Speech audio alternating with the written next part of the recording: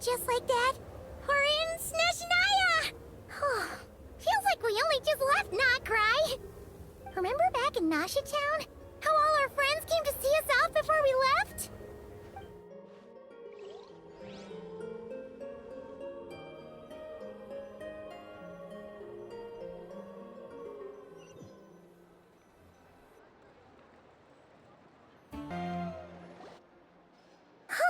The day's finally come! We're off to meet the Tsaritsa of Snezhnaya! What is she planning? And why does she need the gnosies? Soon, we'll have our answers! Guess this'll be the end of your journey that your brother mentioned. What is he expecting you to find there? Snezhnaya still feels like a long way away. Hopefully, there'll be plenty of time to relax, eat some good food, and have fun before we arrive.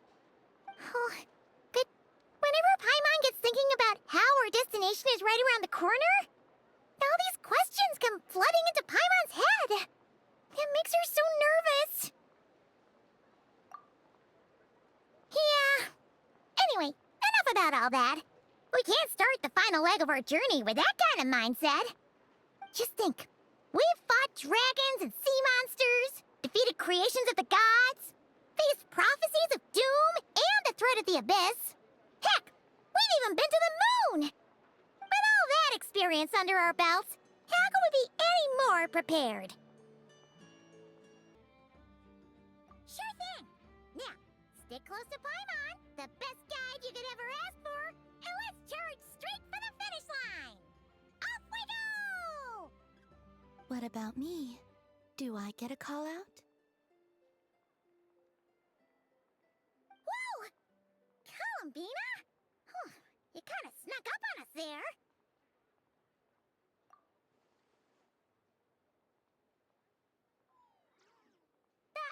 Don't look at Paimon! Paimon didn't sell you out this time. Oh, so it was you! Alright, guess there's no hiding it now. All your friends have gathered at the flagship to see you off. I invited Sandrone, too, but she said she had to go back to Snezhnaya. She must be busy. She had some nasty things to say about you before leaving. Would you like to hear them? She hasn't changed a bit. Alright, let's hear it. If they're heading to Snezhnaya, I'll bet it's to cause trouble for Her Majesty the Tsaritsa. Attending a farewell party for people like that would not be a good look for me right now. Also, please tell them not to count on getting help from a Fatui Harbinger in Snezhnaya. Our time working together was not terrible, precisely, but we're on different sides, so when you get there, don't do anything to make life difficult for both of us. Well, that definitely sounds on brand for her. The attitude, the reasoning. Alright, we'll do our best to keep our distance then. No, you've misunderstood. I think she means that she'd like you to go see her. As long as you don't make things difficult for both of you, you'll be fine. You really have to read between the lines with Sandrone. Go on, get to the flagship. Everyone should be there by now. I told Lauma that you once treated me to a truly unforgettable meal. Today, I want to return the favor. It's my gift to you. It's definitely nice to be treated, but hopefully by this point, you know that you don't owe us any favors.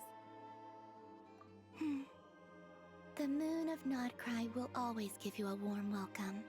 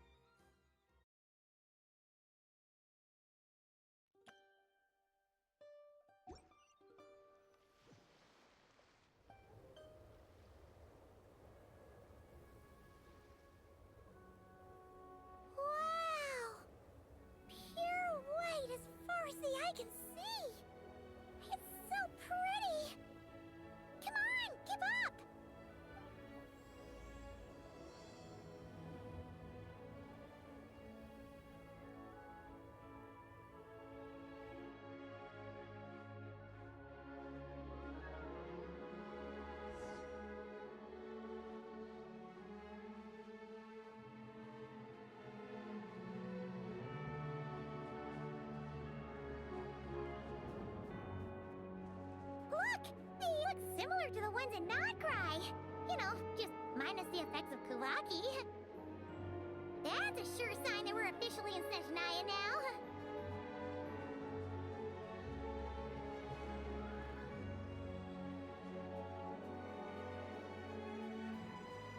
There's gotta be a treasure chest around here somewhere. No adventure is complete without a chest or two.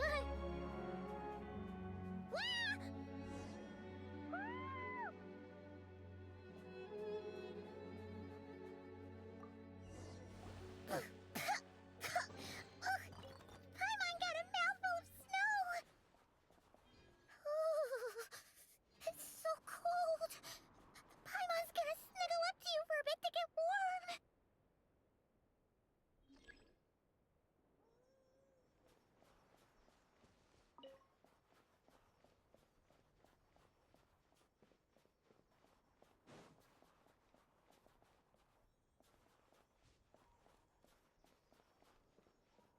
Hey, check it out!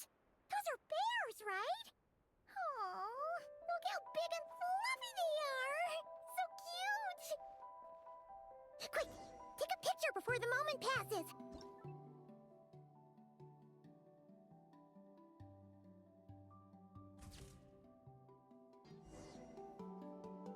Let's see how your camera skills are these days. Whoa, wait a sec. Paimon sees something. Come on, quick! It looks like a train carriage!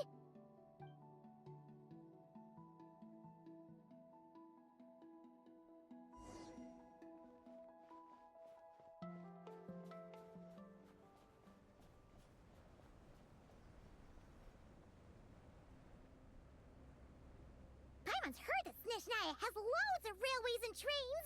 This must be one of them. But why is it abandoned? Ooh, it's still so cold. Ooh, I don't know. Maybe. Also, is it just Paimon or is the snow getting heavier?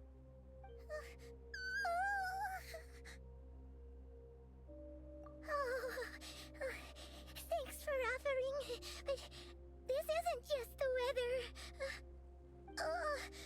It's hard to describe, but Paimon feels so weird. She's never felt like this before. Everything feels heavy. Getting kind of dizzy, too. Oh, no need. Paimon's just feeling a little low on energy. That's all. It's nothing serious. Not worth ruining our travel plans over. Yep, sure thing. Snezhnaya, here we come!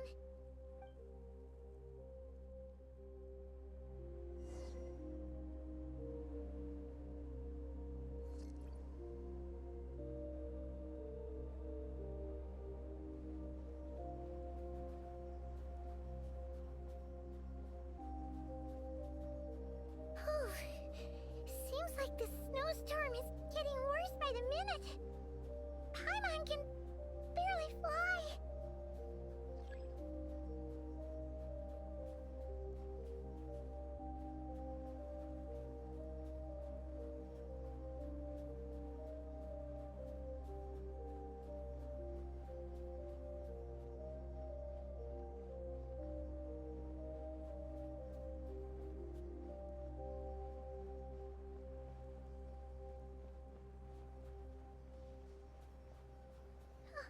Oh,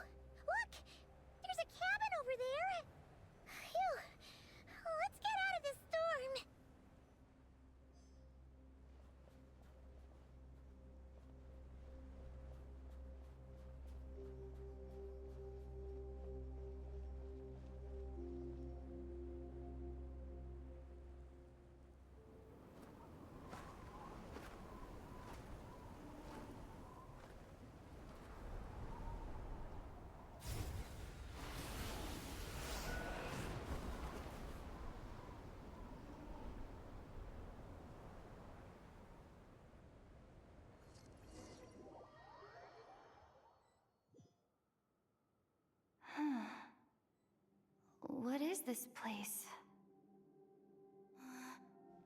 Where's Paimon? I need to find her. Fast!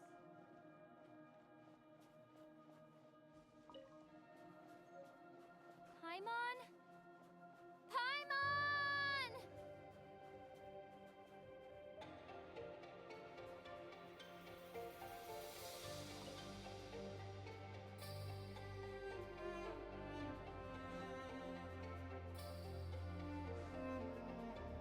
That's strange. Where could she be? I guess I'll try further ahead. Hang in there, Paimon.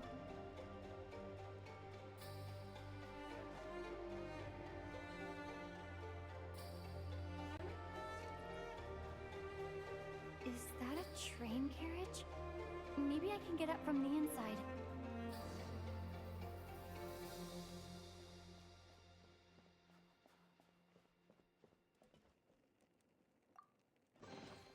A reward on the road.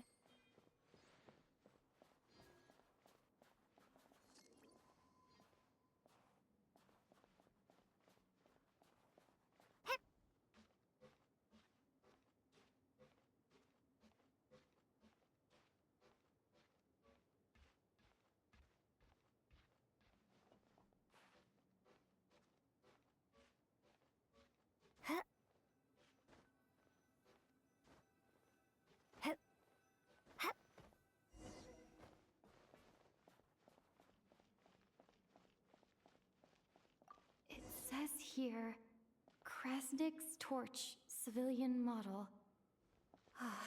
It's definitely getting a little warmer now it's turned on. I really hope Paimon's okay.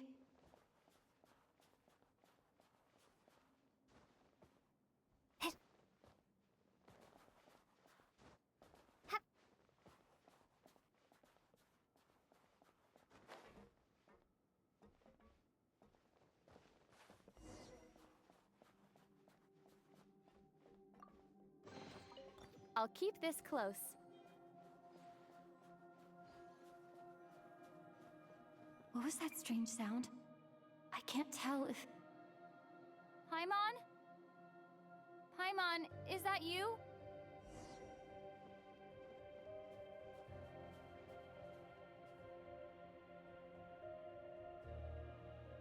Incoming entity detected. Authorization granted. Initiating original. Hello, Descender, who has reached the eve of tomorrow. Eye of Grey at your service. Time since last activation. Time measurement unavailable due to the influence of... Anyway, it must have been a very long time. I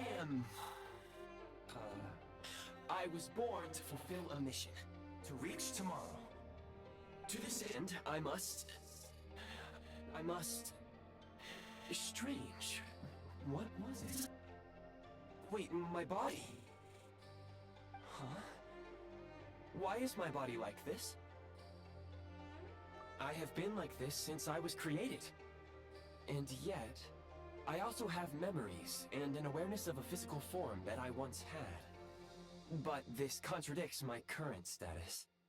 Anyway, I was created so that humanity could reach tomorrow. But I am unable to load further details at this moment. Nevertheless, serving humanity remains my primary objective. I have detected a drop in your surface body temperature. You cannot remain active in this state for much longer.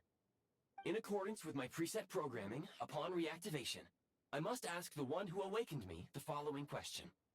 Will you accept me, Transcender? I will assist you, protect you, and fulfill my mission until we reach tomorrow.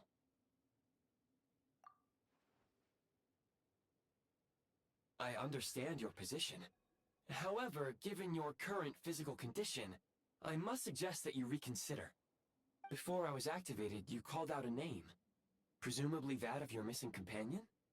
If you agree to accept me, after helping you get out of here, I will search for said companion and pinpoint their location. To answer your question, yes.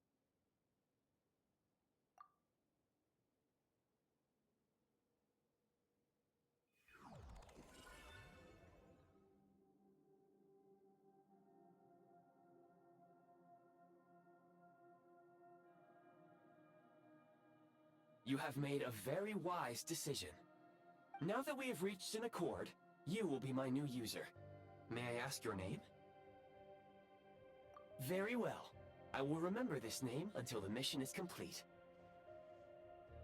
I need to recover my body, retrieve the power to unlock tomorrow, and help the suffering masses to reach the far shores where the empty ark floats. I can sense my power scattered across this ice-covered land. I even have a vague sense of where it might be found. But right now, that is not essential. The key right now is you. You must survive and reunite with your companion.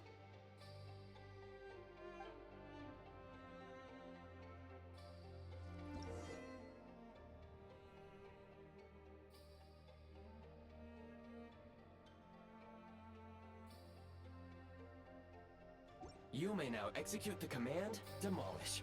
Use it to remove the Prime Ice Unit count has been updated.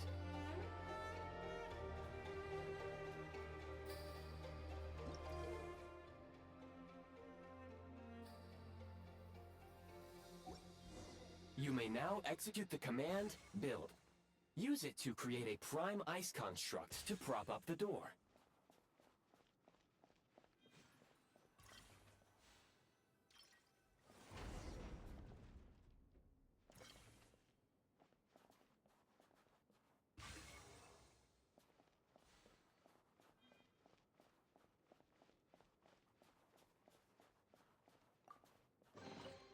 Is this an answer from this world?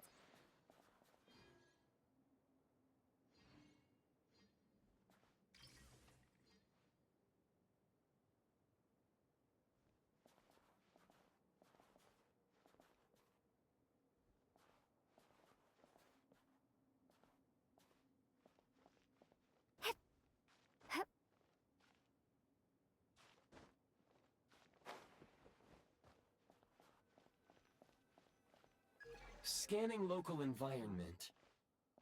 Exit has been sealed off with ice. That would not be an efficient approach. One moment. Usable construct blueprint detected nearby. You can use this to clear the solid ice ahead of you more quickly.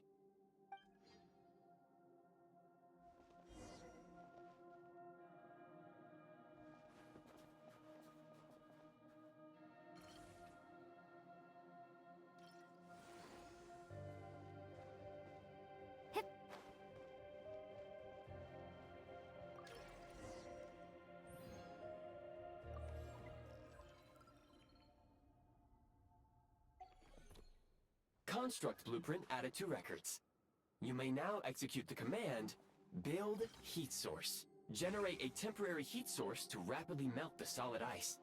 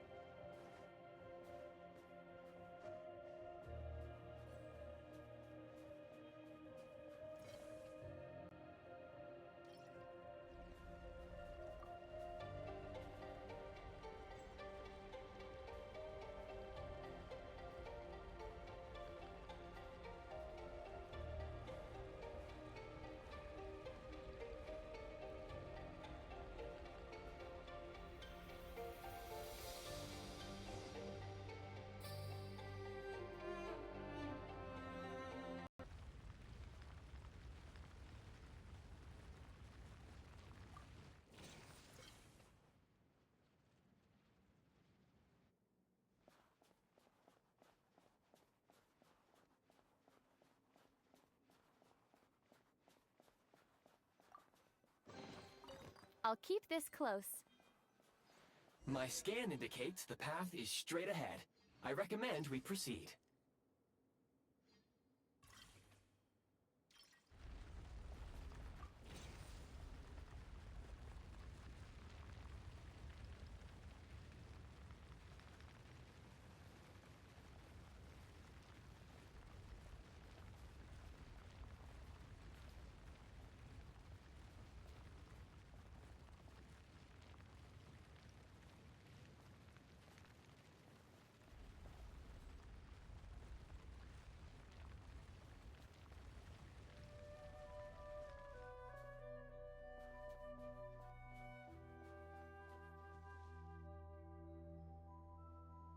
Kresnik Crystal located. Please collect at your earliest convenience. The recent construct you built provides highly efficient heating by utilizing the unique properties of Kresnik Crystal. Unfortunately, prime ice constructs have a very short lifespan and cannot be stabilized during the development period. Hence, the authorization to use Kresnik Crystal was granted. That said, I have already forgotten what warmth feels like.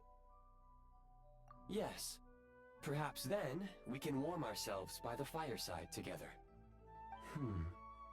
But for now, all you need to remember is this. If you collect Kresnik Crystal, I can extract the energy within and use it to maintain your body's surface temperature.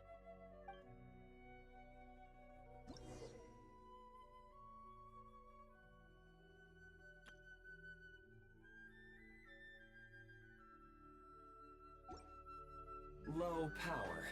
Please use Kresnik Crystal to replenish energy reserves.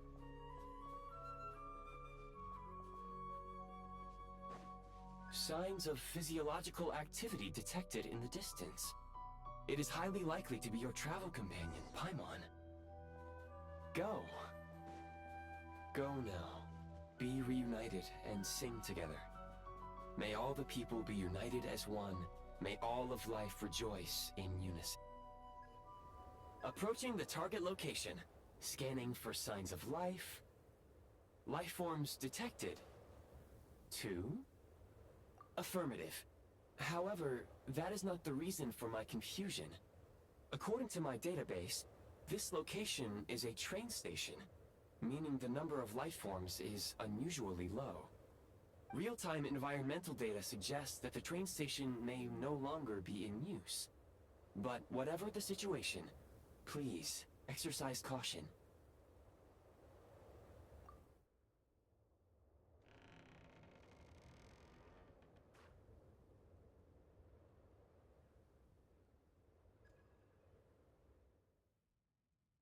Paimon!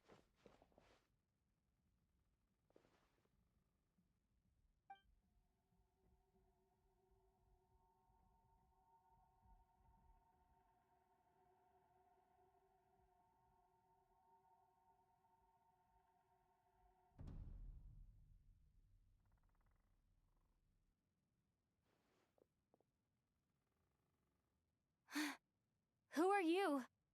Don't worry. She's only sleeping. You must be the Traveler. She called your name repeatedly while attempting to battle her way through the blizzard. Newcomers to Snezhnaya struggle to adapt to the sheer cold at the best of times. Lately, even the locals are suffering, with a powerful monster having summoned a bitter snowstorm.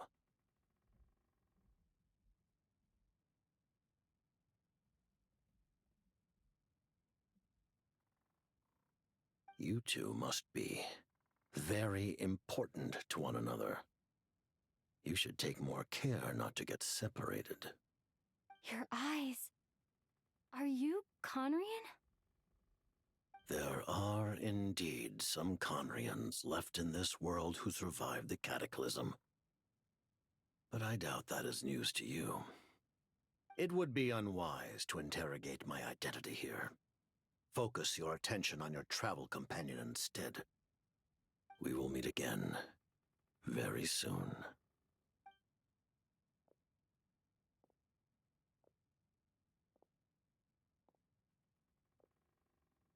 The unidentified subject has now left the area. He appears to be an individual of great significance, but my search has yielded no relevant data. I will try searching the database again. Against the odds, your companion is safe and sound. The other person even left a blanket for her.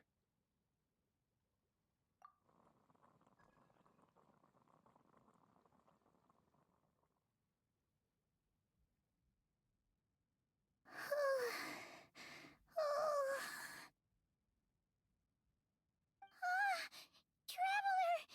Oh, thank goodness you're okay. Paimon was so worried. She looked everywhere for you. It's okay. Take it easy. Are you feeling alright? Pretty much the same as when we first got to Snezhnaya. Paimon must have caught a cold. She was feeling so faint. She just couldn't keep going any longer. So she had to lie down and sleep it off. Wait, where did the jester go? Yep, the director of the Fatui.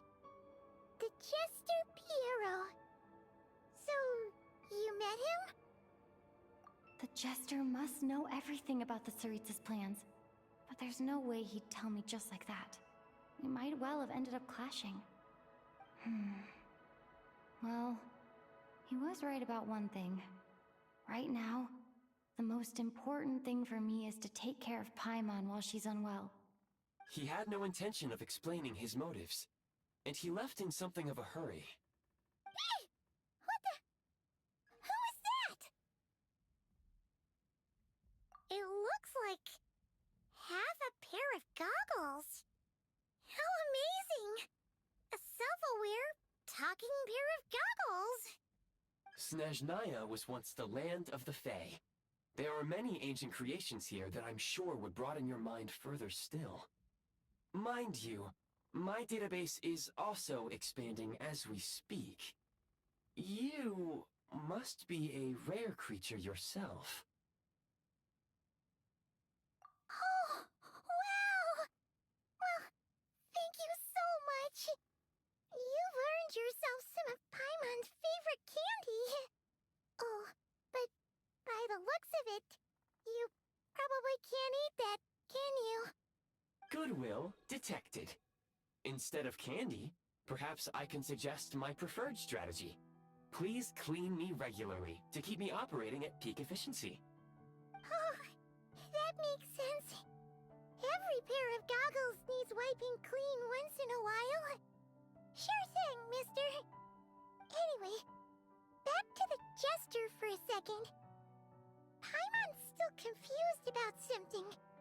When he first showed up, he already knew Paimon's name. And he acted like he expected Paimon to know who he was, too. Paimon could tell that he was Conrian from his eyes. And he definitely seemed like someone pretty important. But beyond that, Paimon didn't know anything about him. It was only later, after he rescued Paimon from the snow, that he properly introduced himself. That's the only reason Paimon knows he was the Jester. Oh, seems unlikely.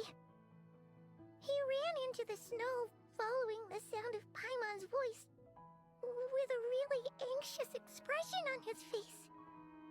He didn't act like someone who knew she would be here in advance. And after bringing Paimon here, he just stared out at the snow. He didn't do anything to Paimon at all. In fact, he barely said anything. Wouldn't even answer any of Paimon's questions either. Paimon didn't feel unsafe around him, and he didn't seem to have any ulterior motives. For all we know, he might have just ignored Paimon's questions so she'd give up and go to sleep.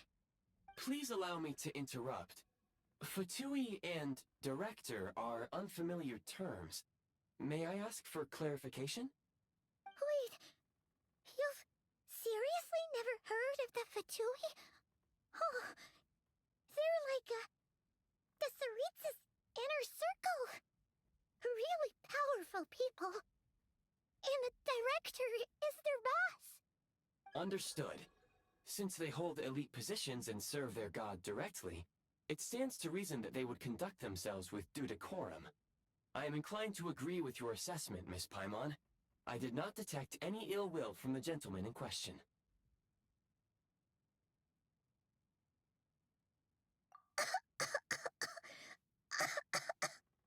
Sorry, I shouldn't have encouraged you to talk so much. Paimon, new plan. Let's get out of Snezhnaya for now. We can come back after the weather clears up and you're all better. The jester mentioned that this snowstorm being the work of a monster is worse than most. Even if we made it to Snezhnograd, we'd still have to wait out the storm before we could do any exploring. Oh, well, it's really nice of you to look out for Paimon, but she doesn't want to hold you back. We were really psyched up for this journey when we first set off. Just think of all the burning questions we have. If we turn back now, who knows how long it'll take before we finally get answers. Further information is required regarding the monster situation. But objectively speaking, there is another more pressing issue at hand. At this point, we have traveled a significant distance into the blizzard. Were we to turn back now, the road would be extremely treacherous, especially since we would need to travel on foot. If, however, we continue onward, there may be a better solution. Do you remember what I said as we neared this location? I told you that this is a train station. While it has evidently fallen into disuse for unknown reasons, the tracks remain intact. We can break through the blizzard and forge ahead by driving a train. That is the Snezhnayan way. There is a small town up ahead, which would be the perfect place for Miss Paimon to rest and recover. Paimon thinks Goggles here makes a great point. Let's do that! Oh, come on. Don't worry. Think of all the traveling we've done so far. When has Paimon ever gotten sick before? Practically never. 'Cause she's in great shape. Sure, she's a little tired right now, but it's sure to clear up on its own. Affirmative. Should you ever need my assistance during your future adventures, please call for the Eye of Grey whenever you wish. Otherwise, I will remain silent to avoid causing any unnecessary distraction. Now, please follow me to the train tracks.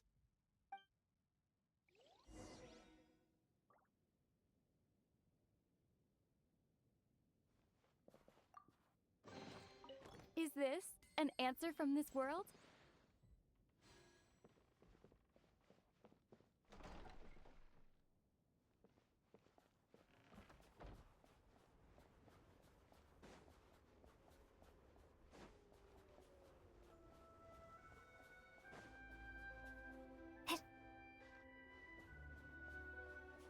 Please confirm when you are ready to depart.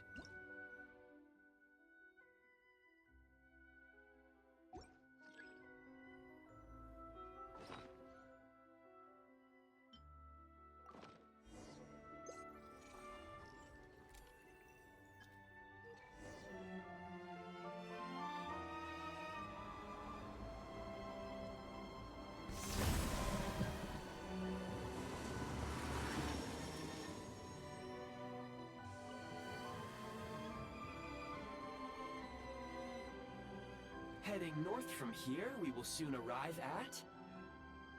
Wait, there's an error message. Could not detect clear tracks.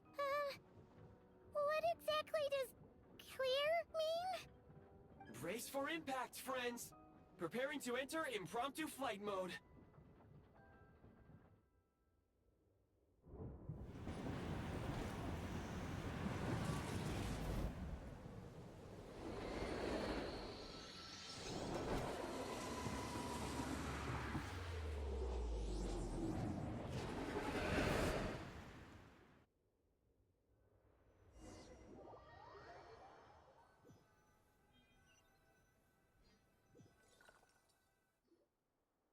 How strange.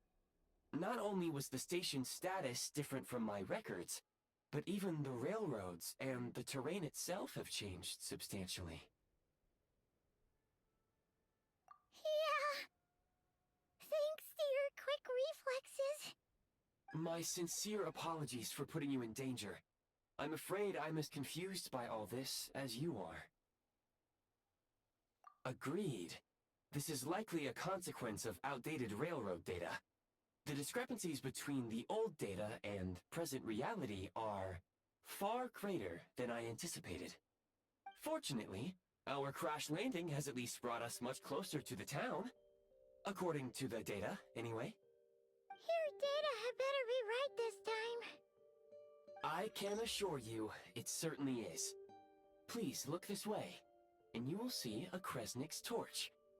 It seems our ill-fated train ride was a blessing in disguise. We have taken the shortest possible route.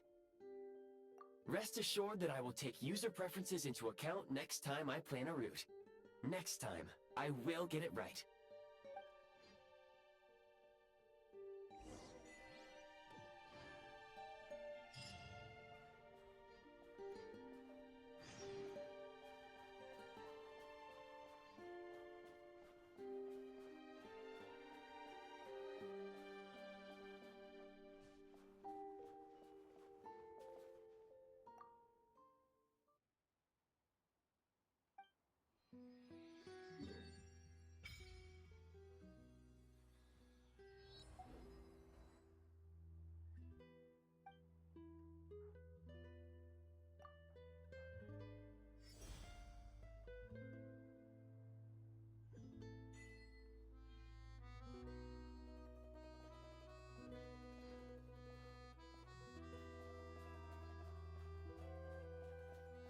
Excuse me? Is there an inn nearby? I'm sorry, but they've all closed.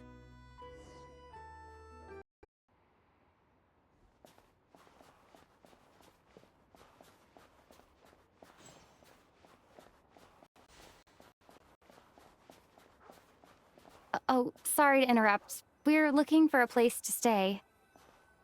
I can't even afford to warm my own house, let alone run a business. Excuse us. Is there anywhere we can stay around these parts? I'm afraid not. You'll have to try your luck somewhere else. All we can do is wait for the next shipment of Kresnik Crystal to get here.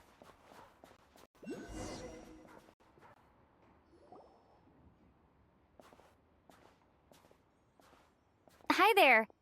Do you know if there are any inns still taking guests in this town? Doubt it. They're probably all closed.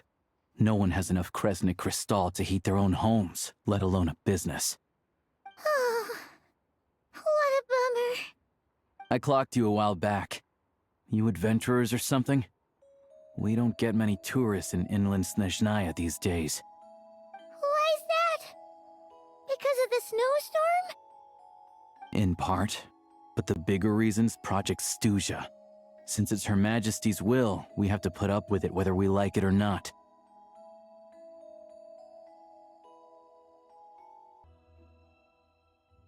Oh, sorry. I assumed it was common knowledge by now. Basically, the Tsaritsa is planning something big. Something that requires an enormous amount of energy. Even if they used all the surplus Kresnik Crystal in Snezhnaya, it still wouldn't be enough to meet demand. So, the Vecha passed a resolution requiring all factories and households to reduce their energy consumption. The policy has thus been charmingly named Project Stuja, meaning bitter cold. Bitter cold? So, like, it's gonna be a cold winter, folks? You're all gonna have to find a way to get through it? That kind of idea? Pretty much. When you're broke, you scrimp and save. When it's cold, you huddle together for warmth. There's always a way to stretch things out to make ends meet. Trouble is, if you stretch someone out like an elastic band for too long, who knows if they can ever bounce back. You know what? Come with me and see for yourself.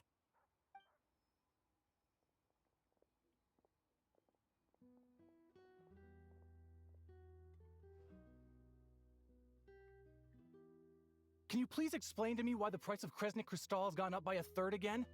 Even as our purchase quota has gone down. You only come here twice a month. This won't even last us a week.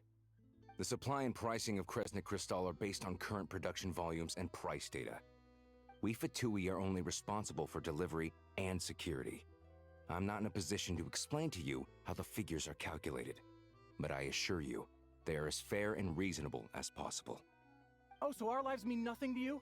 How can you expect anyone to survive a single night in this weather without heating?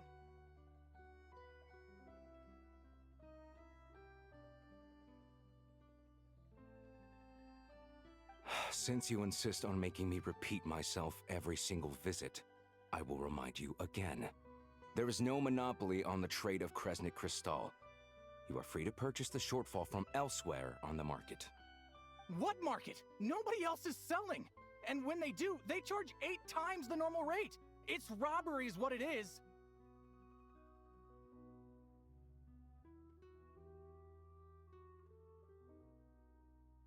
Which is why the Snezhnegrad Veche passed a resolution to support border communities, without which you wouldn't even be able to buy Crystal from us to begin with.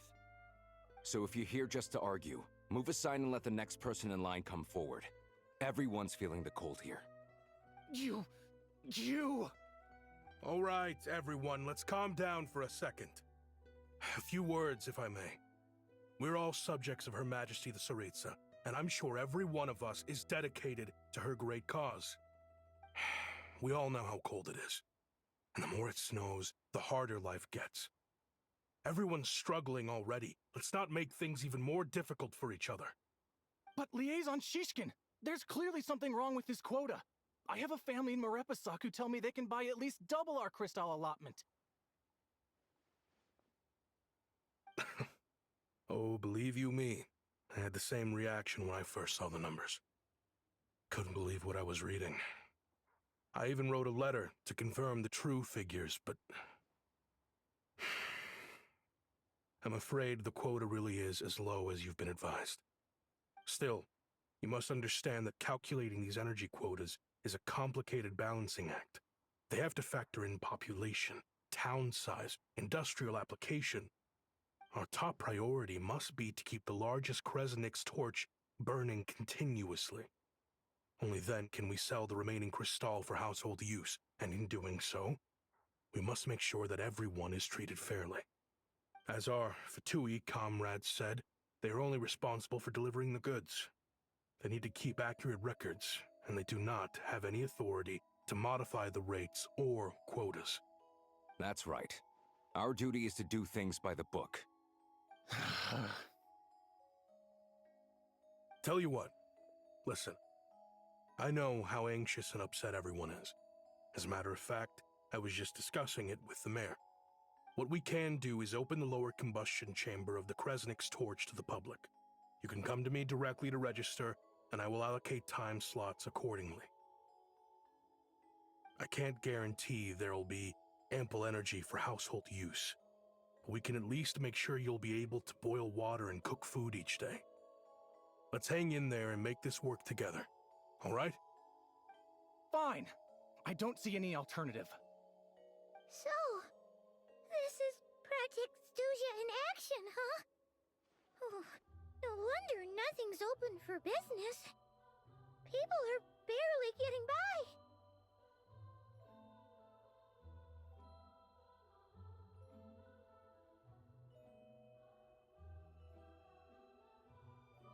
You were looking for an inn, right? For your, Fae friend? Oh, Paimon's not a fae. Just Paimon. She must have caught a cold or something. We only just got to Snezhnaya, and we're still getting used to the climate. I have a small place in Stratomaros. I don't stay there very often, though, so it's pretty basic. But if you're not picky, you're welcome to rest there for now. It's not much, but I've got blankets and a warm fire. Are you sure? Oh, that's really kind of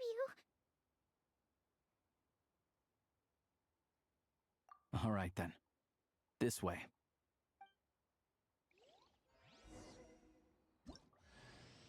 Hello, I'm Alosha. I'm a hunter. Though, if you've talked to any highwaymen, you might have heard a different side to my story. But anyway, let's keep that between us for now.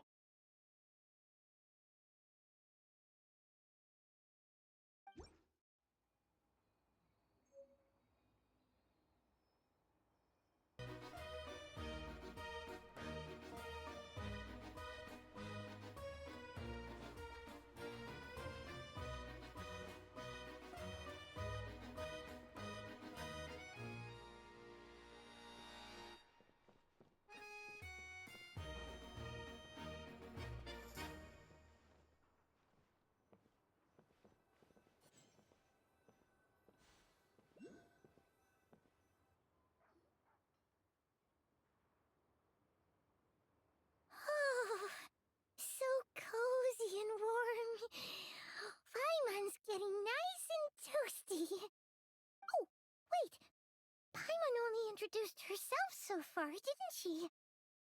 This is Paimon's best friend, the Traveler. Good to meet you. I'm Alosha. Most travelers find the Snezhnayan climate to be a shock to the system at first. But as long as you keep yourself warm, you should be fine. Still, you should keep an eye on your condition. When people are too quick to dismiss a cold, it can easily end up turning into something more serious. Don't say that! Paimon's too young for chronic health issues.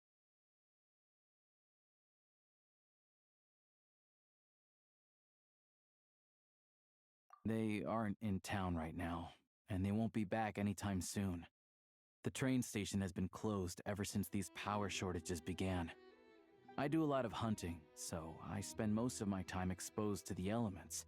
But even the animals wouldn't survive long in a storm like this, let alone a hunter. Nothing to do but sit tight in town until the weather improves.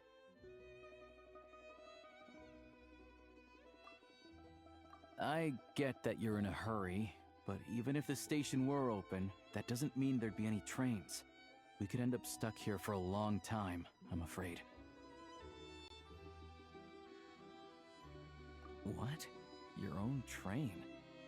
Wait, hold on. That train? The one that suddenly fell out of the sky and crash-landed on the ice? Oh, we got lucky and found it in a cave. Though, then our luck ran out and we had a little accident. Pretty crazy for a random find in the mountains. Well, as long as your train's good to roll, you might get to Snezhnagrad after all. I've been doing some digging recently. Turns out, the real reason for the current energy crisis in Stratomeros is that some of the supply is being seized for a private stockpile. But to expose what's going on, I need to catch them in the act. So, I'm heading off to catch a rabbit. Huh? Wait, a rabbit stole the crystal? It's a figure of speech. Real rabbits couldn't pull this off. They'd prefer carrots to Kresnik Crystal anyway. Shishkin, Mr. Positive Attitude, let's all get along now, shall we? Him? Really? Paimon never would have guessed. Huh? You're coming with?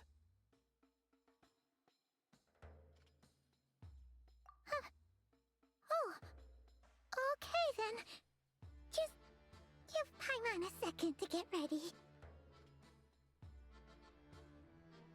Alright. Guess there's no point pushing myself.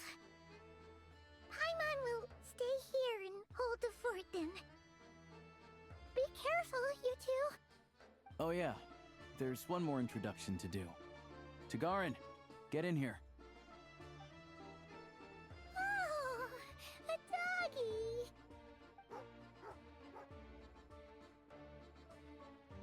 Oh, angry doggy. Oh, Tagarin doesn't like being petted then. He likes to think he's above that kind of thing. He's my hunting partner, so he'll be joining us when we head out. Carrots aside, we'll need to stay completely undetected. We can't risk spooking our rabbit, or there's no telling which burrow he'll scurry back into.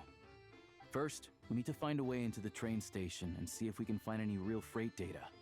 Shishkin's figures can't be trusted. Then, we get to Garin to catch a scent and find out which way the crystal went. What are you eating? Oh, check it out. When you're all out of carrots, try turkey.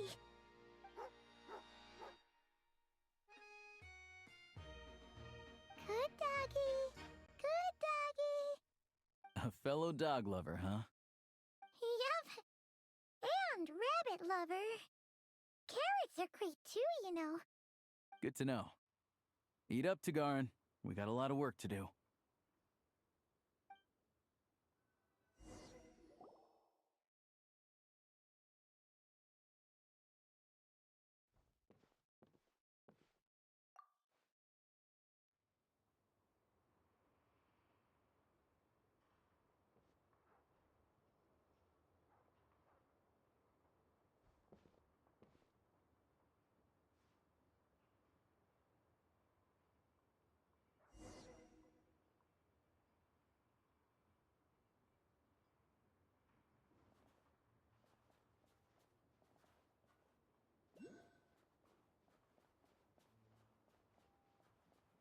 Wait.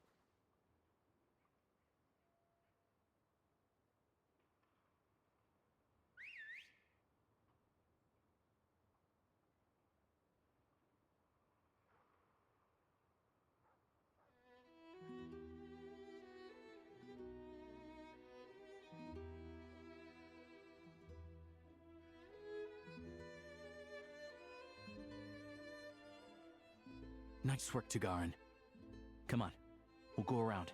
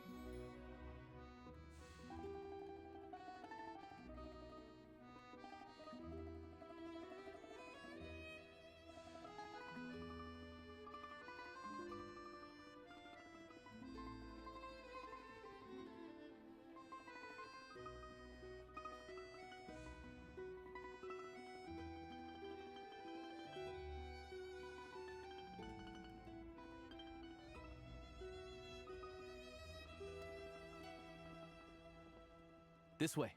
We'll enter from the upper floor.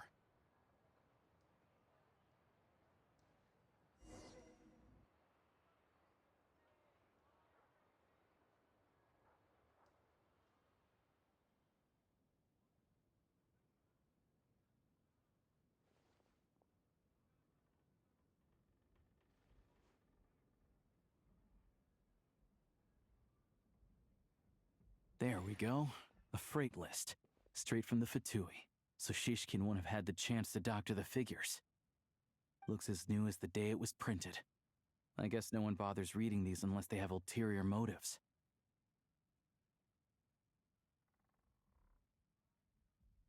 Yeah, this is all we need. Come on, let's get out of here, then go track down the Crystal. Tugarin's a keen hunter, and catching rabbits is his specialty.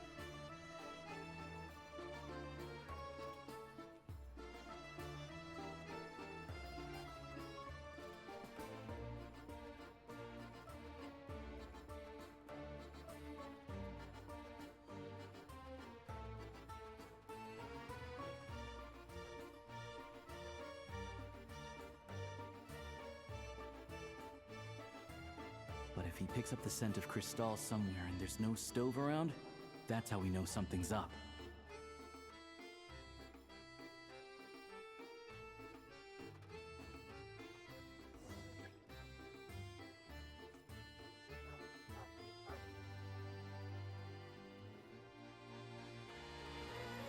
This must be the rabbit's warren. Good job, boy. Sure enough, there's a tunnel. You stay here and keep watch. I'm gonna take a look inside.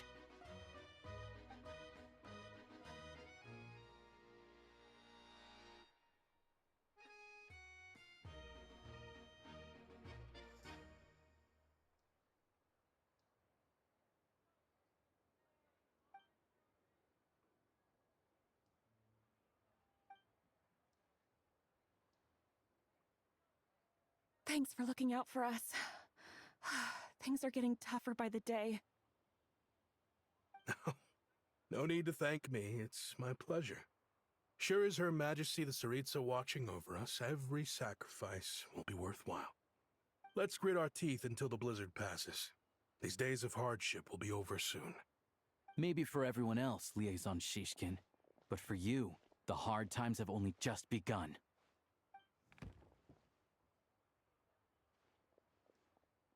Huh? Who are you? What's the matter?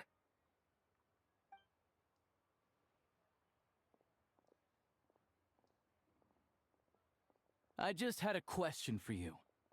Why, when times are as tough as this, would someone hoard more Kresnik Crystal than they could ever use?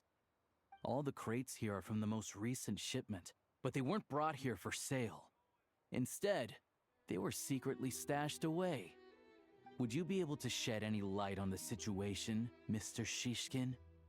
Me? Why, I have no idea. But look at how much there is. It's quite a godsend. Now there will be plenty to go around. This godsend was found in a cellar adjacent to your residence following a tip from Mr. Alosha. And this is only a fraction of what we found down there. We're still taking a full inventory. The official figures will be finalized shortly. I've always been grateful for your efforts to mediate between us and the townspeople of Sretomaros. But now, Mr. Shishkin, it appears you were the source of the conflict all along. How could you do this to us? We trusted you to have our backs. You've been lying to us this whole time? Hey,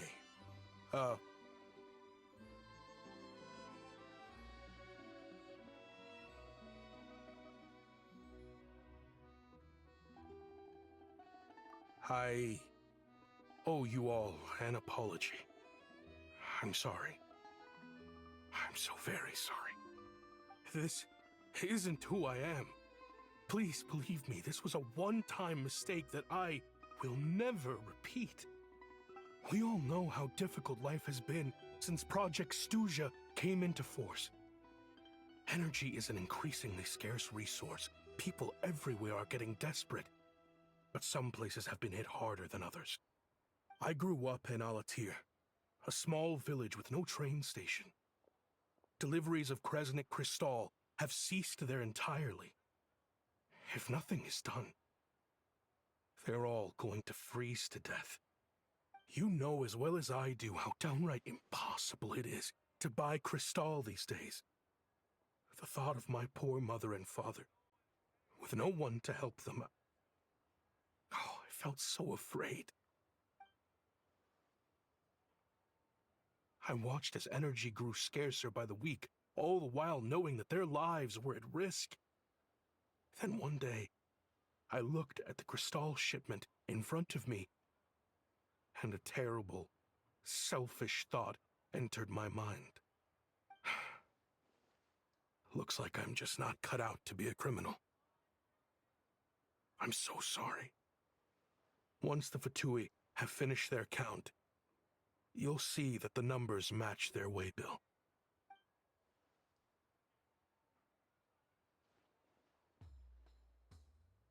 I have the official Snezhnayan quotas here. Anyone who has already purchased energy, please make your way over here to correct your transactions. I'll make a batch purchase of Crystal worth 3 months' salary for you all to use free of charge.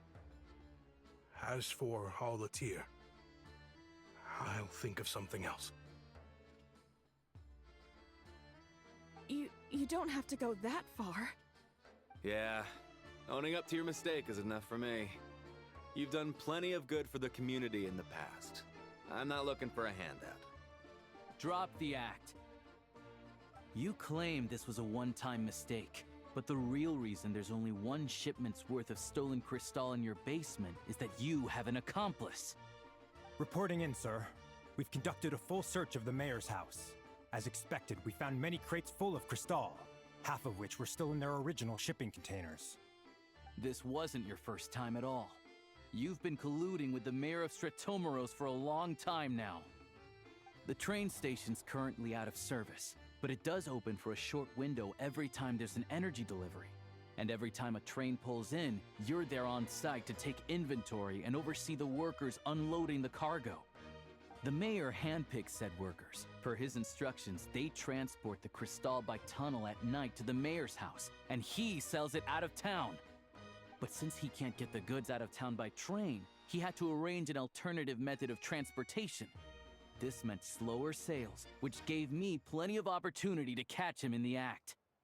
Wait, the mayor's involved in this too? Preposterous. What proof do you have of any of this?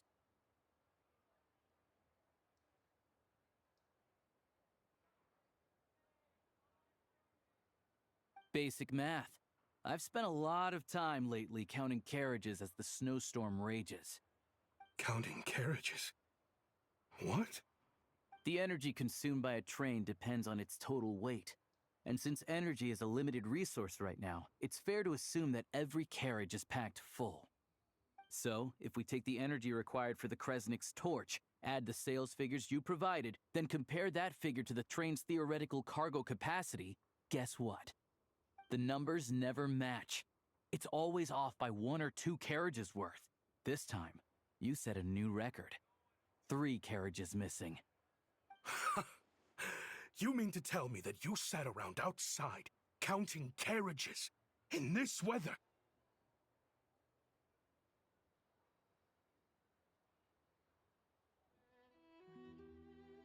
I'm a hunter. I have 2 options. Hunt or starve. Well, I've heard enough. The evidence speaks for itself. Take Shishkin and the mayor into custody and escort them back to Snezhnograd.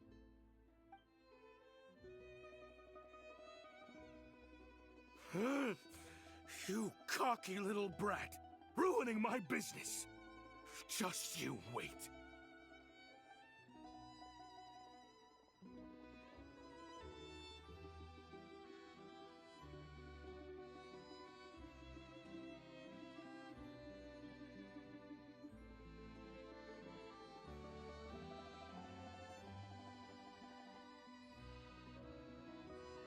Yeah, something felt off, so I just followed my gut. Math isn't my strong suit, though. I'm lucky my dad made me learn enough to get by, but all this number crunching was a million times harder than the aim and fire work I'm used to. Thank you for your assistance. You're a brave lad. Shishkin was quite the cunning criminal, as I'm sure you can tell. He did all of this right under our noses, and we never suspected a thing. A wolf in sheep's clothing. He had everyone fooled. Even with that sob story he fed us. He was probably trying to keep the mayor out of it, not just mask his own motives. Without the compelling case you put together, even I might have fallen for it. Alosha, was it? Tell me, are you really a hunter? We can go find some wild animals if you want. I'll fire off a couple of shots, and you'll see whether I'm the real deal. I didn't mean to cast suspicion on your identity. It's just... well, I'm sure you've heard of the Rokot. Recently, they've been recruiting people with your kind of talent. They hide in plain sight under false identities, working against Project Stuja, sometimes directly opposing the Tsaritsa herself.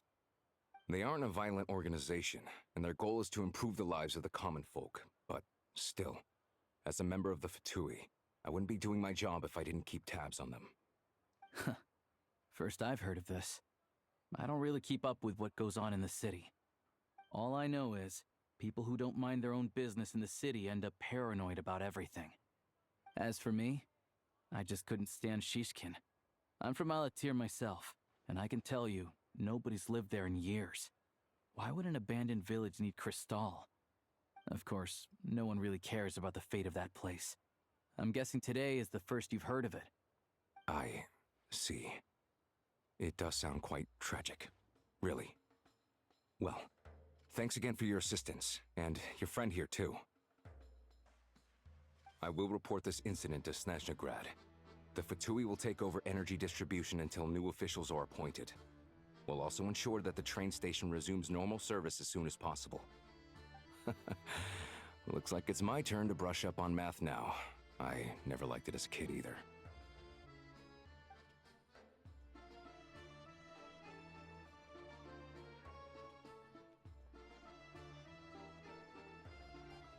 Don't mention it.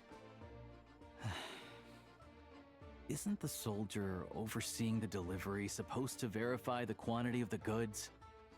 Was he just careless? Or was he being paid off too? Who knows? Excuse me. I'll take a share of Kresnik Kristall too. Thanks. I need to take a detour before we head back. There's someone I have to deliver this Kristall to.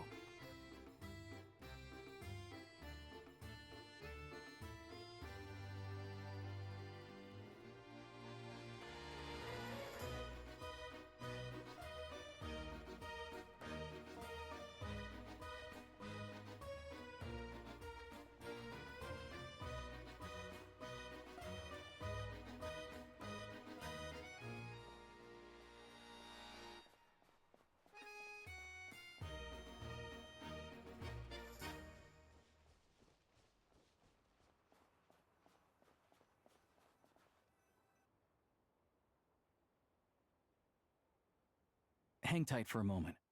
This old lady, she doesn't really know who's who anymore.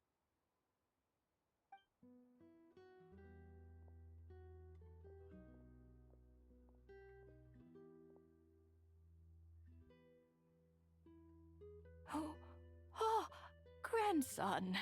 It's so cold today. You must be freezing. Ma'am, it's me, Alosha. Alosha? Alosha who? You know me. I came by earlier today. Cleaned the ashes out of your stove, gave you some warmer bedding, and washed your back.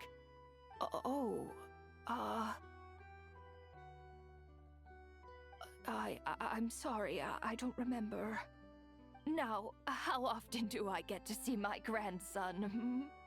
Come on, take a seat and relax while I fix you something to eat. It's okay. You just rest. I'm fine. Oh, you. It's nice to come and visit your old granny once in a while, isn't it? Sretomaros is a good town. All sorts of things to do and people to meet. And the local officials are good to us. Sit down, come on, take a seat. I still have some fruit left. Let me get it for you. Please, don't get up on my account. You need to rest. Where's the fruit? Right under the basket by the door. Or maybe it was on the bedside cabinet.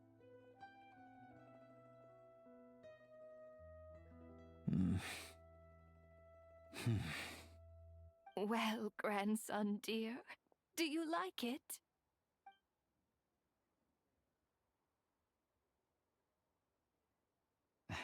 Very much, ma'am.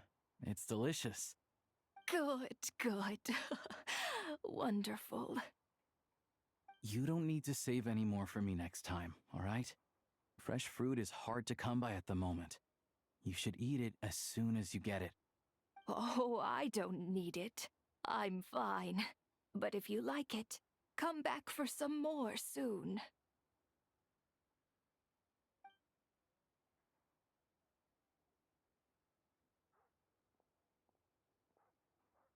Some kind soul must have given these to her. But she always saves the nicer things for special occasions.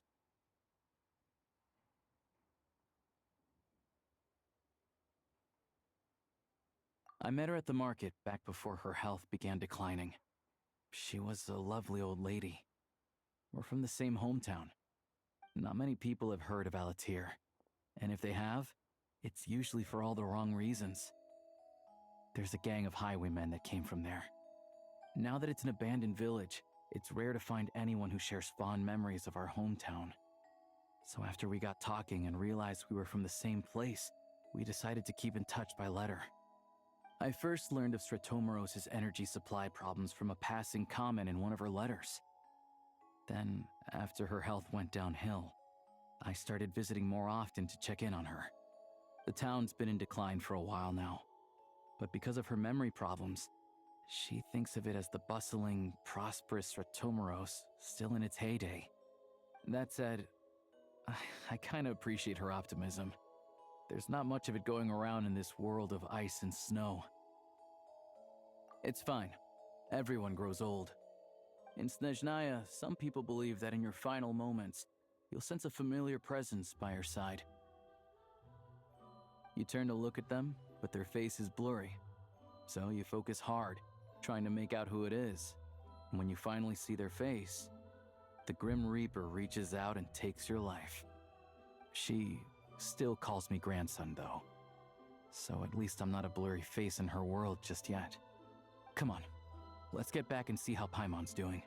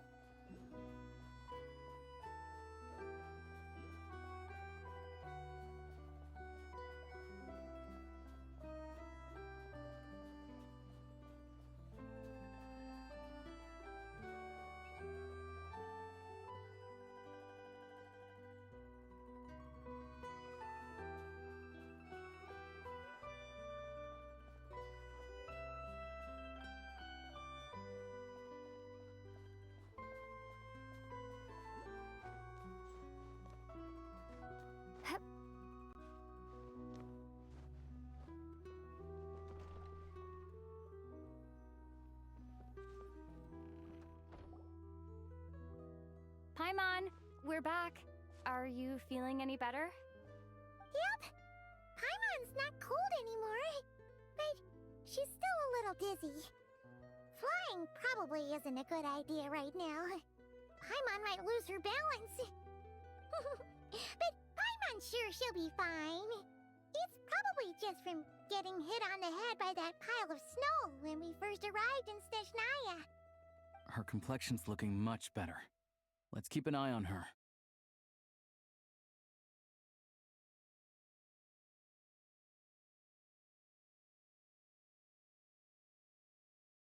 Sure, but enough about that. How did everything go on your end? Are you all set? Did you have any trouble? I'll explain. It's a bit of a long story.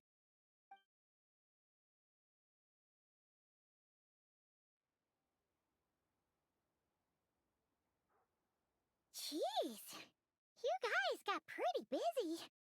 Sounds like the liaison officer and the mayor were running quite an operation. Good riddance to both of them. It's a good thing you managed to catch them. So, you said the train station will open again soon, right? And everyone has enough crystal now? Yeah. Well, enough to survive at least. Project Stuja isn't going away anytime soon. People will still have to scrimp and save to make ends meet.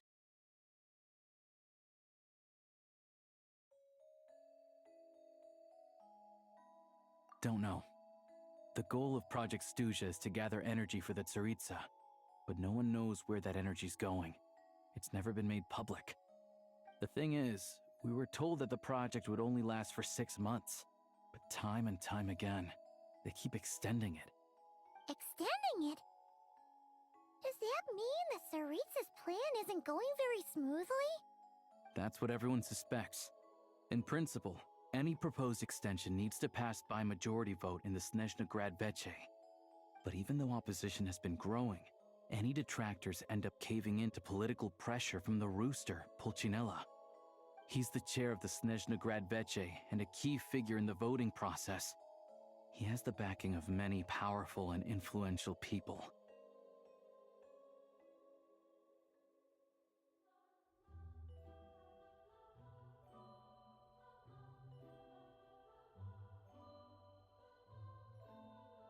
How come the Fatui are picking on ordinary people even here in Snezhnaya? I don't see it like that.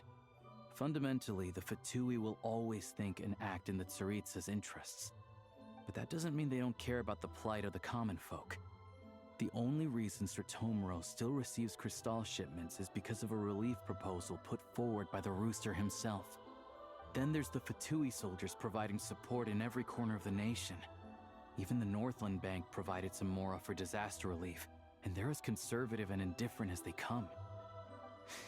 It's just that the rich and powerful in their fancy palaces live in a completely different world from us. There's always going to be some conflict when those worlds collide.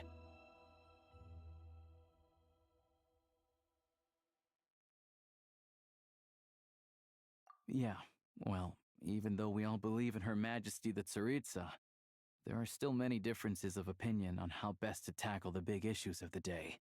Regular folk don't have an easy way of getting their voices heard in Snezhnegrad, while the rich and powerful are either unwilling or afraid to speak out for all sorts of complicated reasons. The Rokad provides the disaffected with false identities and an outlet to vent their frustrations. Of course, an organization like that exists in a gray area. The moment the Veche think they've crossed a line, there's sure to be a crackdown. But so far, they've been doing their best to help the common folk. Like us, don't you mean? You didn't hesitate to join in. You're not new to this, I can tell. That's because we're adventurers. It's our job to help people out with commissions and get to the bottom of things. Sounds like we're going to get along. So, what's your business in Snezhnegrad? Aside from taking your friend to see a doctor, of course. I want to meet the Tsaritsa. It's complicated. I've had run-ins with many of the Harbingers along the way, and I really need to know what the Tsaritsa is up to. Her ultimate goal, what the Gnosis mean in all of this. Since I've made it this far in my journey, I have to find the truth, whatever it takes. Wait, so... no way. Are you who I think you are? Sounds like you've heard of us then. We're getting more famous by the day. I didn't realize I was in the company of giants. Honestly, we're all as curious as you are about what the Tsaritsa's planning, and why it has to involve us freezing to death in the snow. But getting in the same room as her won't be easy. The common folk aren't permitted to meet her at the best of times, and right now, she's probably not even in Snezhnegrad. Word is, she's heading east on a campaign to slay a monster. Yeah, so you've heard of it. A wild, unpredictable monster with the power to summon snowstorms. It also absorbs everything around it into its body, so it's growing constantly. Now, it's so big that the Tsaritsa has deemed it the #1 threat. Luckily, as it grew, it became increasingly less mobile, so it doesn't pose an immediate threat to this town or to Snezhnegrad. I'm sure the Tsaritsa and her personal guard, the Druzhna, won't have any trouble defeating the creature between them. It's just a question of how long it'll take. Suffice to say, you won't be seeing her anytime soon. You'll have to wait until she gets back.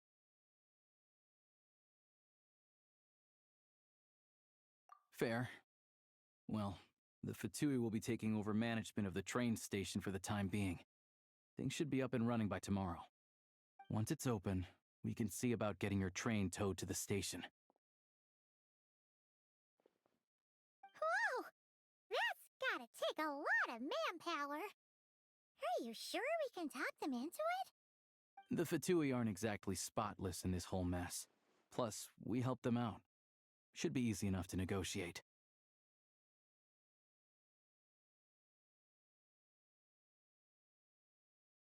As far as I know, all the paperwork is dealt with upon manufacture. I've never seen anyone check it, so I wouldn't worry. Having a train makes everything much easier. We'll reach Snezhnegrad in no time. I need to head there myself anyway. Got some game to trade for Mora. I know a good doctor in the city. I'll introduce you when we get there. Oh, thanks so much. Let's get a good night's sleep ahead of our big trip tomorrow.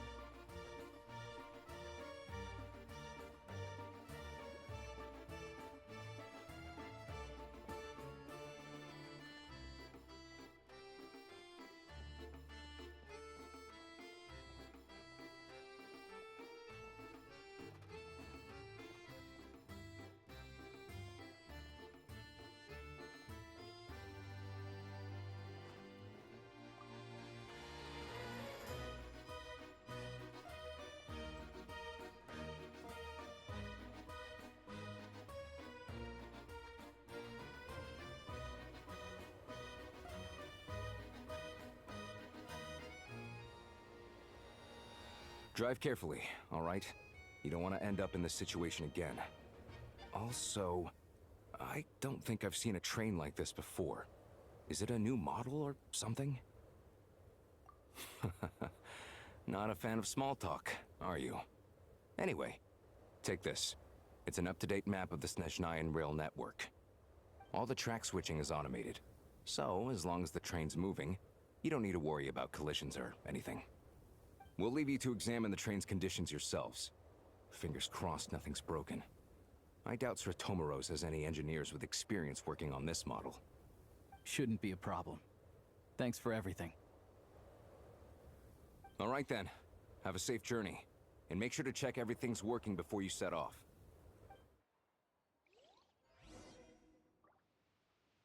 Not to worry.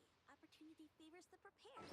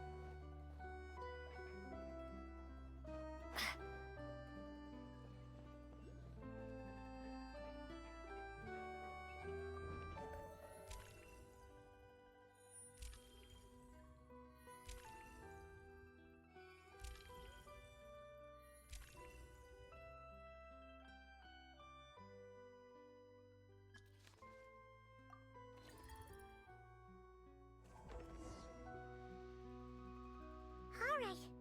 Looks like our destination settings have been applied. Let's give this thing a final once-over and then head out. Goggles, your time to shine. Affirmative. Running vehicle diagnostics. What's this? Engine, green. Wheels, green. Frame, minor damage, but no impact on function. Diagnostics complete. All systems nominal. Neat! Huh. Paimon still can't get over the fact that you just found this tech lying around in a random cave. I've lived in Snezhnaya my whole life, and I've never heard of an interactive, talking train autopilot. Strictly speaking, I wasn't designed purely to drive trains, though I doubt you have any interest in navigating the practically unreadable operator's manual yourself. All configurations are complete. Should you require any further assistance, please call for the Eye of Grey. Away we go! Ooh, nope. Paimon's gonna find a warmer seat.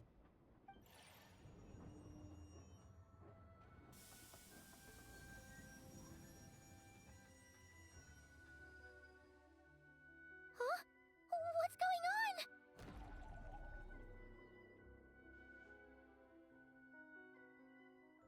Oh no.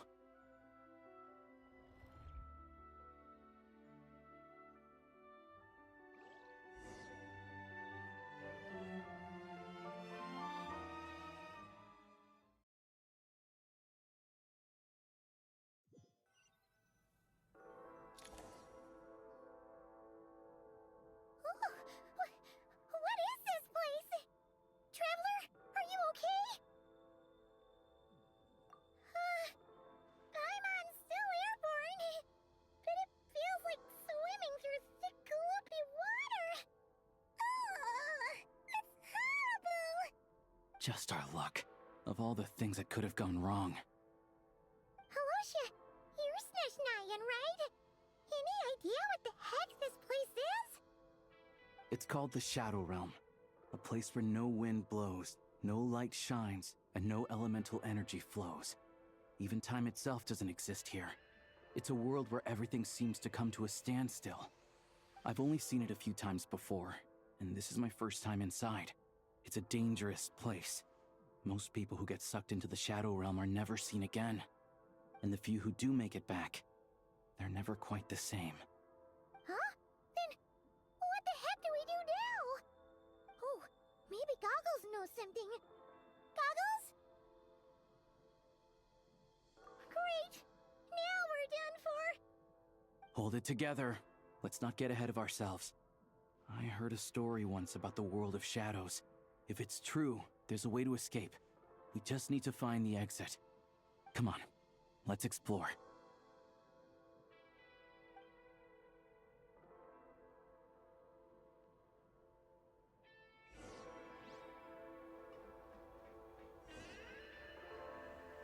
Look at these Fatui!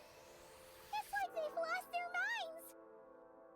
Their shadows have been devoured. They're no longer amongst the living.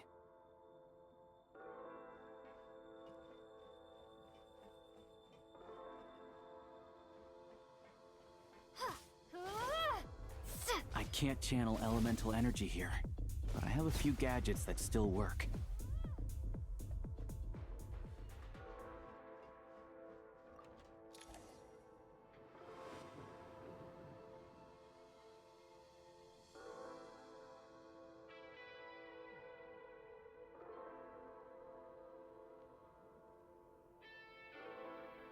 Wait! What's that blue thing? Is that... Goggles? Guess we'd better find a way over.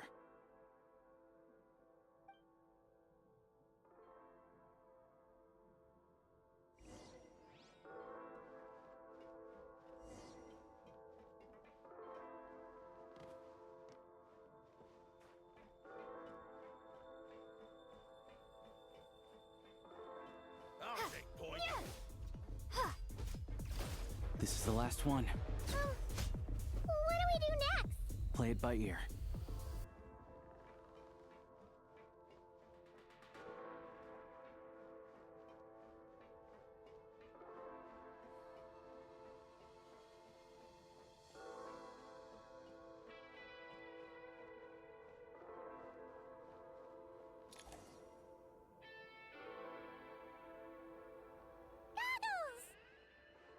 Hello. I am glad to see the three of you safe and sound. For now, at least. But things aren't looking too good. Correct. We are now inside what is known as the Shadow Realm, the darkest space in the shell, where even the Most High is loath to cast its gaze. Time and space hold no meaning here. It intersects with the world of the Light Realm only rarely, like an air bubble that rises to the water's surface. We must leave this place before it sinks back down into the depths once more. Sounds like you have a plan. Yes. In fact, the very purpose of my creation was likely to... from the Shadow Realm. It appears that key data is currently inaccessible, but now is not the time to resolve that problem. I have marked the exit to the Shadow Realm for your convenience. In addition, I have prepared some equipment to aid you as you traverse the Shadow Realm, traveler. It may well be one of my core functions. Scan complete. Construction in progress. Activation code?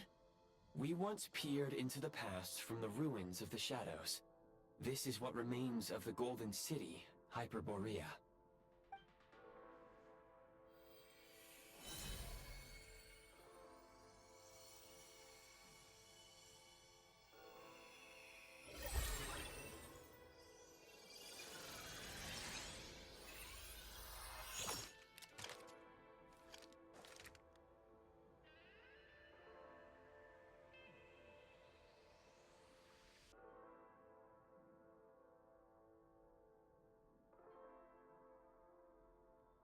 Whoa! Now go. Arm yourselves with weapons of the spirit. Bring down the walls of the stronghold, and extinguish the flaming arrows of the wicked. Is this a gun? In the Shadow Realm, where humans cannot channel the elements, there once was one who, after much research and many attempts, found this to be the most effective means of attack. Let's go. We don't have much time.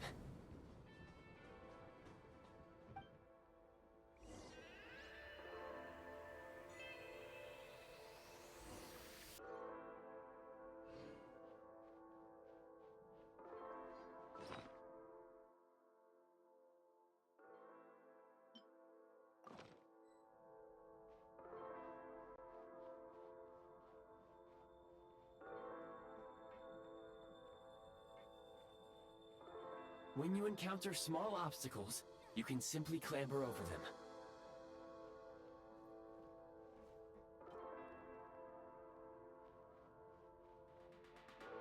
You can slide to navigate through low, narrow tunnels. Obstruction ahead. You may be able to use the explosives nearby. Shoot the explosives to detonate them and clear the path. Since elemental energy is unavailable in the Shadow Realm, ammunition is an important resource. You can replenish your ammunition. For long-range targets, try using the scope to line up your shot.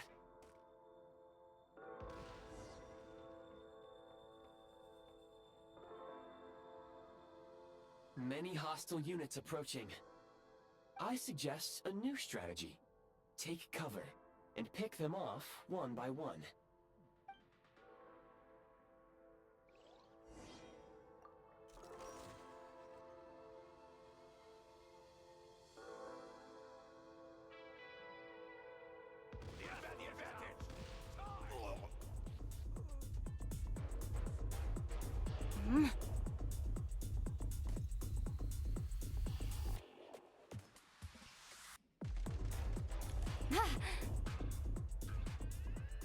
Gotta recharge.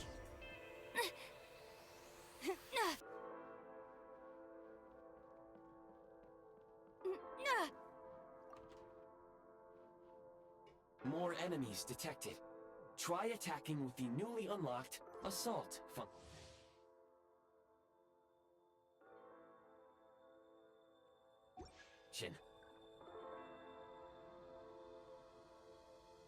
Charge! Fall back. Where's the...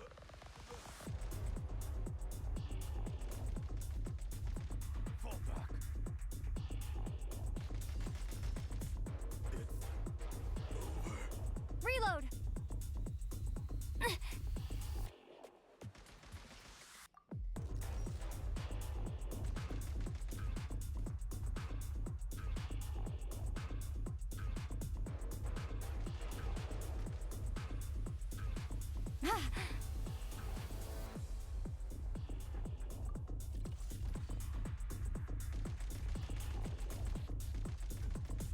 Need a refill.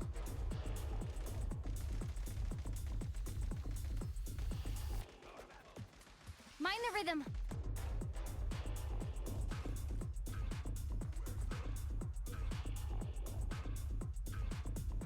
Need a refill.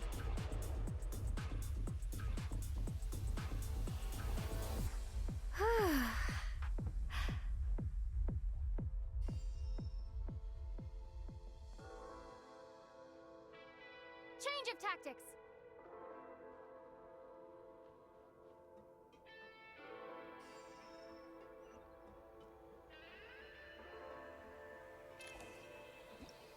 Aim at the freeze mark and pull the trigger to move using the rope.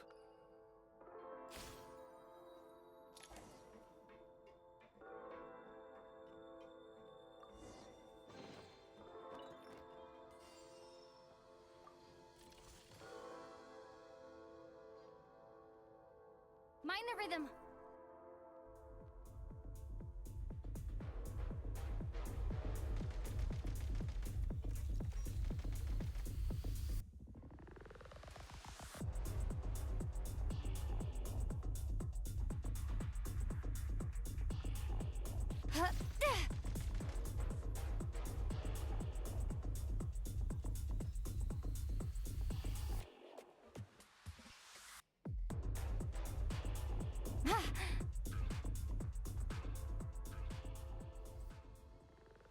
Need a refill.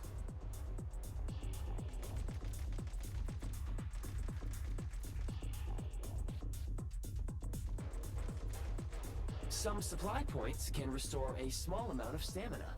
Press on.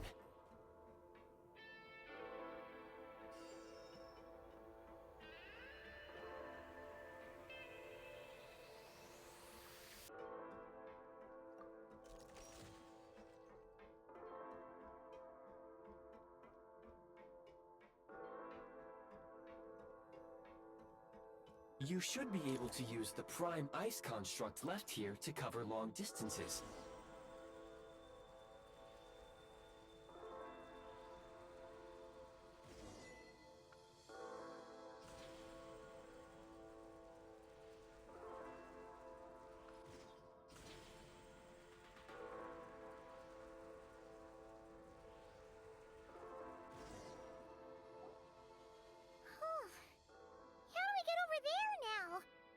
I recommend using this grappling gun.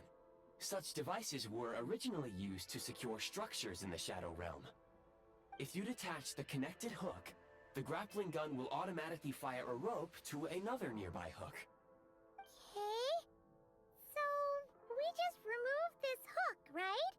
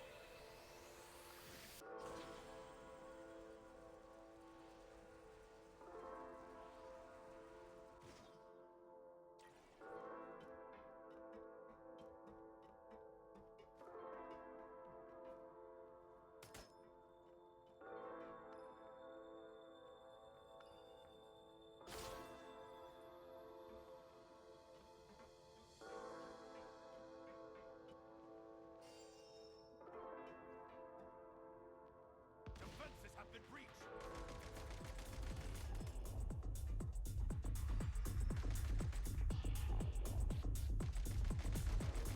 Light him up! Time to catch my breath.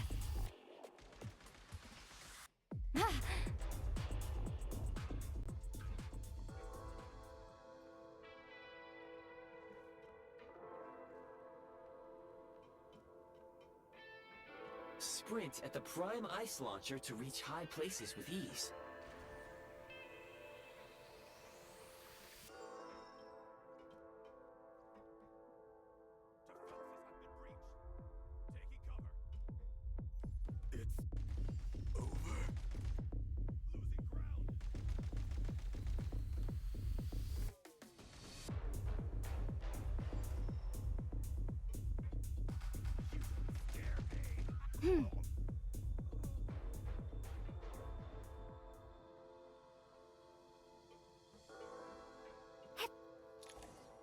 Usable munitions detected. Frag crystal.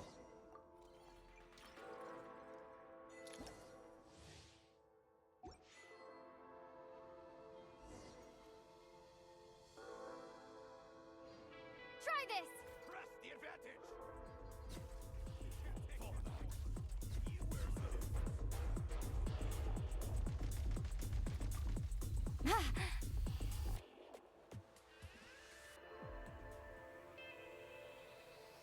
Try this! Can't take much more.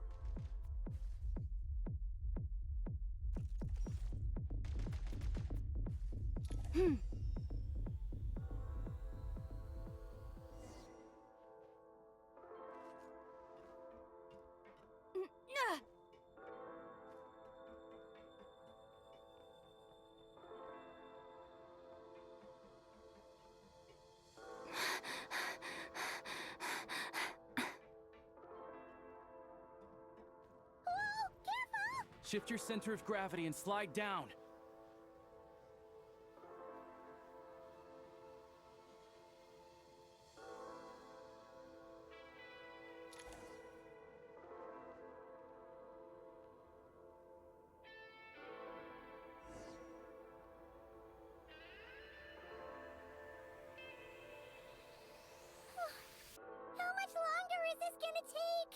exit is right ahead. We are very close now. However...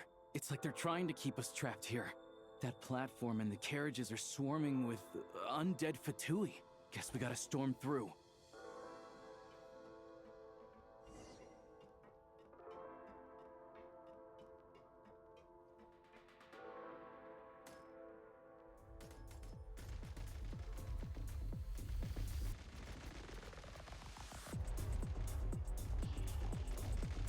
Need a refill.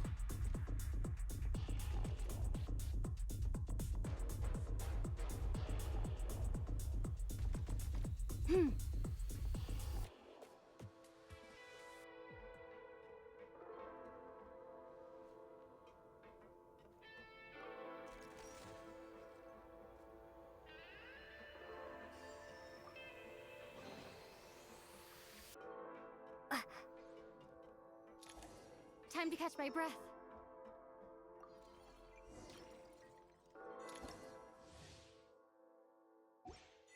You may find switching to assault mode makes your attacks more effective.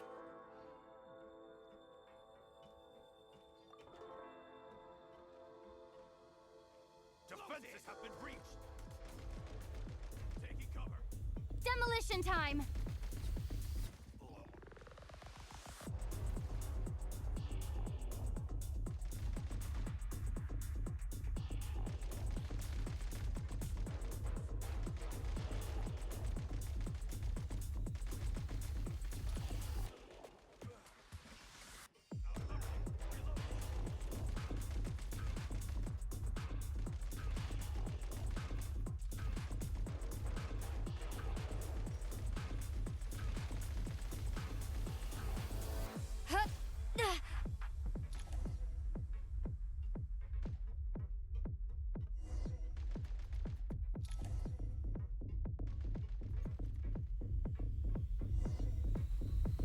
Frag out!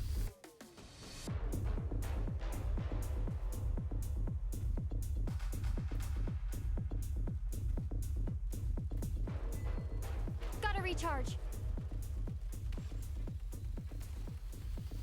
Frag out! Come on! We're almost there!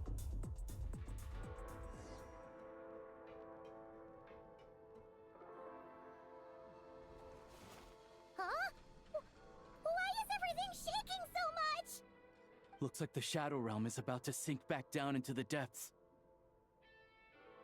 The exit is right here. You mean this weird bubble thing? Wait, how exactly do we... No time to think. We just gotta go for it.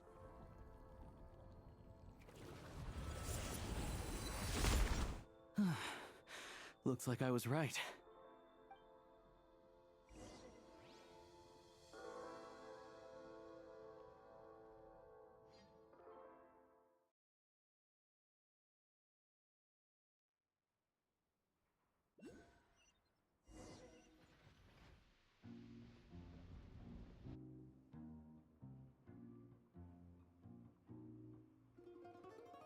I can't believe the Shadow Realm manifested right on the railroad tracks. It's almost unheard of. Lucky we made it out. All thanks to you and that awesome gun. Ah, so you have heard of the Golden City before? Yeah, it came up a whole bunch in Nokrai. You're a pretty neat surprise in that sense, aren't you, Goggles? We had no idea they left cool gadgets like you behind. Make no mistake, it was a team effort. For a first-time firearm user, your performance was quite outstanding, far beyond my expectations. As Alosha said, it is highly unusual for the Shadow Realm to manifest in a place like this, but we should still watch out for similar dangers ahead. Oh, let's hope not. If anything else goes wrong with this trip, Paimon's gonna have train trauma for life. The Shadow Realm can appear anywhere, not just on the railroad. I am simply advising that we take sensible precautions. Now, if you wish to further calibrate and upgrade your firearm, you may do so over there, provided you have the necessary components. Please take a moment to catch your breath while I repair the body of the train. Amongst other things, This will ensure Paimon is a little warmer while on board. Oh, thanks, Goggles. You're a trusty train conductor. Well, maybe trusty isn't quite the right word, considering. Anyway, at least you get the job done. Yes, of course. And just like the Eye of Grey, I am sure it will be a great asset to you in your future adventures. If not the trustiest, then it will at least get the job done. Let's get some fresh air while the Eye of Grey fixes the train. Yeah, sure. Paimon wants to forget all about the Shadow Realm. It was so creepy in there. Stretching her legs might help take her mind off things.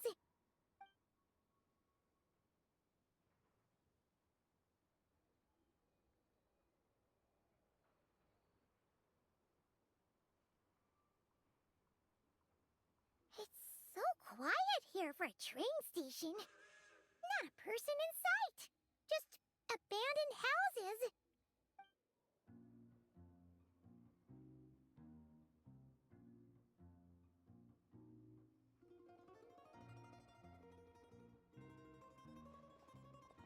Huh?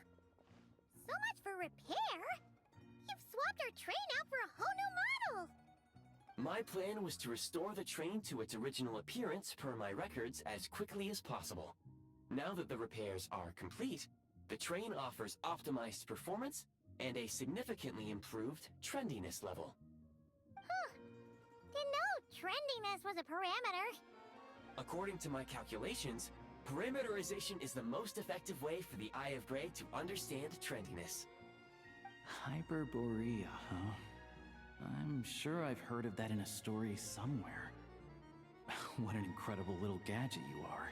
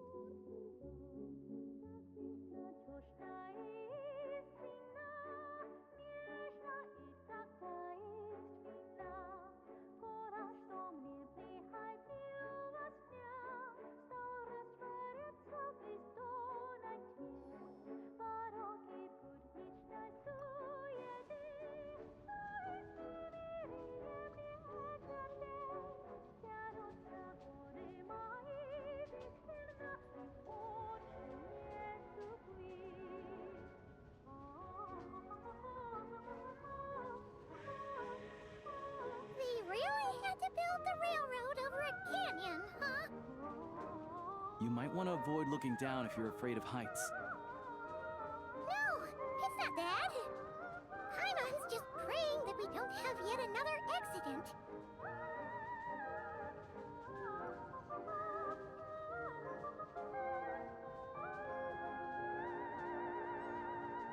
That mountain is breathtaking. Reminds Paimon of Dragonspine. They say this mountain's the domain of a Snegovic lord. A lot of the Snegovic retreated there to live in seclusion, so it's a pretty mysterious place. You hear all kinds of stories. Even the residents of the nearby town of Svietlo-Lidovka steer clear of the summit, and they make a living off of harvesting prime ice.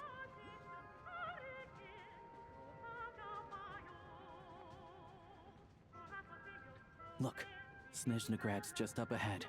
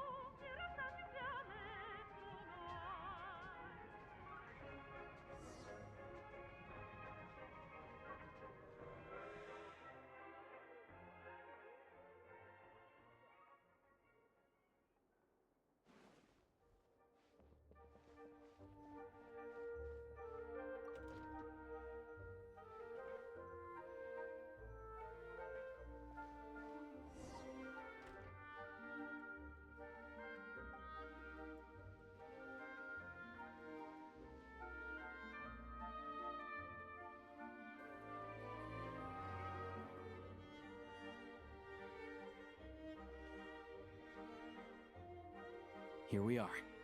Welcome to Snezhnegrad train station, the biggest transport hub in the nation. Wow! It's so majestic! Just flying from one side to the other would probably leave Paimon out of breath! It's built for maximum efficiency, but yes, transferring trains here can be a little tiring. In the future, you can use this train station to travel anywhere you want in Snezhnaya. For now, though, come with me. Let's get Paimon checked out. This way. There's a lift car that goes straight to Sapoliarny.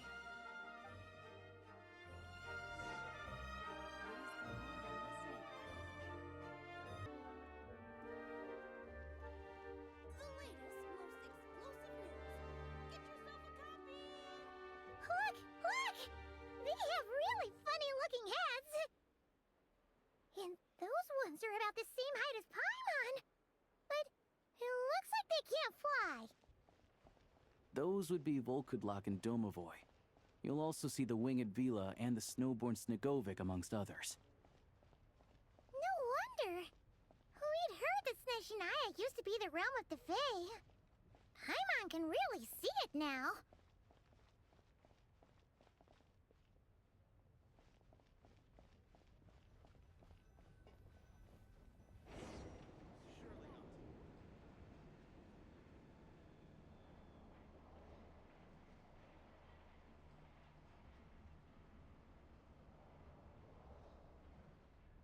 To the left is the market of Zolny. They sell everything there. You can often find some nifty little trinkets. To the right, you'll see the Korolievsky Theater in the distance. Look at that! Incredible!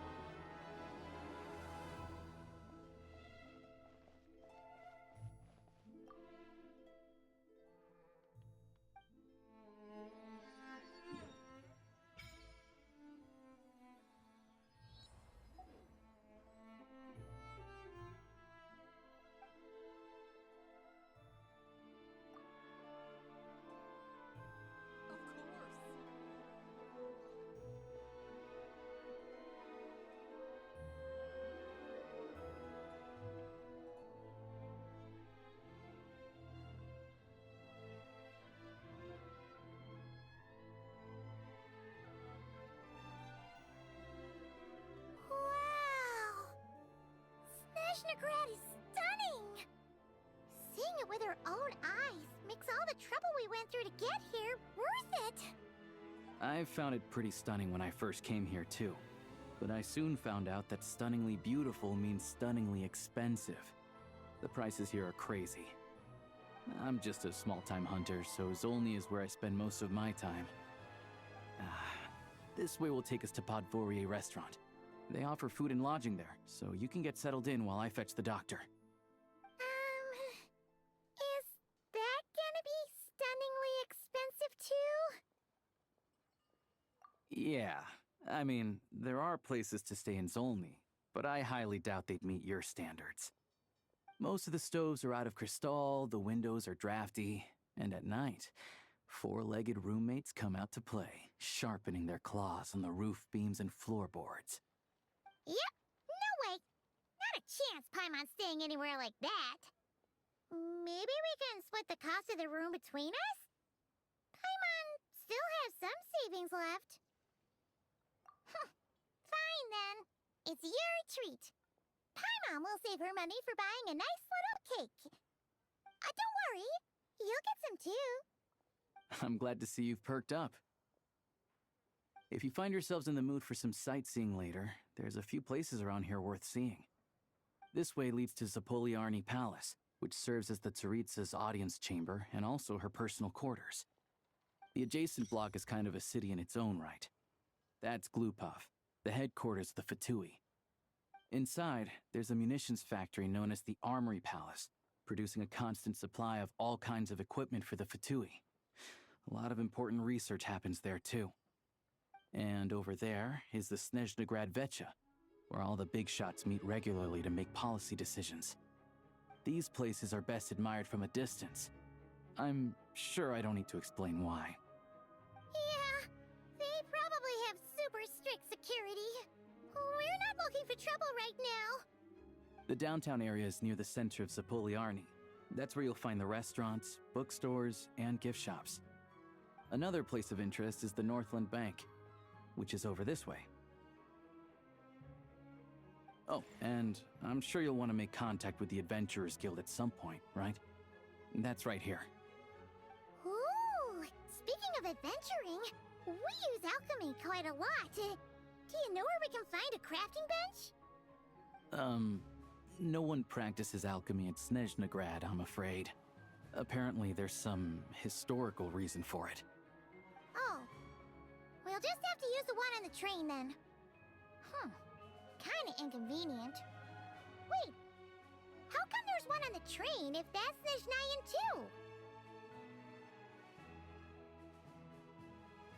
too? Yeah, I don't know. Not my area of expertise. Still, I wouldn't say the absence of alchemy makes life here any less convenient. Anyway... Finally, there's Zolny in that direction. It's mostly residential buildings and factories, but there's a few shops too. Worth a look around if you're interested. That's about it. You guys go ahead and get checked in while I track down my doctor friend. Sounds good. Thanks for all the recommendations. It'll be good to get out of the cold wind. Paimon's starting to feel another headache coming on.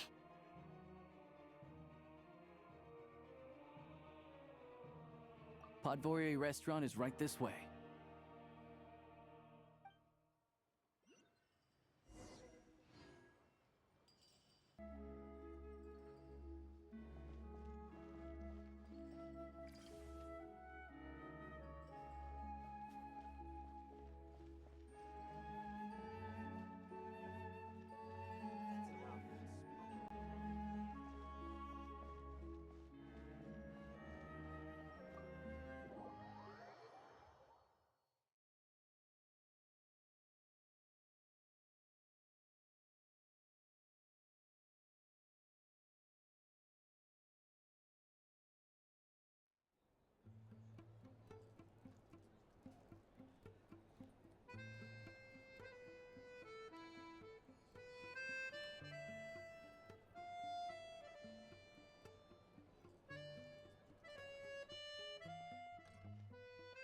Looks like you get what you pay for, huh?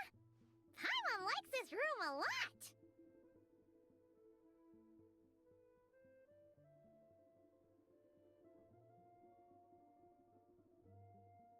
Yeah, much better now that we're out of the cold.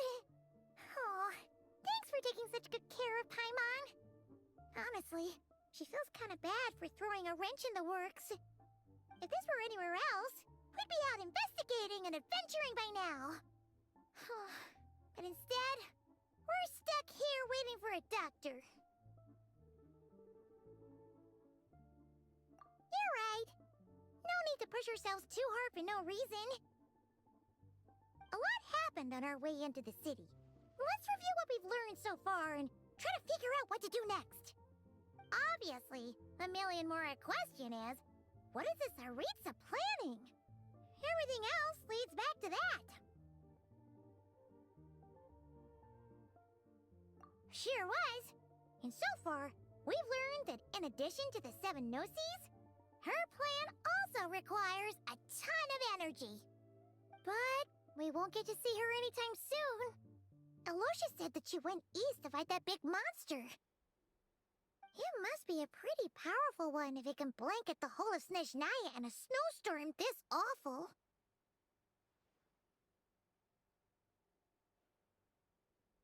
To be honest, what we're really lacking right now is information. The kind of information that only the higher-ups in the government would know, not word-on-the-street type of info. Paimon can think of a few people who might be able to help us, but... Right! And when we left Nogcry, Zandroni specifically left a message reminding us which side we're on. So, it's unlikely they'd tell us anything confidential confidential about the Tsaritsa's grand plan.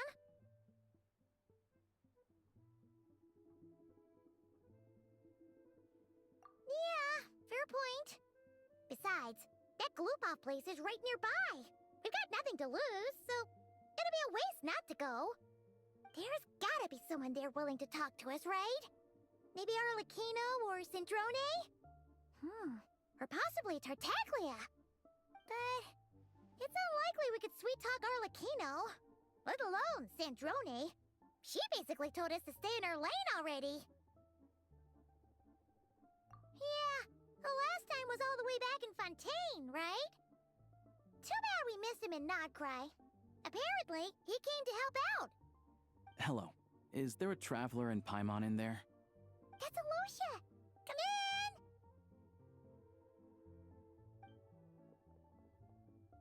Hello, I'm Dr. Luneva. Alosia mentioned that one of you is feeling a little under the weather.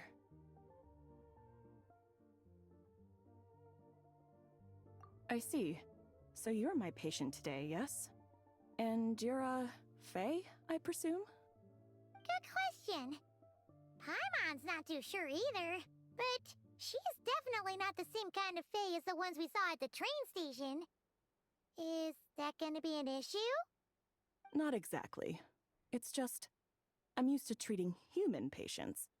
Fae tend to be far more resilient than even the healthiest and most long-lived of humans. But don't worry, I do have some experience treating Fae. I've even diagnosed plenty of cats and dogs in my time. Safe to say, I have a fairly eclectic range of expertise. It'll be fine. Paimon's basically the same as a human. Right? We're no different when it comes down to it, are we? More like you don't eat enough. The more talking you do, the more you need to eat.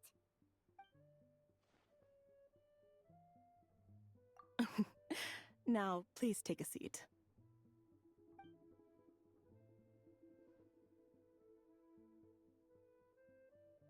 Okay, vital signs are good. Test results are all within normal ranges. I don't think it's anything serious. More than likely, you've just caught a cold. I can give you some medicine to tide you over, but as long as you rest properly for the next couple of days, you should feel better. Make sure to keep an eye on your temperature, though. If you find yourself with a persistent low-grade fever, or if your symptoms don't improve, just contact me again. Sounds like there's no cause for alarm. Thank you, Doctor. You're very welcome. Just doing my job. I'll leave you in peace now. Time to visit my next patients. Take care. You heard the doctor. Best you rest up here for a couple days. No sightseeing for the time being. All right, then. Guess we've got no choice. Let's just treat it as a short vacation. I have to get back to it. If you need anything else from the doctor or me, go to the Hunter Trade Station in Zolny. The boss there knows how to reach me. Hey, no big deal. You saved my life in the Shadow Realm. This is the least I could do. See you around.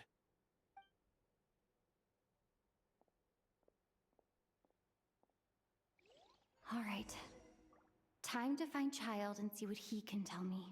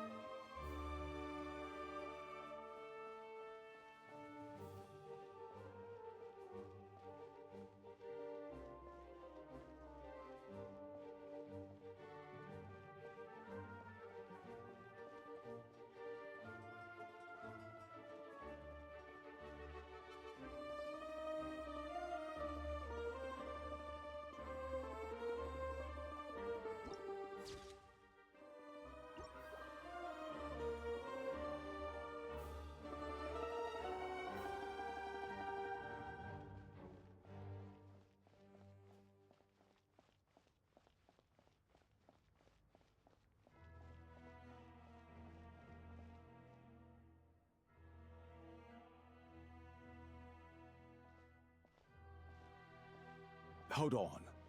Please display your invitation letter or permit. Glupov does not accept meeting requests without a prior appointment. You'll have to apply per the advertised booking process and wait until your invitation letter is issued.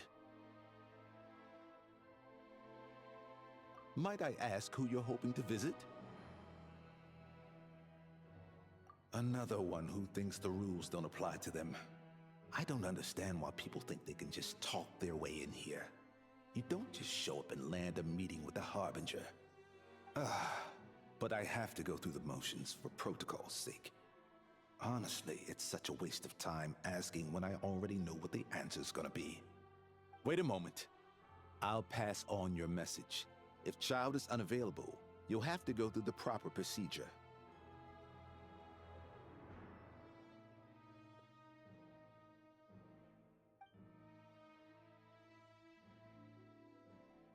Lord Child is a busy man. He's probably not in Glupov at the present. If I were you, I'd cut your losses. No point waiting any longer. Even if you two are old friends as you claim, please understand that the Fatui Harbingers are often busy with their official duties. They tend not to stay in Glupov for extended periods. Next time, stick to the rules. You'll make life easier for both of us, Greetings, Lady Marionette.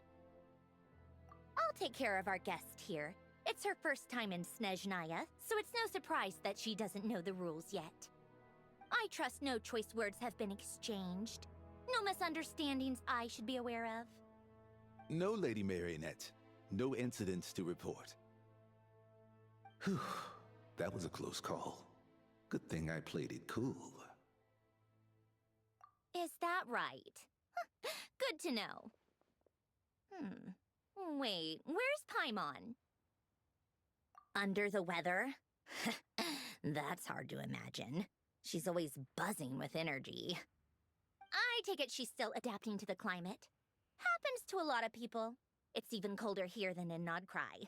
Has she seen a doctor? I can get you one if you need. All right then. Well, let me know if you run into any other problems. Why else? I was just about to sit down for some much-needed tea time when I heard that an old friend of Tartaglia's had shown up outside. No appointment, nothing. And, as obnoxious as it may be to show up uninvited at Glupov, I couldn't help but take pity on the poor soul who was waiting outside in vain. So I had no choice but to abandon my freshly brewed piping hot tea and come to see this mystery guest for myself. Well, I felt our time working together in Nodcry warranted some courtesy. I couldn't exactly let you freeze to death out here in the wind. Unfortunately, I can't invite you inside either. The rules of Glupov wouldn't allow it, and as a Harbinger, I have to lead by example. On the plus side, Snezhnograd actually has some class, unlike Nasha Town. Torchlight Books has a very nice selection of teas and cakes, so we can catch up there. Your treat, of course. Because I already wasted one perfectly good cup of tea today. That's why.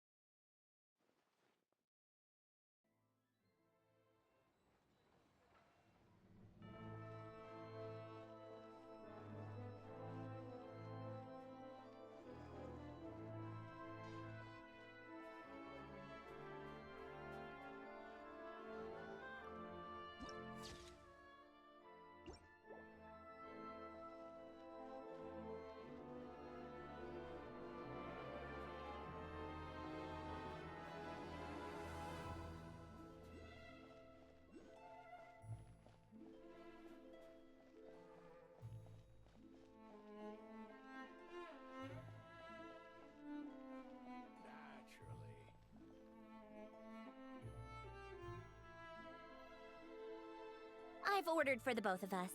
No objections, I assume. I'm sure you trust my taste.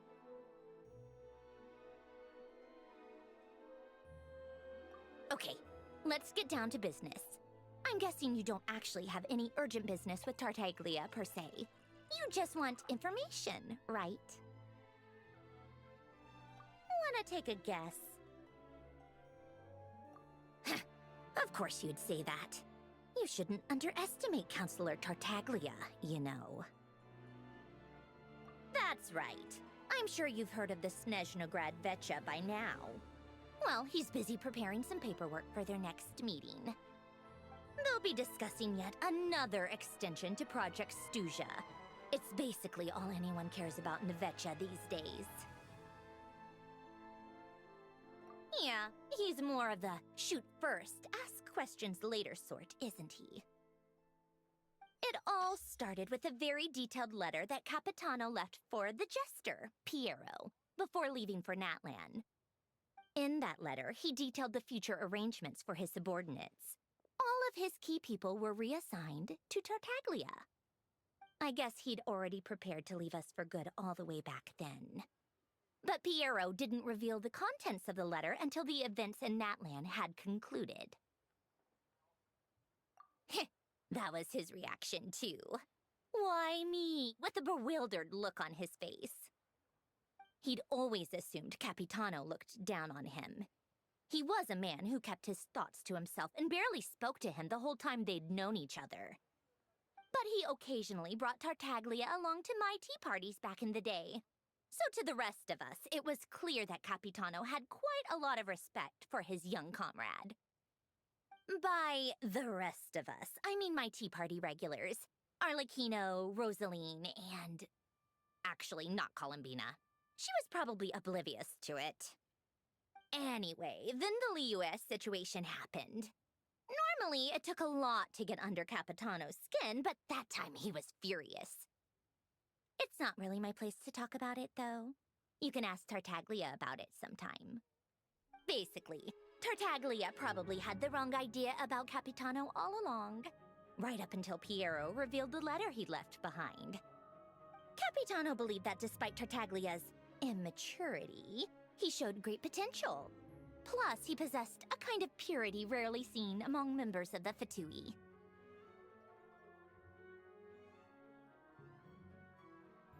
Yeah, it's one of the few things that I'd agree those two have in common. But there's one other reason why Capitano chose Tartaglia to assume command of his troops. He knew that after he was gone, several of the others would swoop in on his army like vultures. With the ones who stood to benefit the most being the rooster Pulcinella and Regrator Pantalone.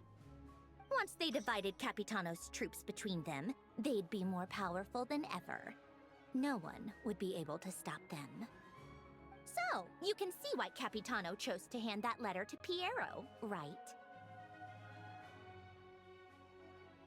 Exactly. Piero also needed to back a harbinger as soon as possible. And, all things considered, Tartaglia was the best choice. Even though Tartaglia has had the support of Northland Bank for a long time, he and Pantalone are ultimately not cut from the same cloth.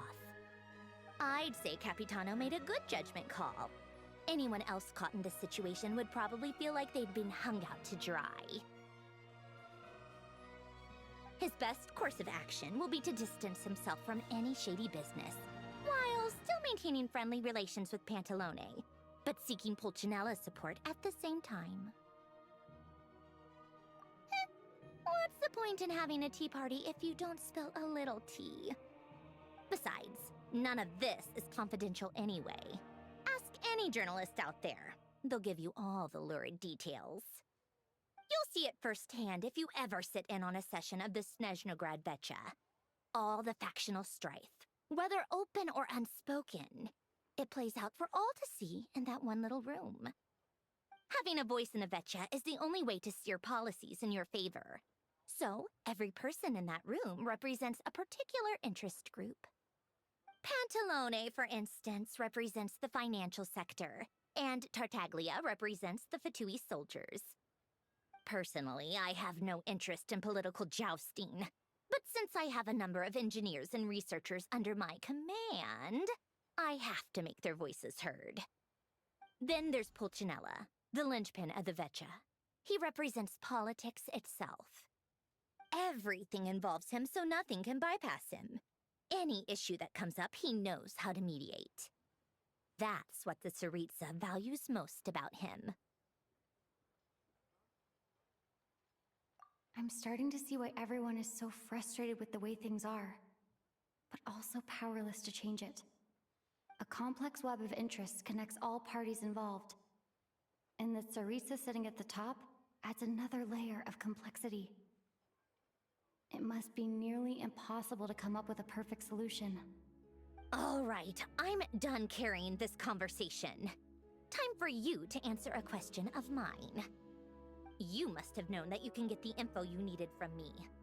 So why was Tartaglia the first person you asked to see and not me?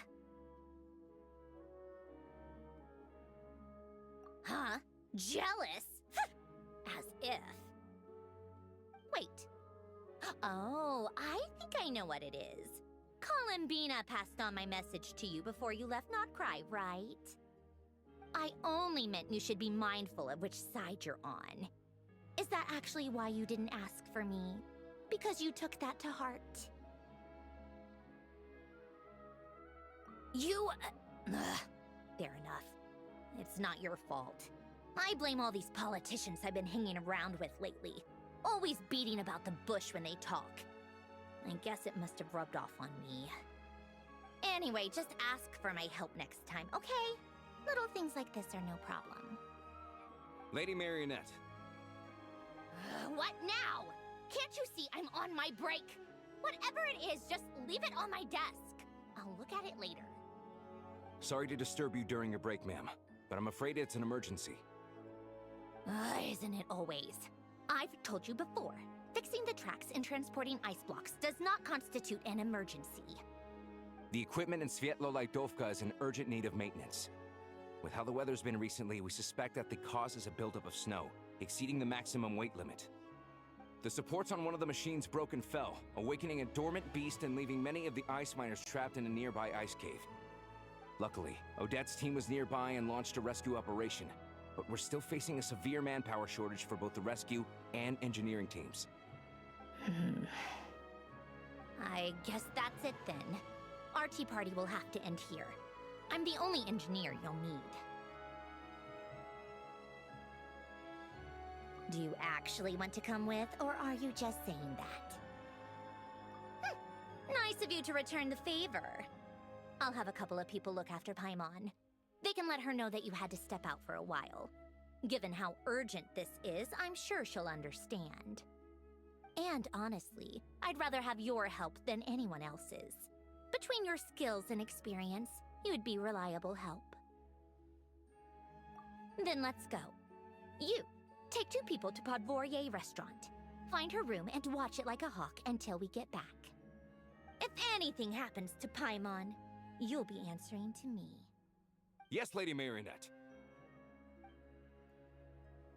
Wait a moment. You look as though you've run into trouble.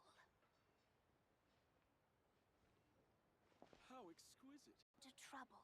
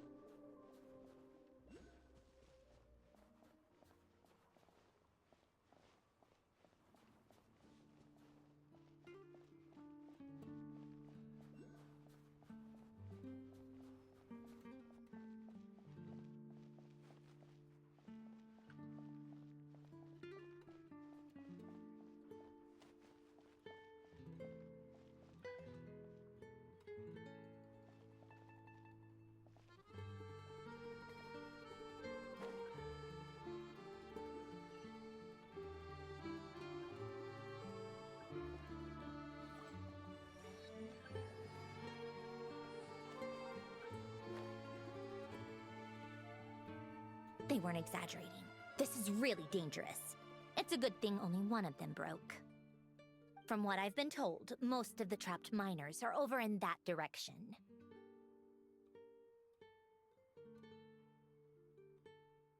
Yeah, you do that while I check the rest of the equipment. I'll evacuate the people around here as I go. Meet me back here as soon as you're done.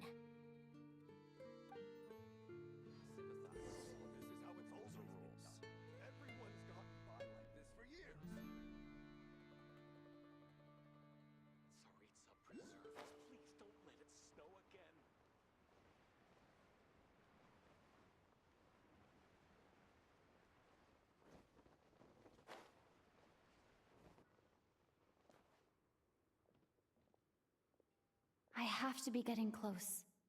Don't go any further.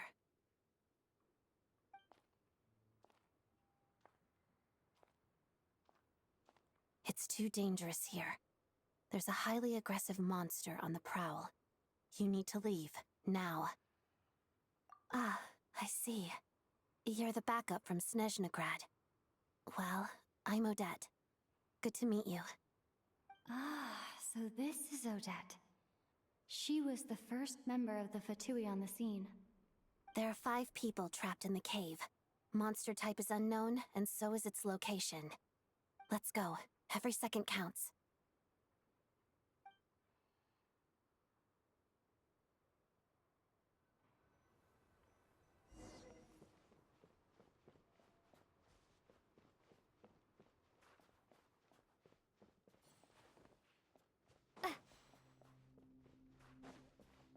Careful.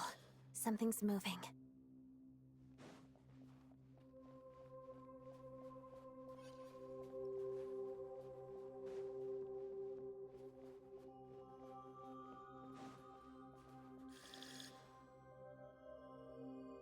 This must be the monster's shadow. Looks like a tough opponent. Together.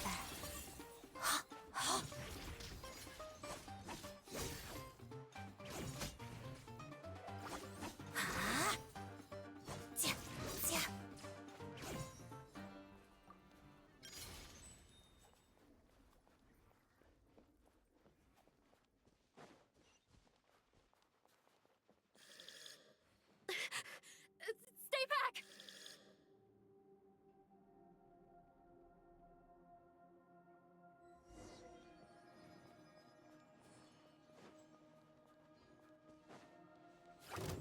Waltz of the snowflakes.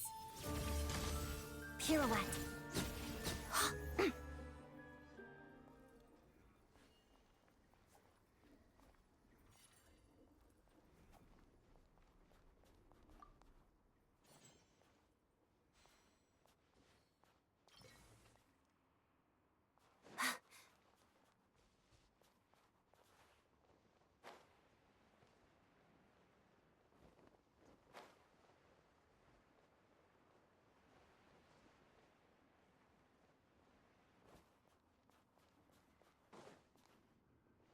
I see them. They're right behind the monster. The monster seems very agitated. It could attack at any moment. Let's make the first move.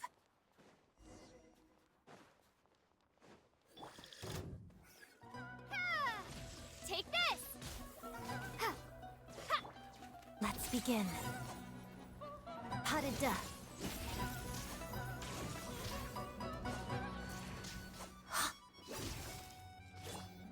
Lightning slash! Crystalline adagio. Yeah.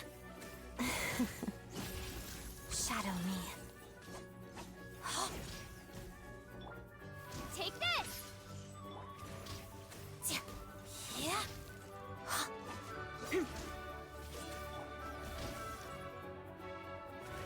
Lightning slash! Yeah! Let's begin. Pirouette.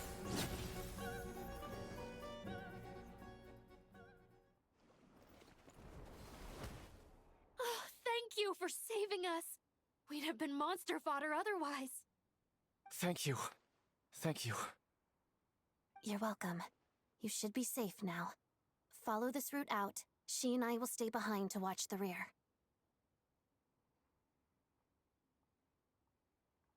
Thank you. Come on, let's go. This way.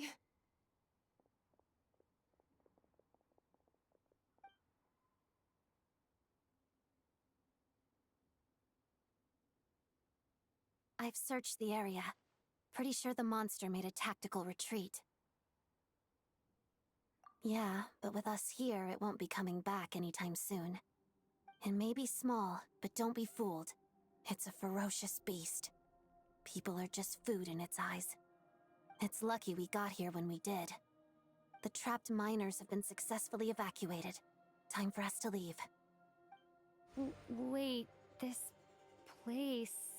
There's something unusual about it.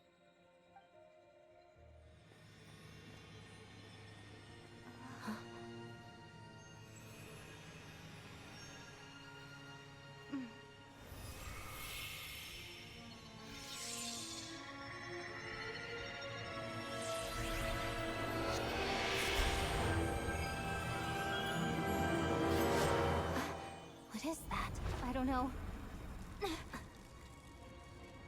It's back? Guess it has family.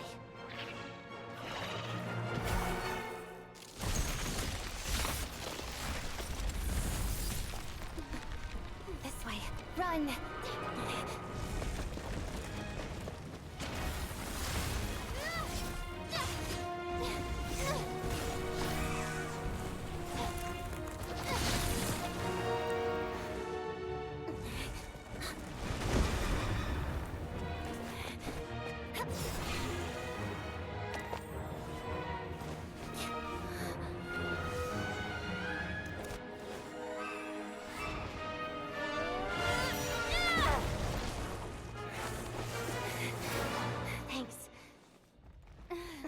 Out of here.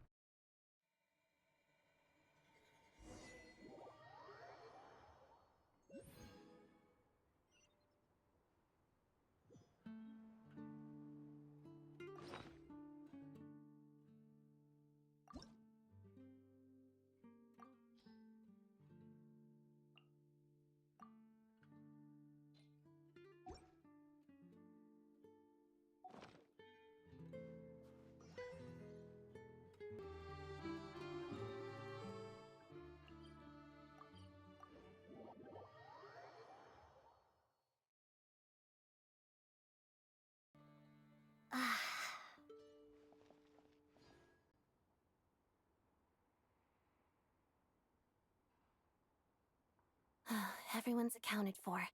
We managed to rescue them all. We also placed a sign at the entrance to the cave, warning people to stay away. You really held your own today. I still don't know your name. Don't think I've seen you before. I'll remember the name. All right then. See you around. Hello, Lady Marionette. I hear the rescue operation was a great success. I knew I could count on you. What brings you here, Odette? Here for a performance? No, a Fatui mission. I happened to be nearby and heard the crash. She hasn't introduced herself then. Odette is the prima ballerina of Snezhnograd. She's quite the celebrity. If you ever hear people mention the two crowning jewels of the Korailievsky troupe, they're talking about Odette and the prima donna, Vodianitsa. On top of that, Odette's also a rising Fatui star. It's looking likely she'll inherit the title of the Fair Lady. She learned all her combat skills from Rosaline herself. Used to be one of her most valued subordinates, too. You flatter me, Lady Marionette. If she's Rosaline's protege, that makes me... never mind. There's no need to bring it up. No point making things awkward. How's progress on your end, Lady Marionette? Equally successful. I finished reinforcing all the equipment. Took me a little longer without Polonia's help. But the outcome is the same, of course. Even if the heavy snowfall summoned by that monster lasts for another 3 months straight, this equipment won't give way. All right, now that we're done here, it's time to get out of this blizzard. Sure, but Snezhnograd will send someone to investigate and draw up a relief plan. And I guess I'll have to write the incident report myself this time, since it involves a mechanical malfunction. First, Pantalone needs to approve the budget, then Pulcinella has to sign off on the plan. Once they've argued it out and reached a compromise, we can move forward. That's the rough process anyway. Could take anywhere from a couple of weeks to a couple of months, depending on how smoothly it goes. Yup, nothing we can do about it. There's a whole stack of incident reports like this back at the office. The snow has eased a little for now, but there's no telling when that will change with that monster still at large. Fuel for heating is in short supply, and relief is weeks away. There's no immediate threat to life, but still, it just feels like there should be a better way. Hey, quit daydreaming. Let's get back to Snezhnograd. When did you get a new sword? I found it in a cave. It handles pretty nicely. You have a strange affinity for secondhand swords.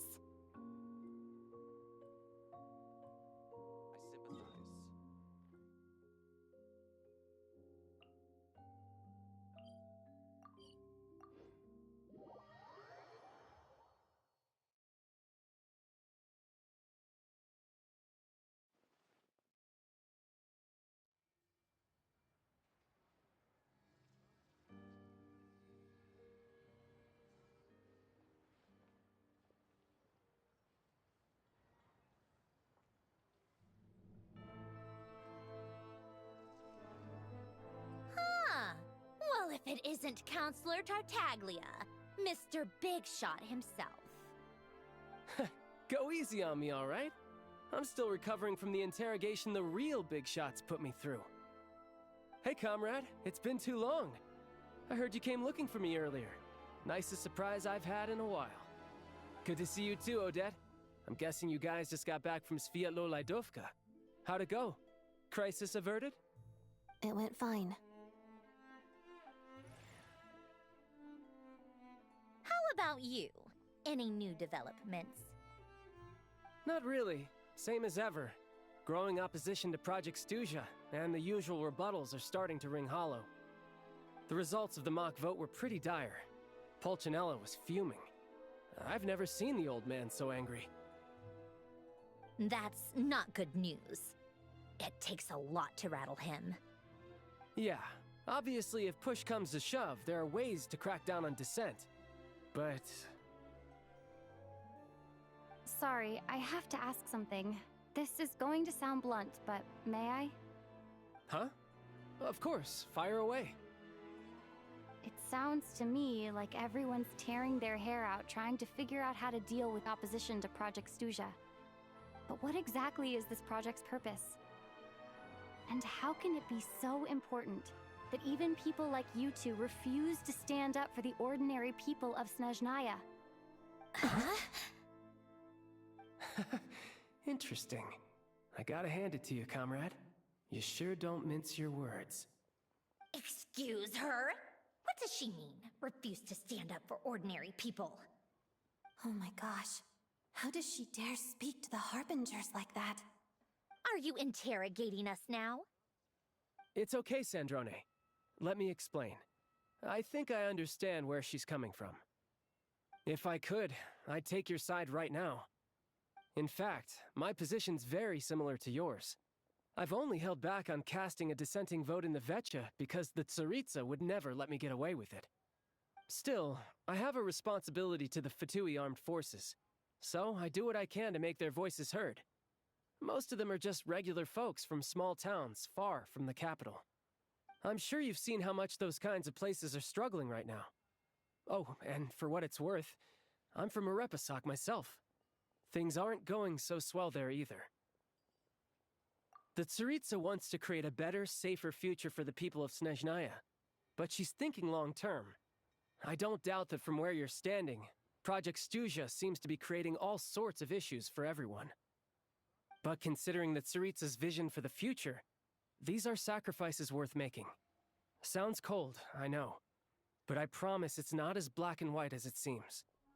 Maybe Sandrone and I can't oppose Project Stuzha outright, but we're constantly raising our concerns in Vetcha meetings. And even though we can't put an end to it, there are plenty of other ways to make a difference. We're trying everything we can think of, and so is Pulcinella. I respect Her Majesty, the Tsaritsa, and trust her decisions. But at the end of the day, I'm still just a normal guy who cares deeply about my homeland. And my family, who all live here. There's no way I would ever abandon them. As contentious as things can get within the Vetcha, there's no selfishness or malice behind it. Everyone wants to get through this period as smoothly as possible. The issue is that there's no way of pleasing everyone under the present circumstances. Most of the time, we're trying to decide on the lesser of two evils, which obviously isn't a great look. But that is not the same thing as being blindly loyal to the Tsaritsa. No one's got their head in the sand here. We're all well aware of the way things are. We're just doing our best to make it work. In fairness to Sandrone, she rushed to Svietlo Laidovka's aid the moment she heard that people were in danger. And even Tartaglia, who used to only care about the thrill of the fight, is clearly doing his best to rise to the demands of his new role as counselor. Hey, come on. There's only so much we can say, so don't press us too hard. Look, I know how untenable the Tsaritsa's position looks if you don't understand her motives. Maybe you've heard already, but she's currently leading her army on a campaign to the east to defeat the monster that's been causing these brutal blizzards. Striking that monster down will be a significant step in dealing with the present energy crisis. As laser-focused as she is on realizing her lifelong ambitions, she's still putting time and energy into taking down this powerful monster. To me, that says a lot. If she thought Snezhnaya and its people didn't matter in the grand scheme of things, why would she waste her time on something like this?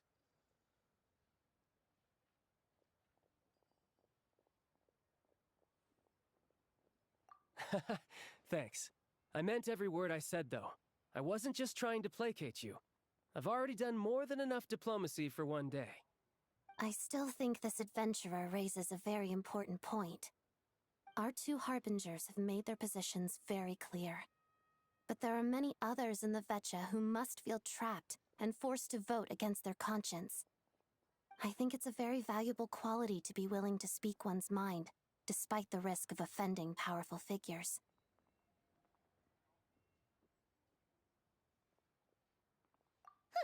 You can say that again. I highly doubt we'd feel the need to explain ourselves so much if we didn't know you so well. Forgive me, adventurer, but might I be so bold as to ask about your background? How is it that you can converse so openly with two harbingers? Oh, haven't you been properly introduced? Easier said than done. I like to think I'm not the kind of person who goes around busting open people's old wounds.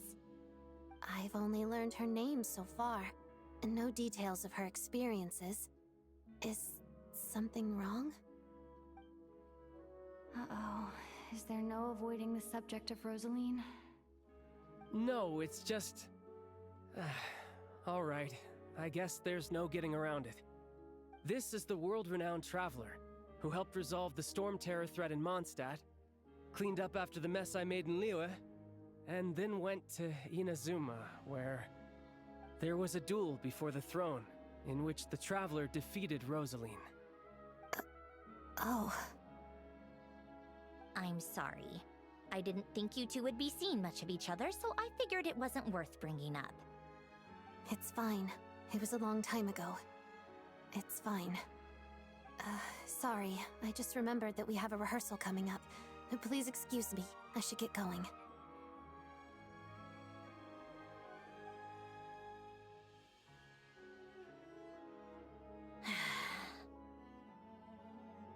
I've mentioned this to you before, remember? She was Rosaline's most valued subordinate. But they didn't actually get along. Not that Rosaline was really the type of person to make friends, but death has a way of resolving a lot of conflicts. Don't let it weigh on you. Like she said, it was a long time ago. It's in the past now. Odette has a very different personality from Rosaline. Give her some time. I'm sure she'll work through it. Oh, by the way, where's Paimon? It's not like her to hide away. She hasn't been feeling well, so she's resting at Pavorier Restaurant. I got a couple of my people to look after her while we were gone. Oh, right. Sorry to hear that. Poor thing. Reminds me of when Tonya was little. She really felt the cold back then. Used to get ill all the time. I felt so bad for her seeing her lying in bed, coughing. She was so mature for her age, though. Whenever someone came to visit her, she'd greet them with a smile and would never complain. I'm sure Paimon's a good kid, too. You're a little short on manpower, right? Let me have a couple of my people take over for yours. I'll send my most capable and reliable. They'll make sure Paimon can recover in peace. Well, that would be great. Your people are more qualified. Hey, don't mention it. I'm sure you have things to do. Hopefully this takes a load off your mind. So no more accusing me of not being on your side, all right? Already? That was quick. I'm afraid I can't help you there. Our director's recent movements are confidential. Even we're not in the loop. If you hadn't told me, I never would have known he'd gone south. I assumed he'd been in Glupov this whole time. Well, I guess I'd better go sort out Paimon's security situation. I have some other work to catch up on at Glupov anyway. Me too. I have an incident report to write up. Let's leave it there for now.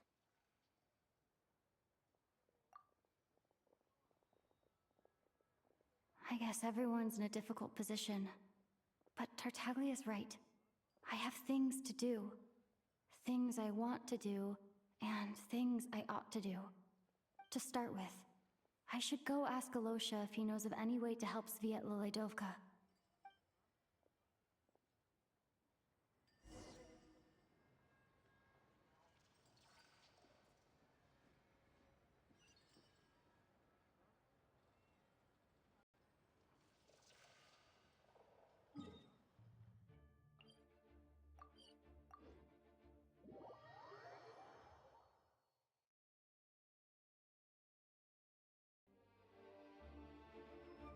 How strange. This sword seems to be vibrating of its own accord. It's a very faint vibration, but it's getting stronger as I get closer to the Statue of the Seven. Does this sword have some connection to the statue? But all it does is vibrate, even when I touch it. That place I got this sword from was definitely out of the ordinary. Maybe I should try channeling the power of cryo?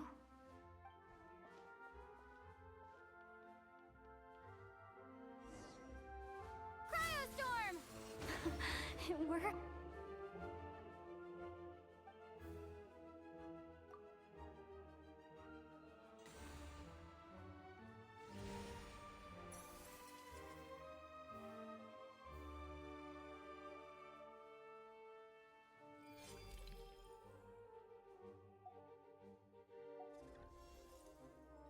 I don't really understand what just happened, but I'm pretty sure this sword just got a little more powerful. I'll have to try the same thing again when I come across another Statue of the Seven. In the meantime, I better go find Alosha.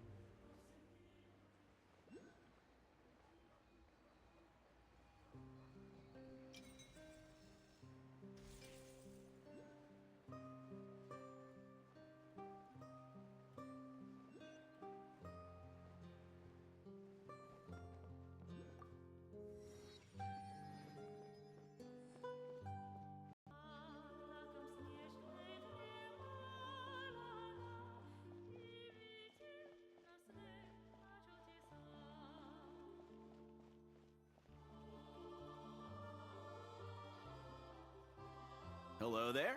How can I help? Ah, sure thing. Give me a second, I'll go fetch him for you.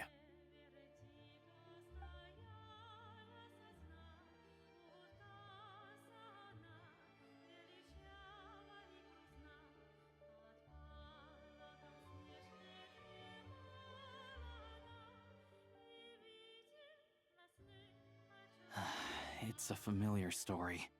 I've had similar experiences. Although Snezhnegrad doesn't deliberately delay or withhold relief, those first few days of waiting for help are always the hardest. It's a fundamental contradiction.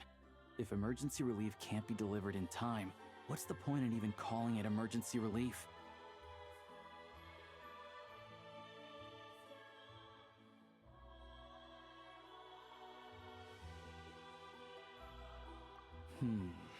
Not necessarily. I think there's a good chance that Kresnik Crystal from Stratomoros will start flowing into the market.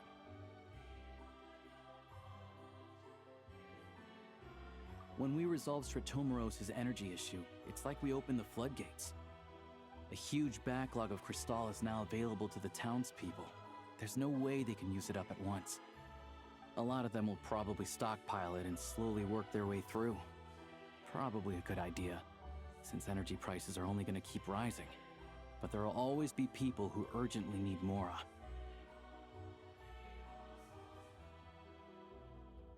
Exactly. At the current prices, selling Crystal is an easy way for an ordinary person to make a fortune. Hey boss, how much do I have left in my account? 1 second, let me check.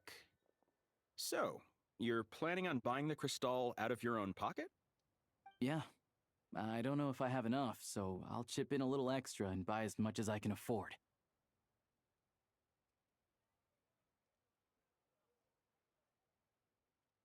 No, it's fine. You're new to Snezhnaya, and you have your own living expenses to worry about. Besides, you're already providing the train. Here's your Mora. See what you can find at the market, but I doubt there'll be much Crystal left. Yeah, well, can't hurt to take a look. Let's see. Huh?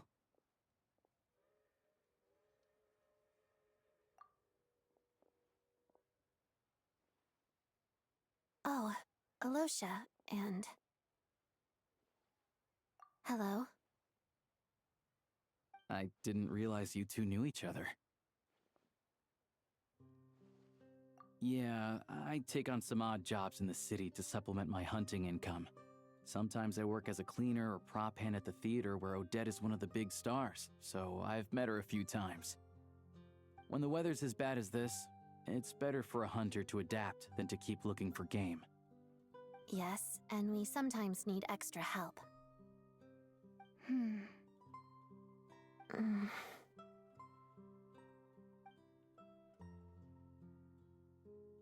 Wait, why is the atmosphere so awkward? I thought things went pretty smoothly in Sviatlo-Lidovka. So, what brings you here, Miss Odette? Looking for some new props? No. After I got back to the theater, I couldn't stop thinking about the situation in Sviatlo-Lidovka. It bothered me so much, I couldn't focus on my dancing. So I decided I'd come here and see if there's anything I can do.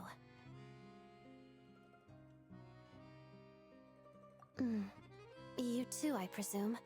I suppose that's why you're here. I didn't feel comfortable expressing my true opinions in front of the Harbingers. Not least because ordinary Fatui like me don't even know what Project Stuja is all about. Without knowing the full picture, I can't make sense of it. And at some point, if things aren't making sense to me, I can't just keep going along with it. So many people feel the same way. They wish they could do something, but all kinds of reservations hold them back. Explains why groups like the Roadcott are springing up to fill the gap. Yes. Well, that's one option. But there are risks to consider with organizations like that. The Fatui does not encourage their activities. Right, because things can get out of hand, and it's hard to hold the right people accountable when they do. I've heard about a few cases like that. Sandrone said Odette was on track to inherit the title of the Fair Lady. If so, she'll be able to find out what Project Stuja is really about.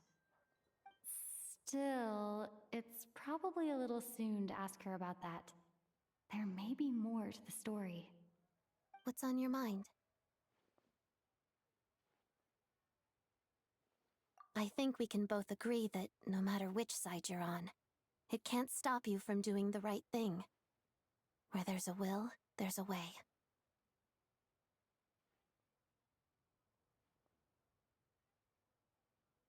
I know what Rosaline did while she was abroad. You made the right decision, so no hard feelings. So, what's your plan? Oh, we were gonna buy some crystal.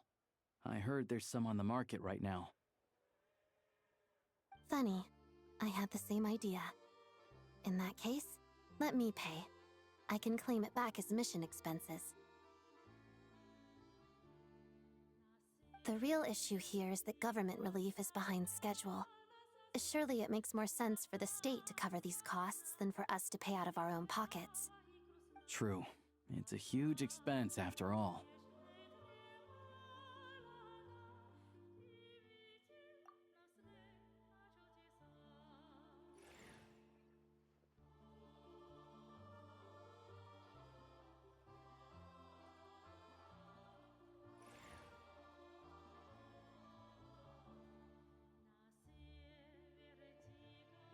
Let me see. I'll take it all, please. And I'll be needing a receipt. Right. Choose mission budget under the expense category, but be sure to specify emergency rescue operation in the description. Otherwise, the normal reimbursement limit will apply. Let's book this train. Regulations say that if we need to transport Kresnik Crystal during Project Stuja, extra carriages can be added 1 hour before departure.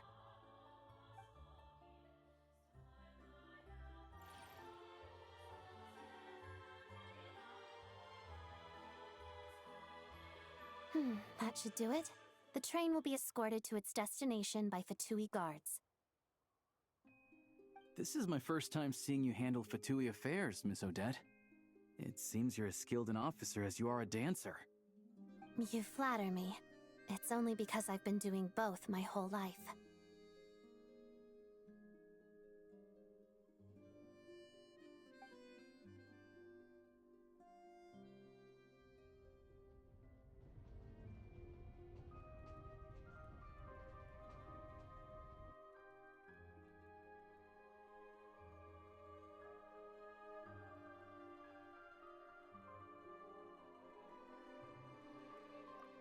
Anyway, I bet you've been non-stop today, am I right?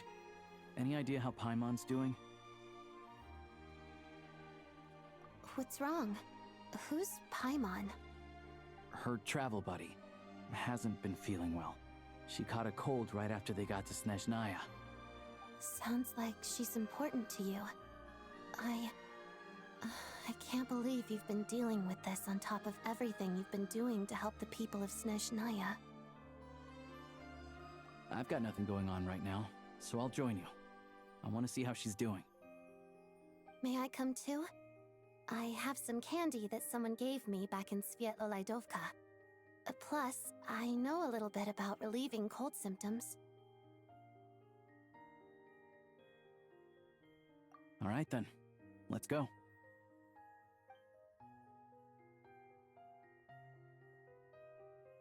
I still don't know what the deal is between these two, but at least the tension seems to have vanished. A good sign, hopefully.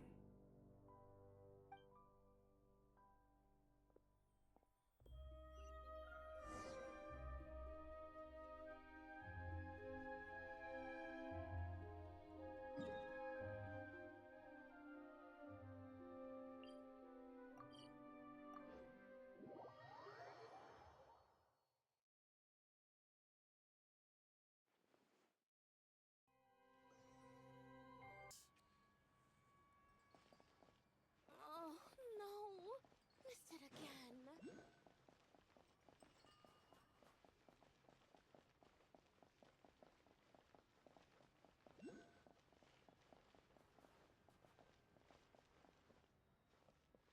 We should just buy some.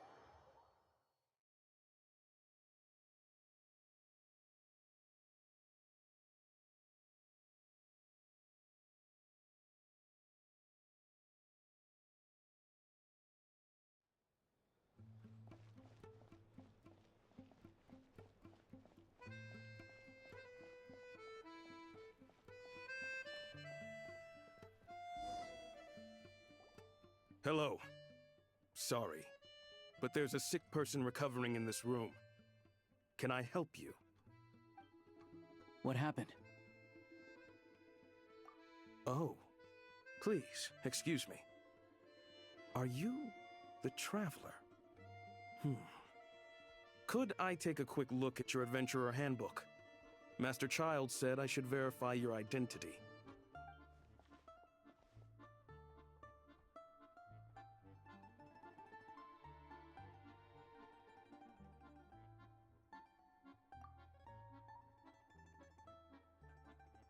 Ah, it's really you. Sorry for the inconvenience. We're under strict orders from Master Child to keep this room well guarded. At the same time, we can't interfere with Podvoye Restaurant's business. That would only seem all the more suspicious and draw unwanted attention to this room. Besides myself, a few of my colleagues are stationed in and around the restaurant, in plain clothes, of course. Rest assured, you're in safe hands. I didn't expect such a high standard of protection. Well, Master Child handpicked us for this special assignment. We're not about to let anything go wrong. Anyway, I won't keep you any longer. Please, head inside.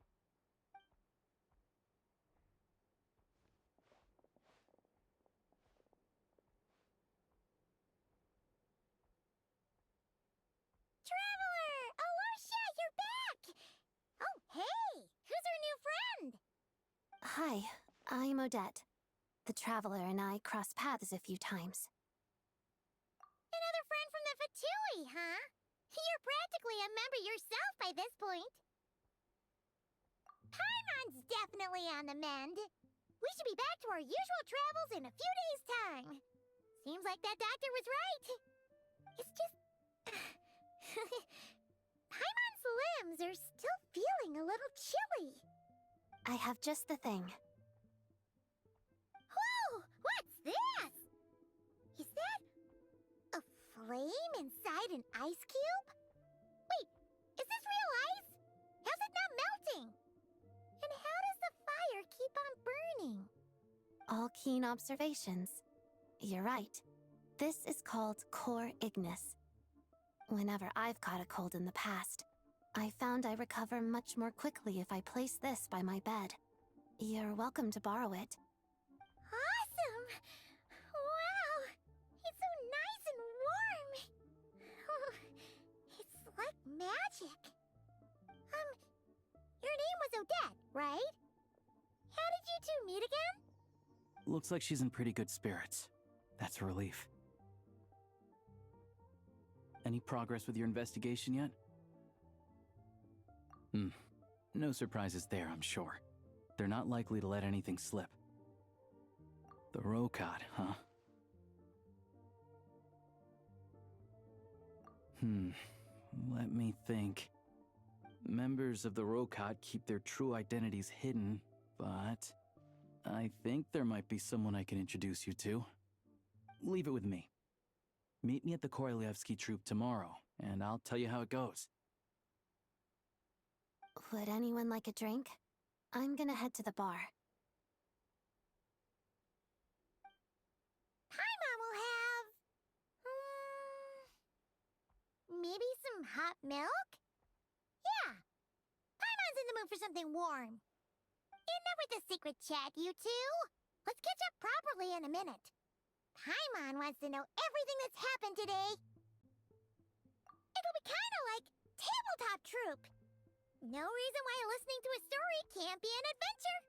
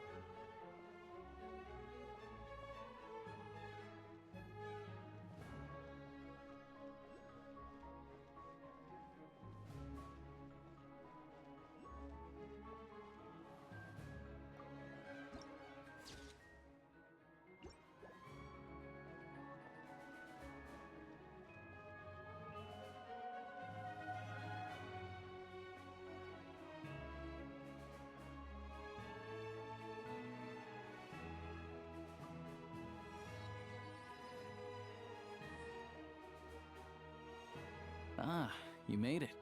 I've got some tickets, and I managed to set something up with the Rokat. It'll have to wait until after the show, though.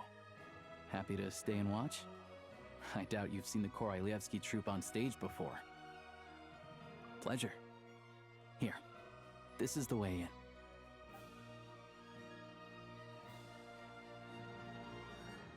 Please present yourself for a routine inspection in accordance with theater regulations. Thank you.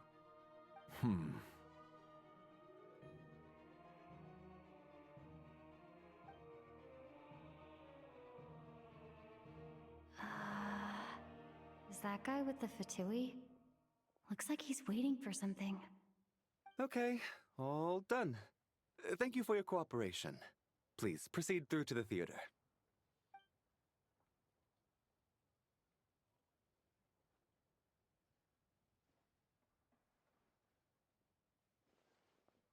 What's up? Everything okay? Snezhnaya's business and political leaders are always passing through here, so it makes sense that security's tight. Still, it's a little unusual to see the Fatui's Armory Palace guard here. You saw him, right? The guy right at the back. Strong, silent type. His name's Valeri. He's part of the Special Assignments Battalion, but I only ever see him here for one thing: to look for a guy named Mitya. Supposedly a researcher, though he never seems to put much time in at the office. The theater is one of his favorite places to hang out when he's playing hooky from work. But that's not for us to worry about. Let's go. The show's about to start.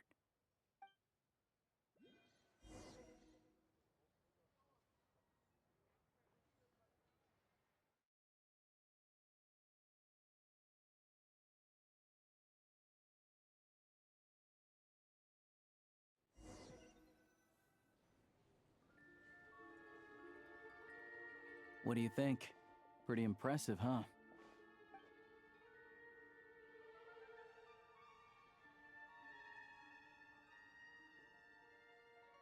Oh, the one in Fontaine? I hear it's iconic. Never seen it for myself, though.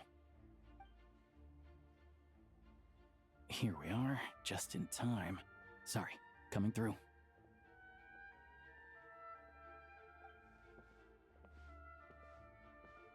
Ugh. If you're gonna show up late, keep your mouth shut. What's his problem? Whatever. No point arguing with people like that. Look, there she is. That's who I'm introducing you to later. She's the lead singer of the troupe, Vodyanitsa.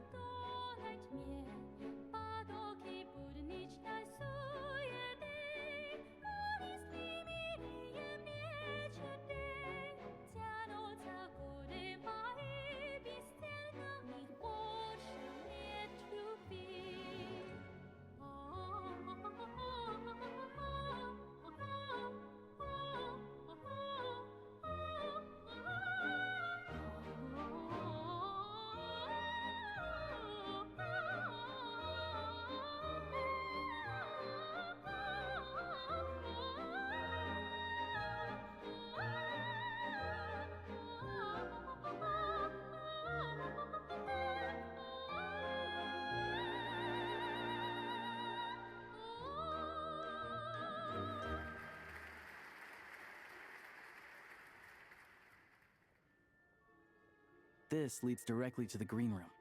They're expecting us. Vodyanitsa will be waiting for us there.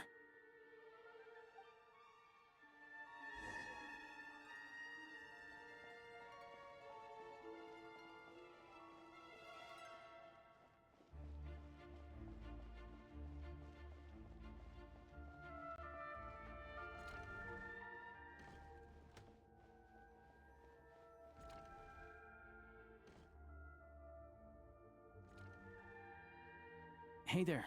Excuse me. Ugh! Can you believe it? I am so mad right now. Come in. Oh, it's you two. Huh? You know each other? Oh, wait. Is this who you were telling me about? The one you met yesterday and couldn't stop thinking about? I never said that. Yes, you did. Why are you denying it? It was right before I went on that rant about the moody factory owner. Oh, I remember it so clearly. Might I ask what brings you two here? Oh, I just brought her here to see the show. And when it finished, she was full of praise for Vodyanitsa's performance. So I thought I'd try my luck, see if we could get the chance to chat for a bit. Maybe get an autograph? You work here. You of all people ought to know that's against the rules. It's not what the green room is there for. Oh, what's the big deal? Come on, don't be shy. I can give you an autograph. You can take a picture too if you want. Do as you please. I finished all my shows for the day. I'll leave you to chat.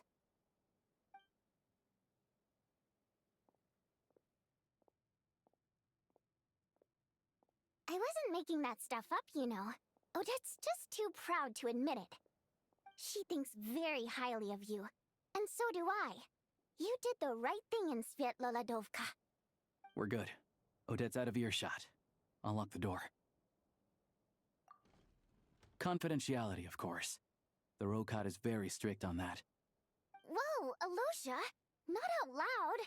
Not with an outsider here. Relax, I've taken care of it. Look at this.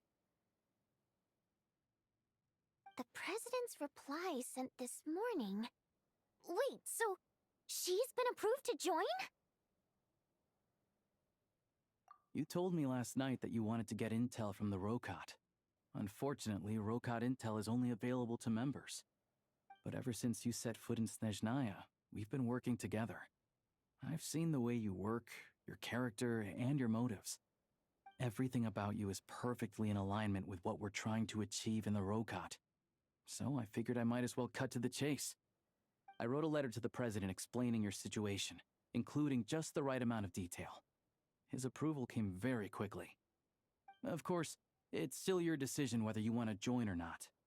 We'll respect your choice. Well, assuming Odette was telling the truth and she didn't misjudge you, I guess we don't need to worry about you blowing our cover. Still, you gave me a real fright. I didn't know that's why you came looking for me. So, that stuff you said about admiring my performance, was that just because Odette was here? Did you actually mean it? Now you're talking. That's what I like to hear. Anyway, let me give you a quick rundown of how things work. Like I said, the Rokot is a covert organization, and we hide our identities. Members typically don't meet in person or even know each other's identities. This helps us maintain a high level of independence and secrecy. Because of this, members are basically free to decide their methods without constraints, so long as the outcome of any activity doesn't violate the organization's principles. After all, we don't have any ostensible contact with each other. This way, if anything goes wrong, no one else will be implicated. Beyond the freedom to choose how you operate, it's also your choice whether to act at all. We have plenty of members who have yet to take any action. In short, joining the Rokot in and of itself won't place any restrictions on your activity in Snezhnaya. There's a code of conduct you can read if it interests you.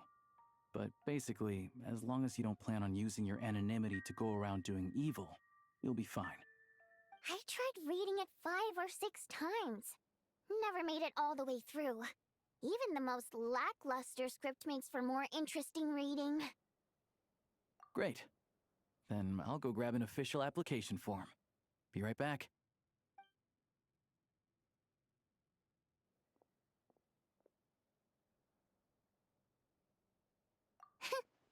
Well, Alosha has this pet dog, you see. His name's Tagarin, and this one time, Alosha brought him backstage. Tagarin took quite a liking to me, so I played with him for a little bit and fed him some treats. Then, the Rokot was out on a mission one day, and even though we were all in disguise, Tagarin recognized me right away. Just a coincidence, really. We didn't report it to the higher-ups, though, to avoid dealing with the fallout.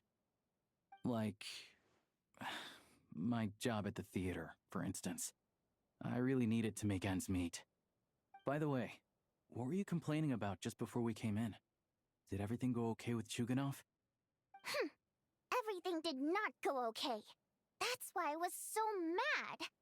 I tried to make some small talk with him before I went on stage to fish for intel about the Iskra manufacturing plant. But he wouldn't take the bait. No matter what I said, he kept dodging the question. And then he started complaining. He said he didn't appreciate his second-rate seat in the stalls because he usually gets a private box. I mean, what did he expect? Everyone knows that if you want a box seat, you buy a ticket well in advance. But instead, he sends me a letter the day before the show when we're practically sold out. I had to juggle things around just to get him a half-decent seat, hoping he would appreciate the gesture enough to share some information. But nope, he didn't give me anything. Yeah, meeting Chuganov in person has definitely been a disappointing experience. Oh, you probably don't know who we're talking about, do you? Chuganov was that older guy you were sitting next to today. I'm sure he didn't make a great first impression on you either. To the citizenry, he's a family man and a kind boss. But our interactions with him tell a very different story. It's one thing to ask for a favor, but he acts like it's his right. He always expects special treatment. Take the ticket situation, for instance. I've actually gotten him a private box in the past. But not only was he not even grateful, now he's acting like I've sold him short this time. Not to mention that he's never paid for a single one of his tickets. And another thing, if he's such a big family man, why doesn't he bring his wife and daughter to see the show once in a while? I've never seen them here, not even once. Calm down, Vodyanitsa. If you won't do it the easy way, we'll have to try the hard way. But first things first. Here's your application form. Go ahead and fill it out.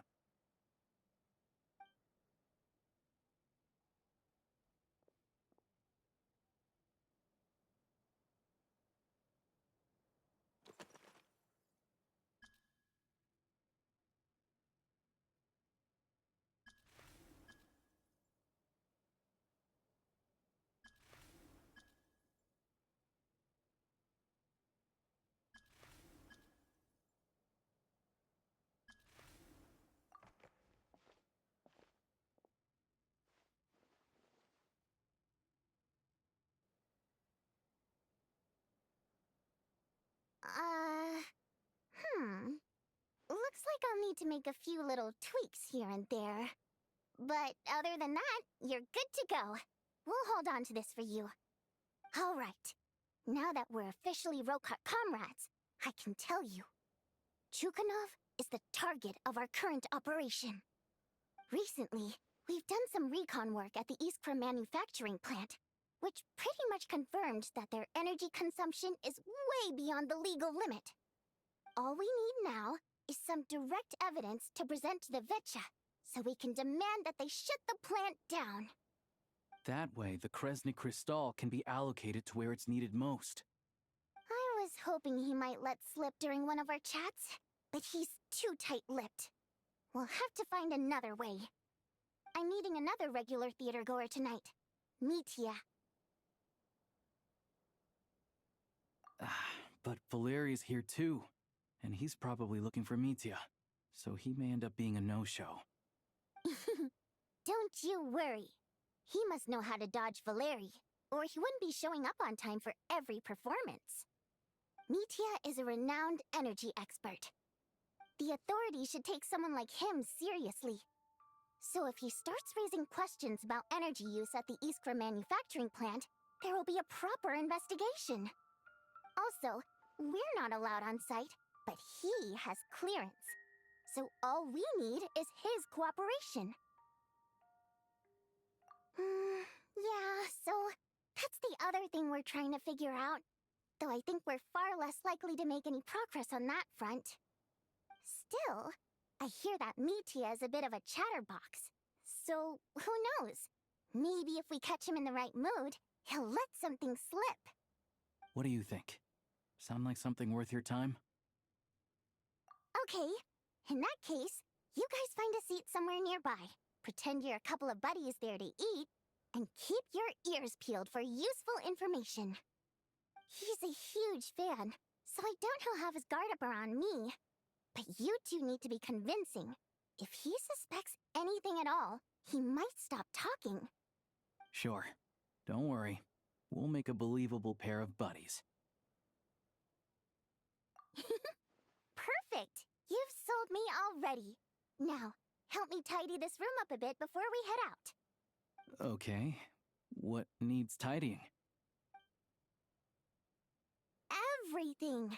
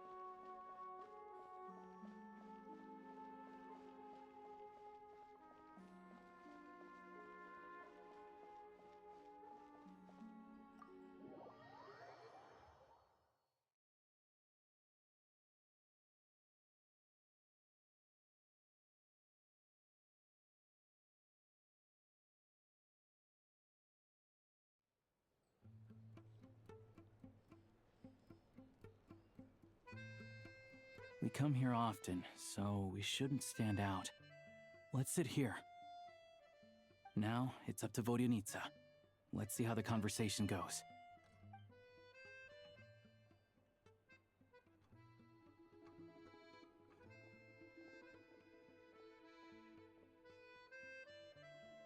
Mr. Mitya! Over here! Over here! Oh, sorry. I got a little held up on my way here. Now we have even less time than we planned.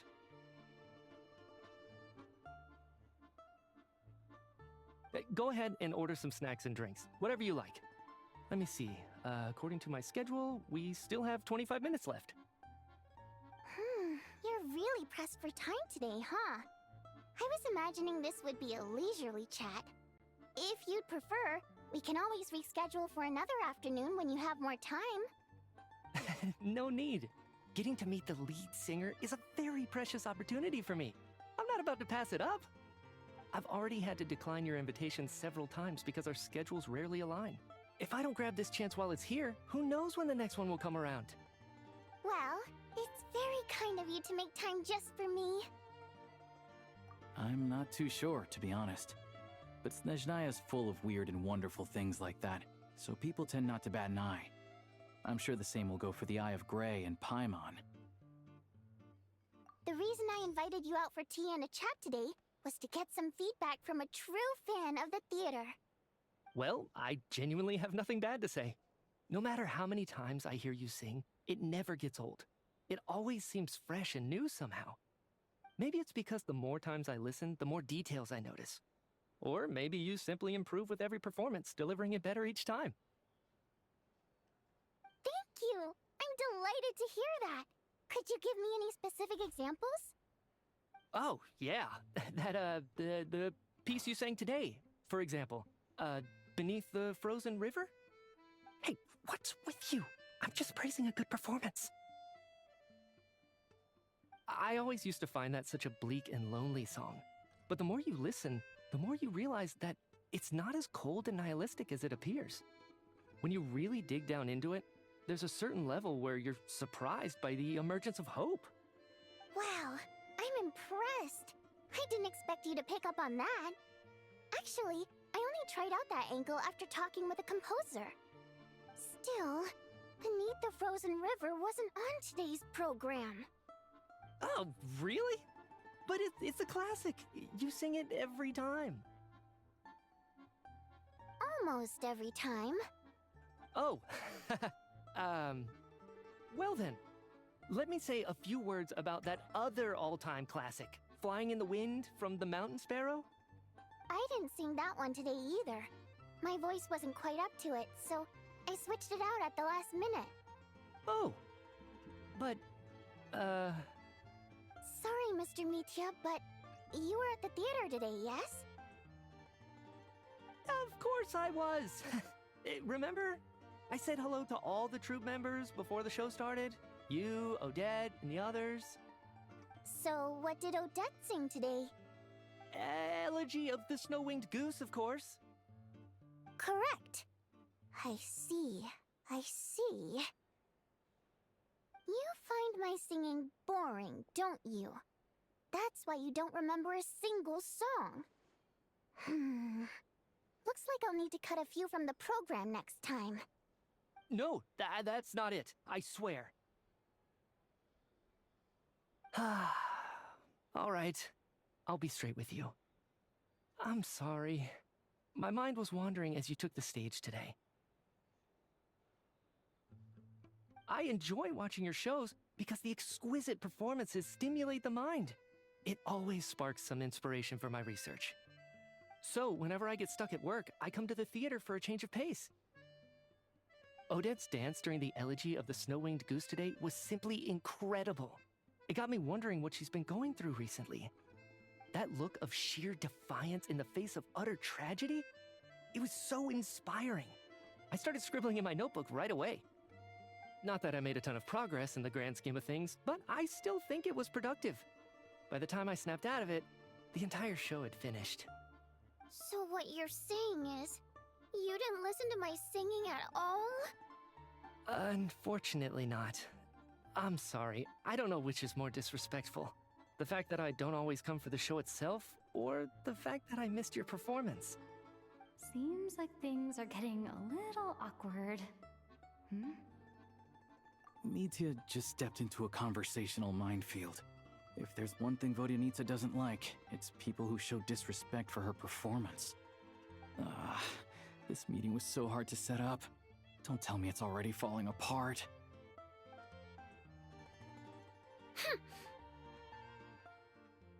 It's fine. I suppose this is affirming in its own way.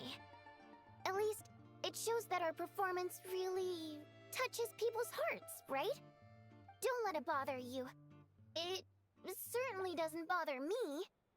She's showing a lot of restraint.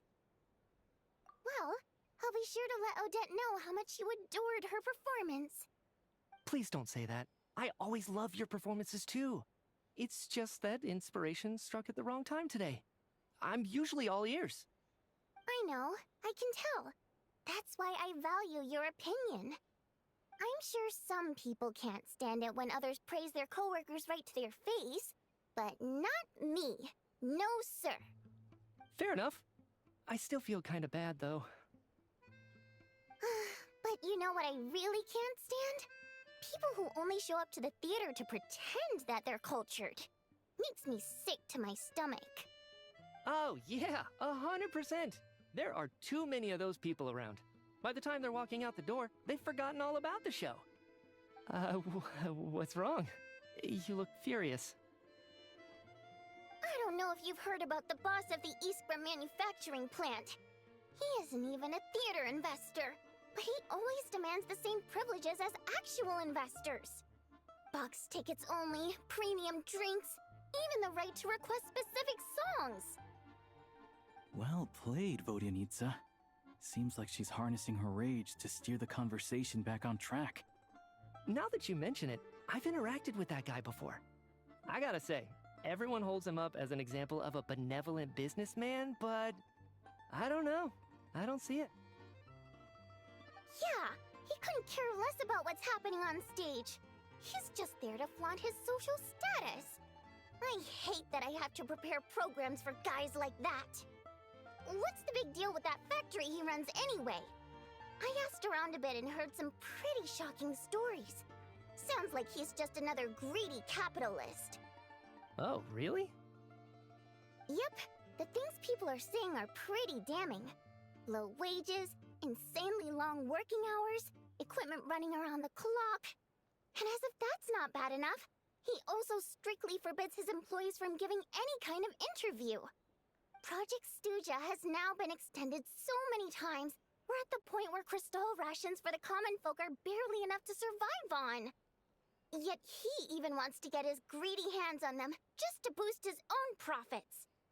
If the rumors are true, he's in serious violation of the law. Interesting. So you've heard about it too. What? So it's really true? Who knows? I've only heard the same rumors you have.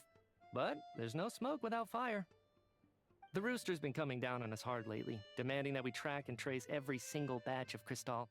My coworkers in the Department of Energy have been tearing their hair out over it. The Rooster? I didn't realize he cared that much. Yeah. Even though there are no restrictions on Crystal trading, the poor will wind up freezing to death if we let the rich buy as much as they want. That's clearly unfair. Looks like we'll need to arrange an investigation into the Iskra manufacturing plant as soon as possible. I never knew you kept up with current affairs beyond the theater, Miss Vodyanica. You really have a heart for the common person. Most Fae in your position have long been indifferent to the plight of humans. Well, those of us who choose to live in human cities are naturally going to pay attention to any significant upheaval. Isn't the Rooster a Fae himself? I'm just surprised to learn that even someone with as much experience as him is getting so stressed out over Project Stuja. What is the end goal of this project anyway? This is it. We're finally going there. I'm sure Mitya can sense on some level that she's fishing for information. But since their conversation is so relaxed, he might just let something slip. It's stressing me out too. If I'd only made better progress with my research, things wouldn't have dragged on this long. Oh, so your work is related to Project Stuja? That's right. The Armory Palace needs a brand new energy source. Not the power of the Light Realm, and not elemental energy. Right now, the only thing that meets the requirements is the power contained within stellar linchpins. But harnessing that power is costly. Each step of the process requires enormous amounts of Kresnik crystal, from extraction to quantification to attempts at conversion. Progress has been painfully slow, and the team is getting burned out as time goes by.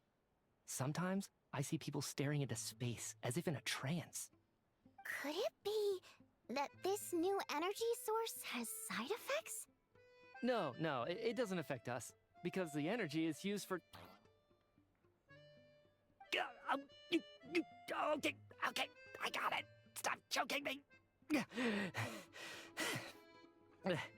Sorry, I can't talk about that.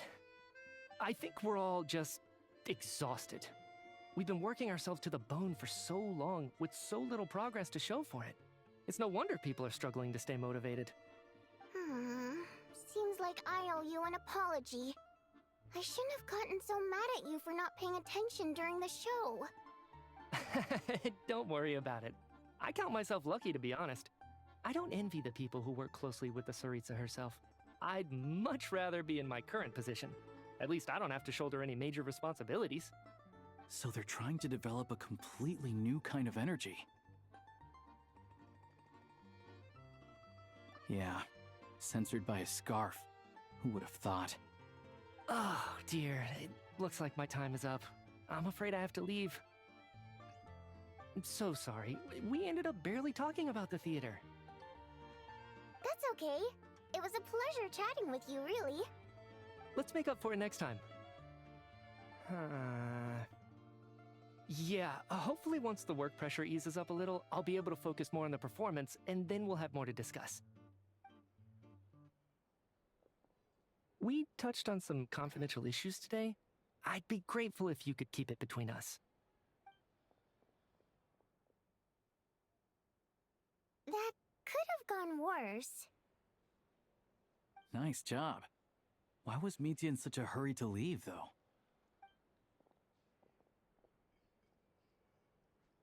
Sorry, routine inspection.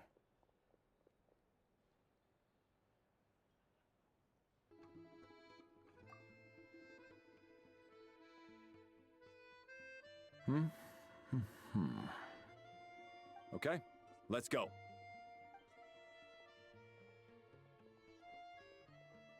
So he wasn't rushing to get back to work. He must have calculated that Valeri would find him here in exactly 25 minutes. That's frighteningly accurate.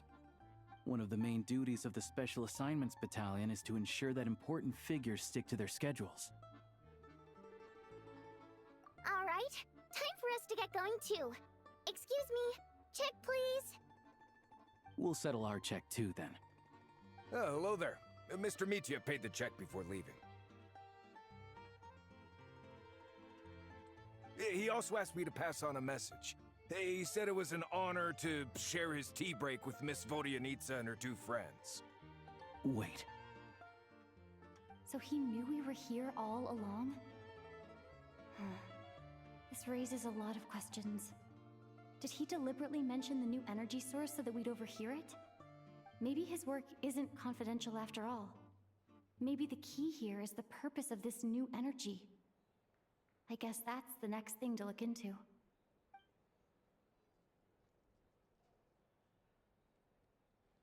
Vodyanitsa and Alosha have both left. Time to head back and call it a day.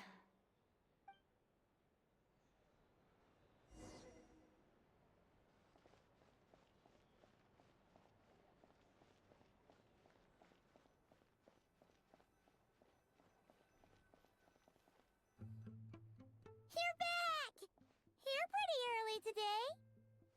Paimon was just gonna mention that. After she woke up today, Paimon felt like her temperature was completely back to normal.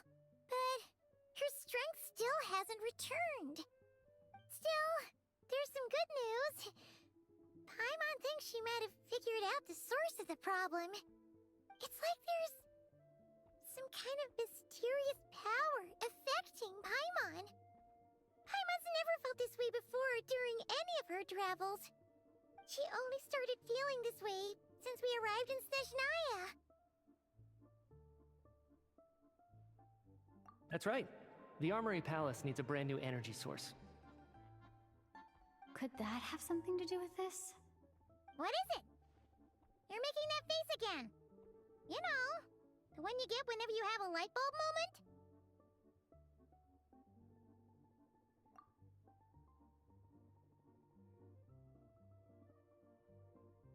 So, they're trying to develop a new energy source here?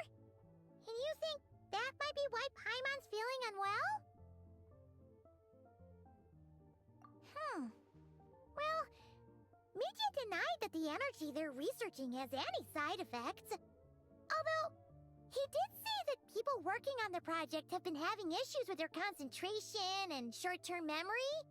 But even so, those are completely different symptoms from Paimon's. It's pretty faint, so it's kind of hard to tell. But, if anything, it seems like it's coming from roughly the same direction as the Armory Palace.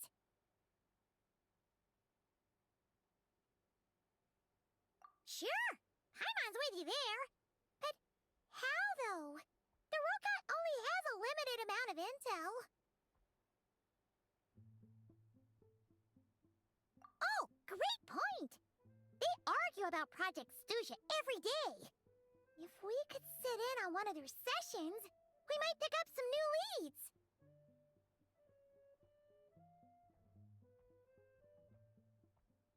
Good idea! Oh yeah, while you were out, Paimon tried all the yummiest looking desserts in the Potpourri restaurant. This one seemed right up your alley. So, Paimon saved some for you. Come try it once you finish writing your letter.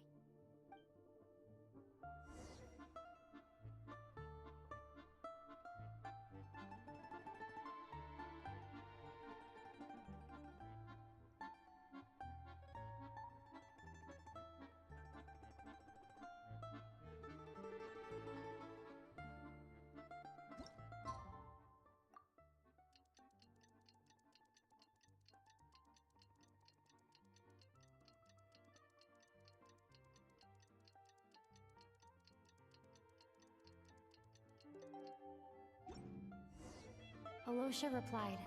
He says that we won't be able to speak at the Vetcha, but he can arrange for us to attend as visitors. Time to...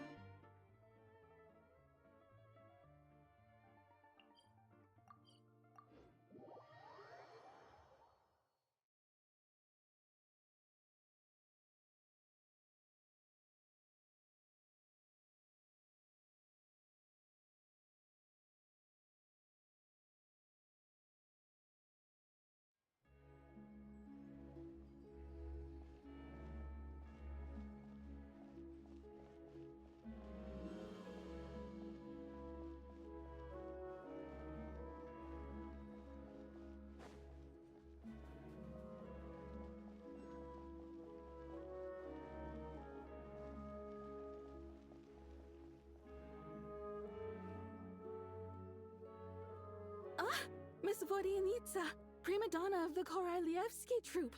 What a surprise meeting you here. Will you be sitting in on a session of the Vetcha? Sorry, I'm not taking interviews today. Oh good, you're here. The session's about to begin. Let's get inside. Please wait, Miss Vodianitsa. Could you introduce me to your new friend?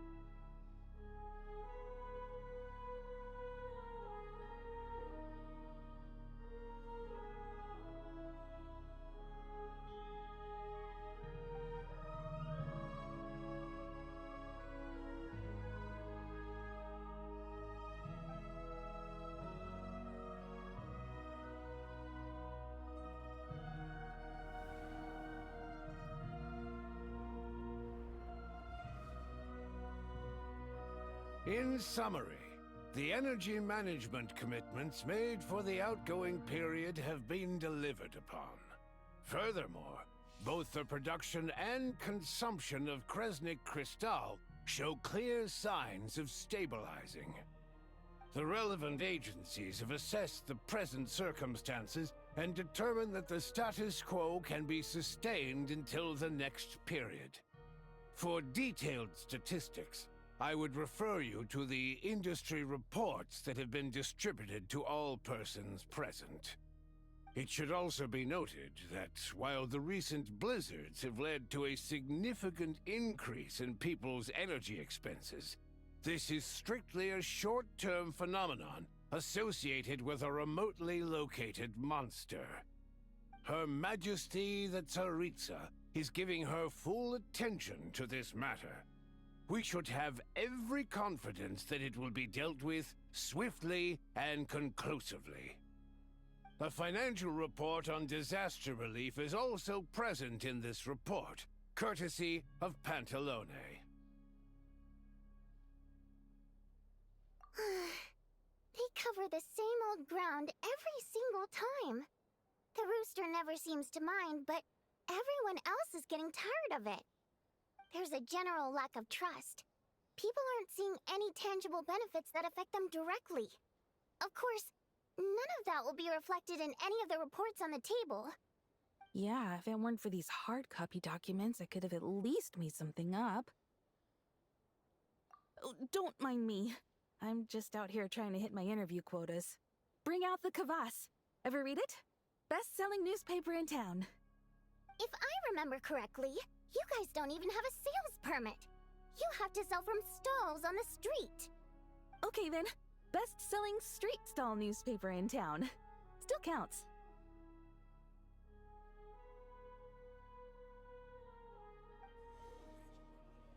Order! We will now open the floor to the representatives.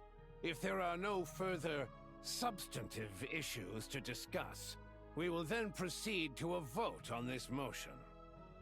Snezhnaya has a long tradition of treating members of the Fatui armed forces and their dependents favorably. But recent surveys shows that Fatui families in remote areas have access to 15% less crystal than the average civilian family in Snezhnograd.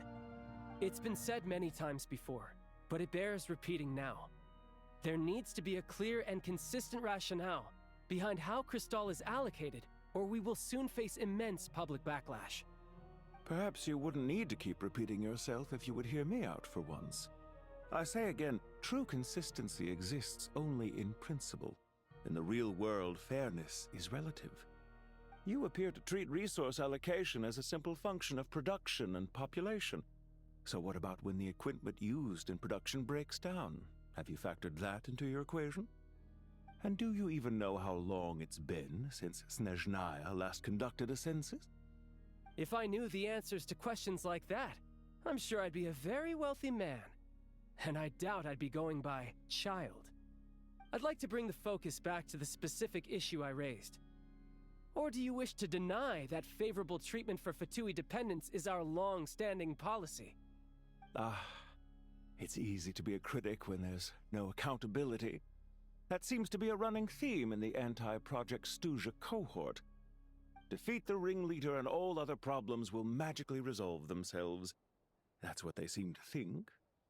But in case you aren't aware, not one jot in my report would change whether Project Stuja continues or not. So you have no intention whatsoever of finding a solution to this problem? On the contrary, I'm the only one here who ever brings solutions. Child opened by speaking up for the armed forces. Regrator struck back with style and a war of words ensued. Our reporter was live on the scene to get the audience's reaction as it all unfolded. Who do you support? The people have spoken! Child received raucous applause from the crowd as he pushed Regrator onto his back foot with a relentless barrage of questions. It had to be seen to be believed. Now you see why they don't have a sales permit. However this reporter wants to spin things, I haven't forgotten that Tartaglia was representing the Northland Bank when we first met in Liyue. So, surely their relationship can't always have been this strained. You two are getting off topic. Let's focus on what the data is saying.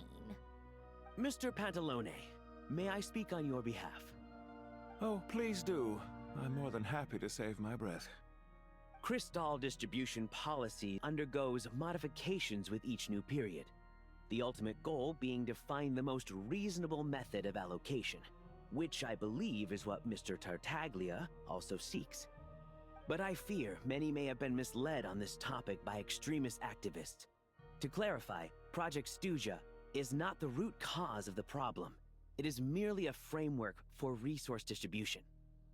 The most recent reports all point to Snezhnaya's resilience and adaptability during this period of fine-tuning, and give clear indications that a distribution framework is improving with each iteration.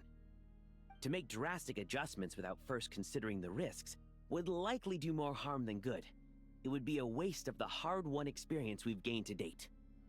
Renowned scholar of finance, Arapov spoke up to clarify the fiscal logic, clearly alluding to social organizations like the Rokot in his words. With the notorious Lelek still active to this day, should the Rokot be held responsible? No, there is someone else to blame. She's just rephrasing what Mr. Pantalone said.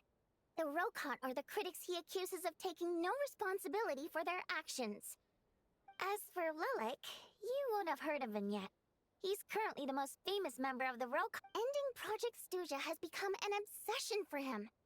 Unlike the more decent ones among us, he believes that votes in the Vetcha are all that matter.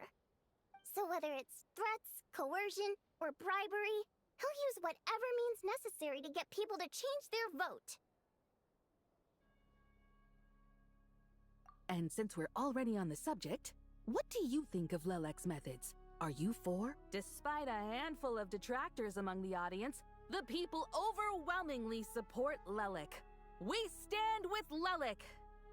At least someone here wants to take this discussion seriously. I've been considering that issue myself. What you really need is more precise regional data, right? I think it would be easiest to let the Fatui handle it, Since they're already in charge of Crystal shipments anyway, we may as well get them to collect some data while they're at it. Whatever you need, you can ask the Fatui to look into it for you. In terms of supervision, I think the Druzhna would be a good fit. I had hoped to discuss this with Miss Vesna, but sadly, she's not present. I will be happy to take a note of your suggestions and present them to Commander Vesna for a decision upon her return. The Commander has always taken a keen interest in Project Stuja. However, given the Druzhna's demanding workload, I'm afraid it may prove difficult for them to provide any practical support. Let us refrain from jumping to conclusions until a concrete and actionable plan is in place. My apologies, Lord Rooster. There are numerous issues to address here, including manpower, time sensitivity, and reporting lines. Nevertheless, I support drafting a proposal. Follow the usual procedure, and it can be raised as a new motion for all parties to evaluate at the appropriate time. In that case, I'd like to share one thought before the proposal is drafted. The issue of time sensitivity was raised just now, which I presume relates to the official reports. In fact, the Energy Commission already collects regular statistics on each urban center and its surrounding area. Would these be of any use? That's a good idea. I read every issue of Sviet Lolaidovka's report, and although my focus is mostly on the section about equipment operation, the energy consumption statistics also yield a lot of insights. Be that as it may, does no one see an issue with using local data to determine Crystal quotas? In the long term, it seems like a very risky solution.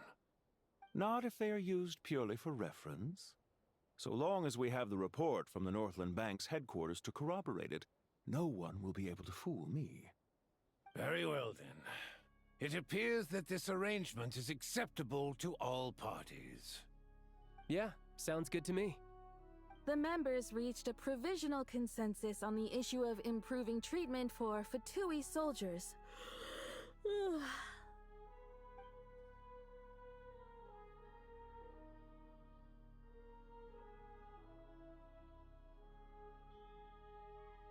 Today, the prima donna of the Korailievsky troupe attended a session of the Snezhnograd Vecha in the company of a most charming young lady. The question on all our minds is, what is the true nature of their relationship?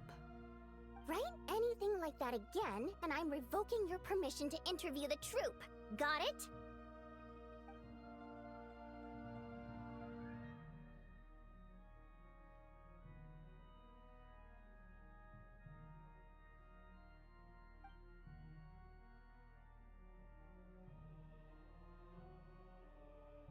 Now then, if there are no further contributions from those present, we shall proceed to the final vote. Hey, check it out! What made him vote against? Why now?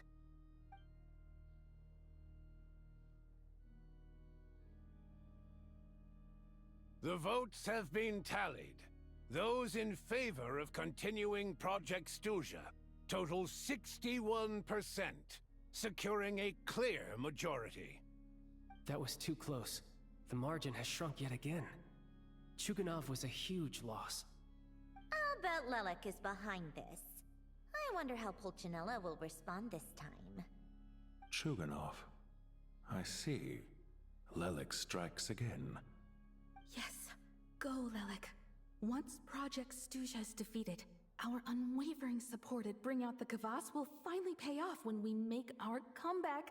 I can taste our victory already! In accordance with the result of this vote, Project Stuja will remain in effect until the next Vecha period. Finally, may I remind us all, we debate only for the greater glory and solidarity of our nation. May the aurora shine ever on, and the tundra always stand firm. The session is concluded.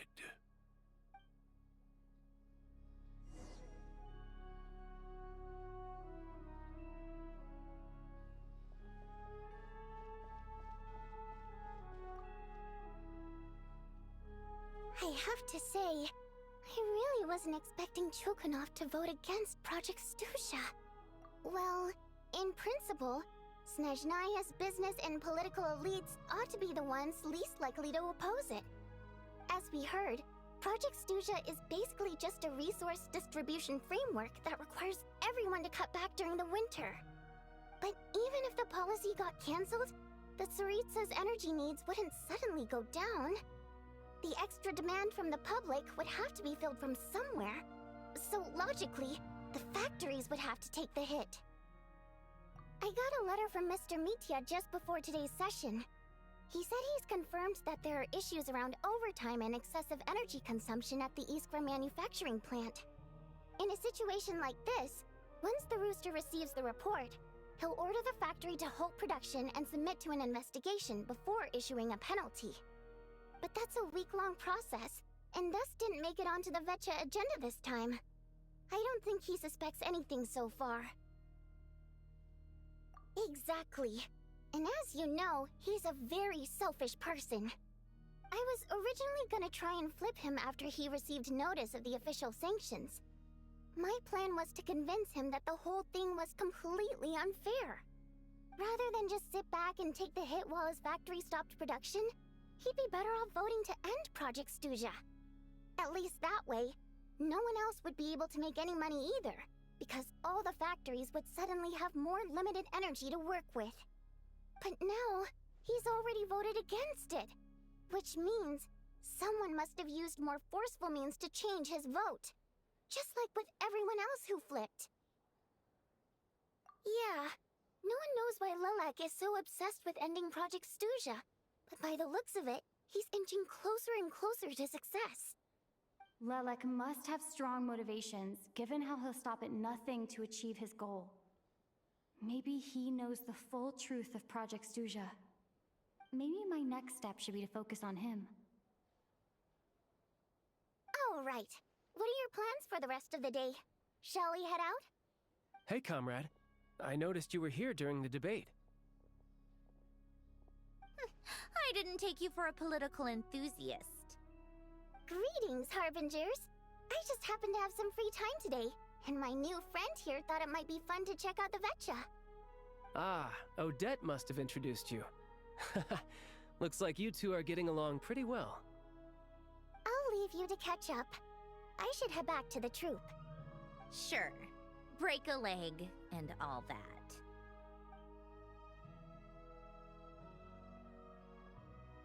Thought it might be fun to check out the Vetcha, did you? Things are never that simple with you, Traveler. There's no way you're here for kicks and giggles. Tell me I'm wrong. Oh, yeah. To some, he's a captivating enigma. To others, he's the bane of their existence. No one ever thought that some anonymous nobody from the Rokot could cause such a stir. Huh? You want to look into Lelik? Then I'm sure his days of anonymity are numbered. What do you think, Sandrone? Fine by me, I guess. If the Traveler actually manages to expose Lelik, it'll be doing Pulcinella a favor. In return, it seems fair to let her in on what we've learned so far. My thoughts exactly. Sharing is caring, after all. Head back to Glupov and grab the files on Lelik. It's easier to just pull the records than go through the rigmarole of getting the Traveler a visitor's permit. As you command, child, sir. In that case, since we're going to be waiting anyway, I'll have someone brew a pot of black tea.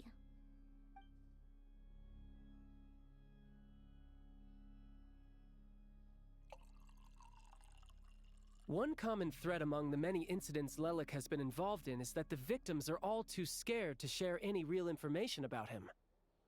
Clearly, he must have threatened them in some way. His modus operandi is to silently infiltrate the scene and leave a threatening letter behind. But neither the letters nor the crime scenes ever yield any clues to his identity. So all these files have to offer are short statements by the people affected. They don't give us a lot to go on. If nothing else, it shows we're dealing with a trained professional who's versed in counter-surveillance. Yes, and to that point, he often strikes in highly secure locations. The victims are high-ranking and influential people who take their personal security very seriously. Somehow, Lelik slips right into their rooms without making a sound. There's never any eyewitnesses, nor the slightest trace of a break-in. If he can get in and out undetected, it means he can strike without warning. Not that that's ever happened so far, but the thought is enough to scare these people sleepless. It's hard to believe that a human being could pull this off flawlessly every time, so they switched the focus of the investigation to Faye. Unfortunately, no one's found anything yet. Careful, don't underestimate me.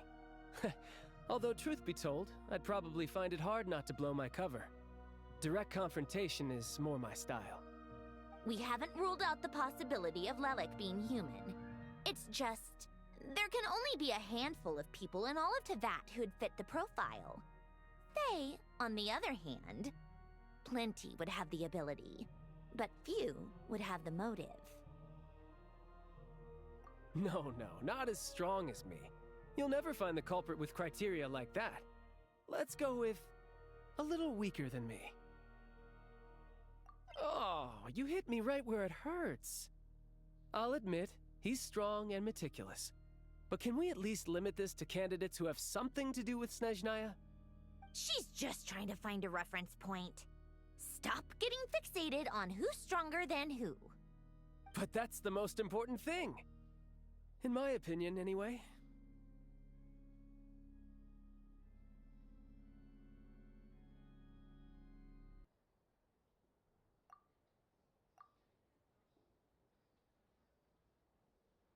Odette. Yeah, that seems about right. Her skills are solid, and she's always calm under pressure. Except she's Fatui, so the likelihood of her working against us is pretty low. But yeah, much more accurate than your previous example, at least. No, wait a moment. Maybe we should interrogate that assumption. What do you mean? Which assumption? Her Fatui identity doesn't necessarily exonerate her. And when you think about it, the Rokot would be precisely what she needs to conceal her identity. Plus, she wouldn't need to be such a pro at covering her tracks. She'd already know where the Fatui will be and when, so she could choose the perfect time to act. Oh, yikes. I was just thinking out loud. Why is this starting to sound like such a convincing theory? Still, what reason could Odette possibly have for trying to call off Project Stuja? Arlecchino would be the best person to ask. She knows Odette best. Unfortunately, she isn't back yet. Rosaline used to open up to her in private about her struggles with Odette. As I'm sure you can imagine, Arlecchino is quite a lot better with children than Rosaline was. She gave her some tips on how to handle the situation, and Rosaline managed to reach a settlement with Odette before leaving. So I suppose there were at least no lifelong regrets left behind. Beyond that, I don't know the details about that side of things. But I do know that Odette definitely has a motive to hold a grudge against Project Stuja. The reason being, her father passed away during the early stages of the project. That was back before it had been named Project Stuja, when things were still being worked out. But in essence, it's remained the same ever since. Huh, the more you know. Rosaline was always so self-centered. I never understood why she started paying so much attention to Odette. Is that such a surprise? If you cast your mind back, you may remember that Rosaline and I weren't exactly close. We had tea together a few times, but that was about it. Odette's past is no secret. Her father was a Fatus and her mother was a very famous ballerina. On the surface, it looks like she followed right in her parents' footsteps. But the truth is quite a different story. After her father passed away on a mission, her mother was overcome with grief. She broke her leg during a performance and could never dance again. Odette was only interested in ballet at the time, but this tragedy left the family with both breadwinners gone. They could barely make ends meet. Per Capitano's policy, family members of Fatui who died in the line of duty had to be appropriately accommodated and provided with adequate assistance.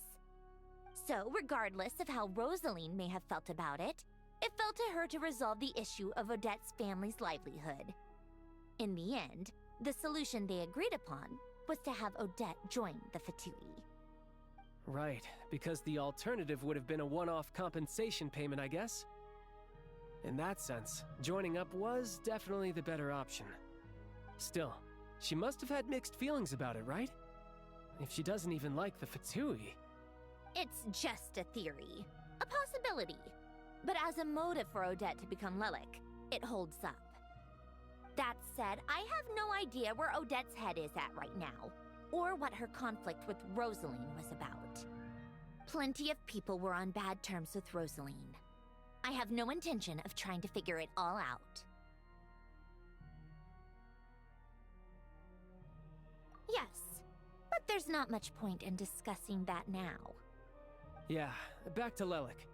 Since our investigations so far have turned up next to nothing, we've got nothing to lose by trying a new angle.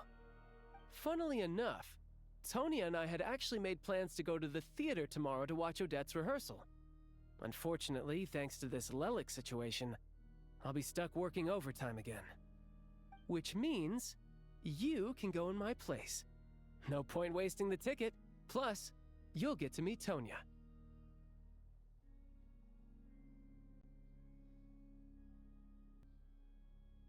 Spirit Seeker.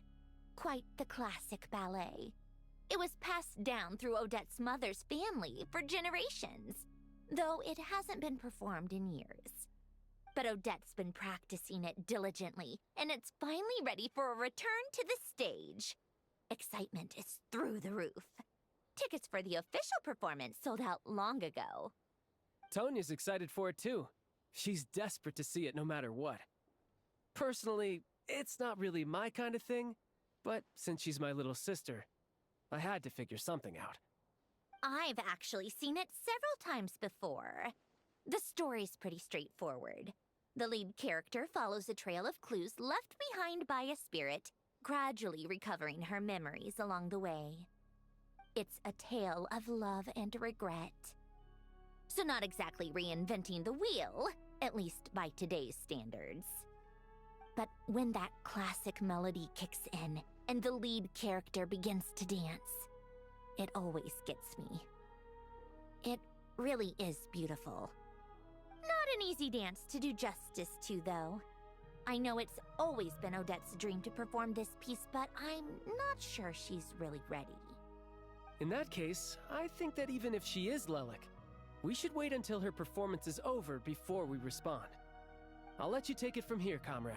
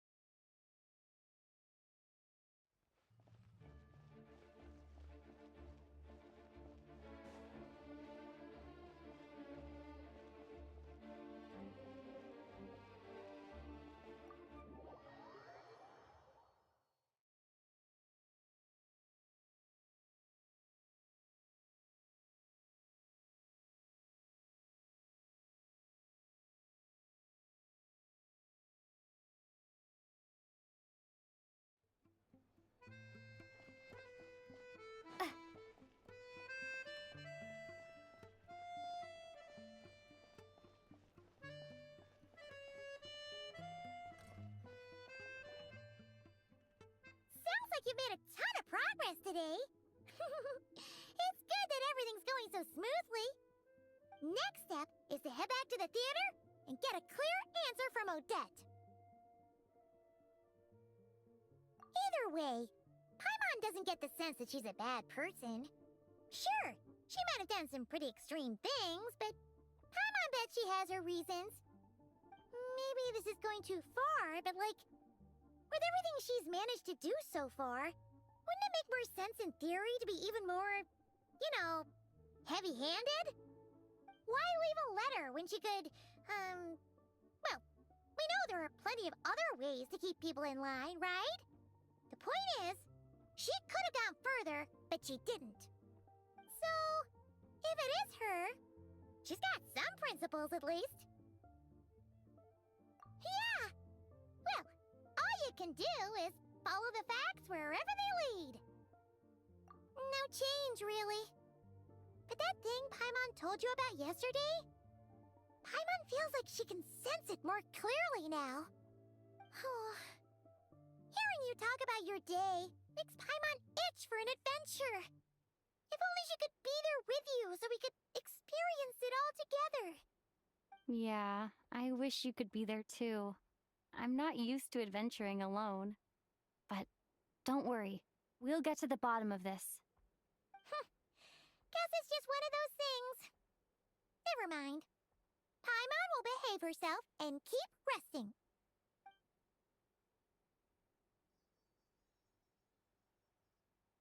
If Odette is Lelek, she may well have inside information on Project Stuja. Her father was involved with the project's early implementation and tragically died in the process. Now, she's dedicated herself to bringing it to an end. It's hard to imagine she could have gotten this far without knowing anything at all about the Tsaritsa's true intentions. When she spoke to us as a member of the Fatui, how much did she let on? And how much was she hiding? Only time will tell. Maybe tomorrow everything will be answered. Hey look! It's snowing! Could be a tough day ahead. Make sure you wrap up warm tomorrow.